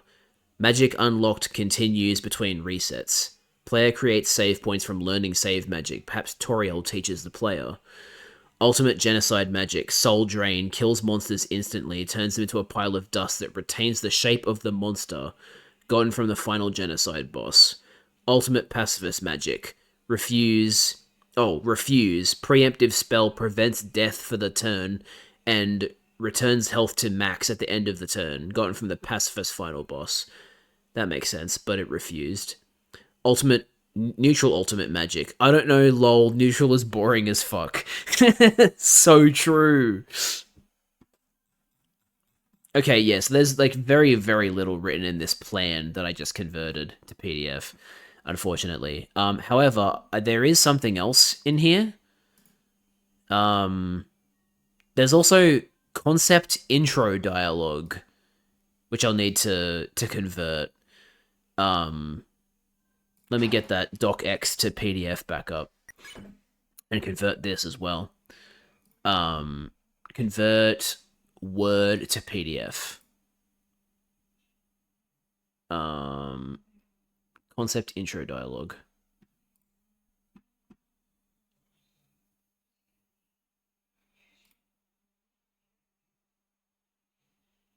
It looks like the big like master documents that I was writing have been lost, unfortunately, but this is still fun. Oh, this is meant to be like the intro piece. Okay, let's read this. A long time ago, humans and monsters lived together peacefully. However, some few decades ago, a war was waged. The monsters, weaklings compared to the humans, lost the battle. The humans sealed the monsters underneath the earth with magic. Many years have passed. The monsters, desperate to return to the surface, created a new law. Any human who comes to the underground shall die. Using 7 human souls, the monsters will return and take back their rightful home from the humans. Why did I decide to put that in the intro, though? Huh. I think that one isn't a winner.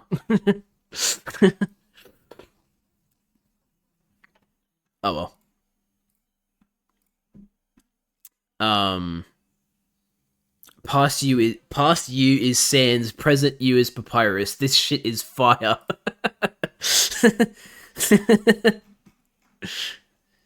Yeah, I mean, I like this so far. I think this is good.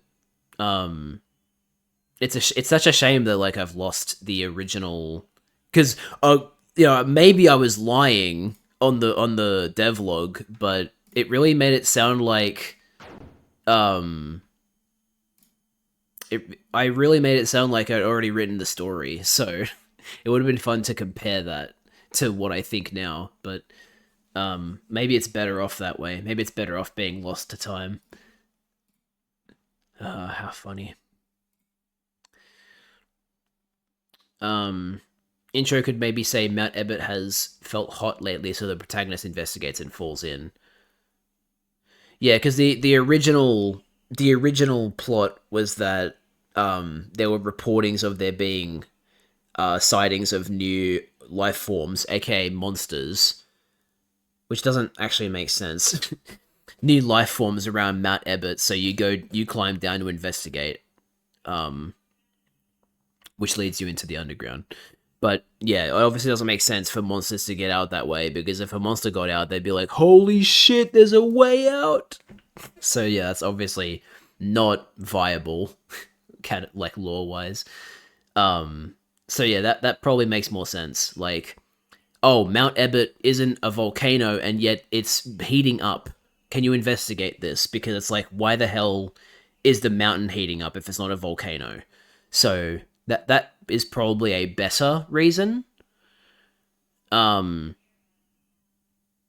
also gives the character a major goal, because it's like, oh, my goal is to find out why this place is getting so hot, and I've found this strange world underneath, but I haven't yet found anything that would cause it to heat up. And then that's when you get to the core, and it's like, oh, I've now found the reason why it's heating up. It's because they're building a machine down here. And then, like, obviously we'll have to figure out what the main motivations of the protagonist, what their main motivations are, because it's kind of just a throwaway and like an excuse to be like, oh, investigate the life forms. Like, obviously I still think that's a cool idea, but for it being an overarching reason and motivation to go into the underground, it's kind of weak. So I think your idea is better. Anyway, I'm probably going to end the stream here. We'll talk more about this later, but I'm really, really hungry. It's almost been 5 hours, which is insane. I can't believe I talked about this for 5 hours. But yeah, thanks for watching, everybody. I hope you enjoyed. You could have the intro spiel be a human legend, and then Janus is like, I believe it isn't a legend, and Mount Ebott is becoming hotter, so I want to investigate despite my parents' wishes. I think the protagonist shouldn't be an adult or anything. They should be a know-it-all Birdly type kid, and someone dares them to figure out why Mount Ebott is so hot.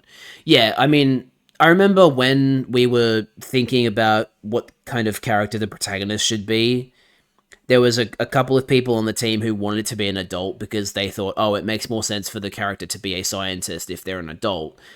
But my my idea that we eventually settled on, because you've seen the like sprites that we made for Genus. My idea was more like, oh, he's like a teenage like why am I blanking on the term? It's like an apprentice, like a an understudy. No, like an understudy preteen, like a very intelligent kid who's like working at a lab or something. That was the idea behind that design. But yeah, I do agree that, you know, shouldn't be an adult, should be a kid slash teenager. So yeah. Anyway, I gotta finish up now. I gotta get myself some lunch and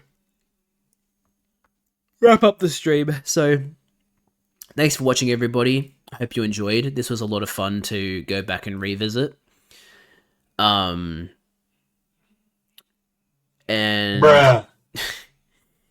we should go raid someone. I think a couple of my friends are streaming at the moment, so oops, that's the wrong link. There it is. Okay, so who is streaming at the moment that I feel like raiding? Let's see. Yo, Alpha Rad is playing. Oh, he's playing Deltarune multiplayer. I thought he was playing Deltarune, like actually playing it. Let's see. Curb is playing Myco Punk. Oddbox is playing Tony Hawk's Pro Skater. Super Angry Snowman's playing Overwatch 2. Outcast is playing Death Stranding 2. I guess we'll go raid Curb? Or we could raid Oddbox. If we raid Oddbox, we might see a new clip that gets featured. I don't know, what do you guys think? Who should we raid? Out of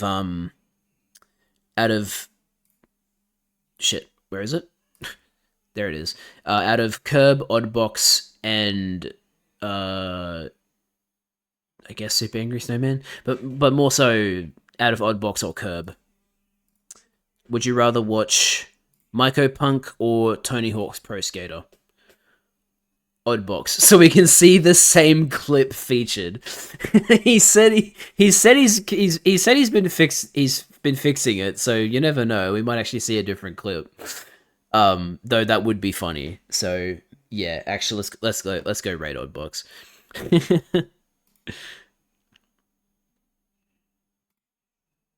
All right. Oddbox TV.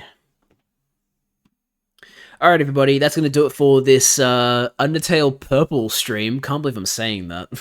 But yeah, thanks for watching. I really hope you enjoyed. The next stream will be... Oh, I still haven't decided whether I'm going to play Undertale Yellow or... I'll probably play Undertale Yellow for the Sunday stream. I'll download Undertale Yellow and start playing that. That'll be fun. So, yeah, I guess we'll be playing Undertale Yellow for Sunday. But that's going to be next time. For now, thank you so much for watching. I hope you enjoyed. And as always, I'll see you guys in the next one. Bye-bye.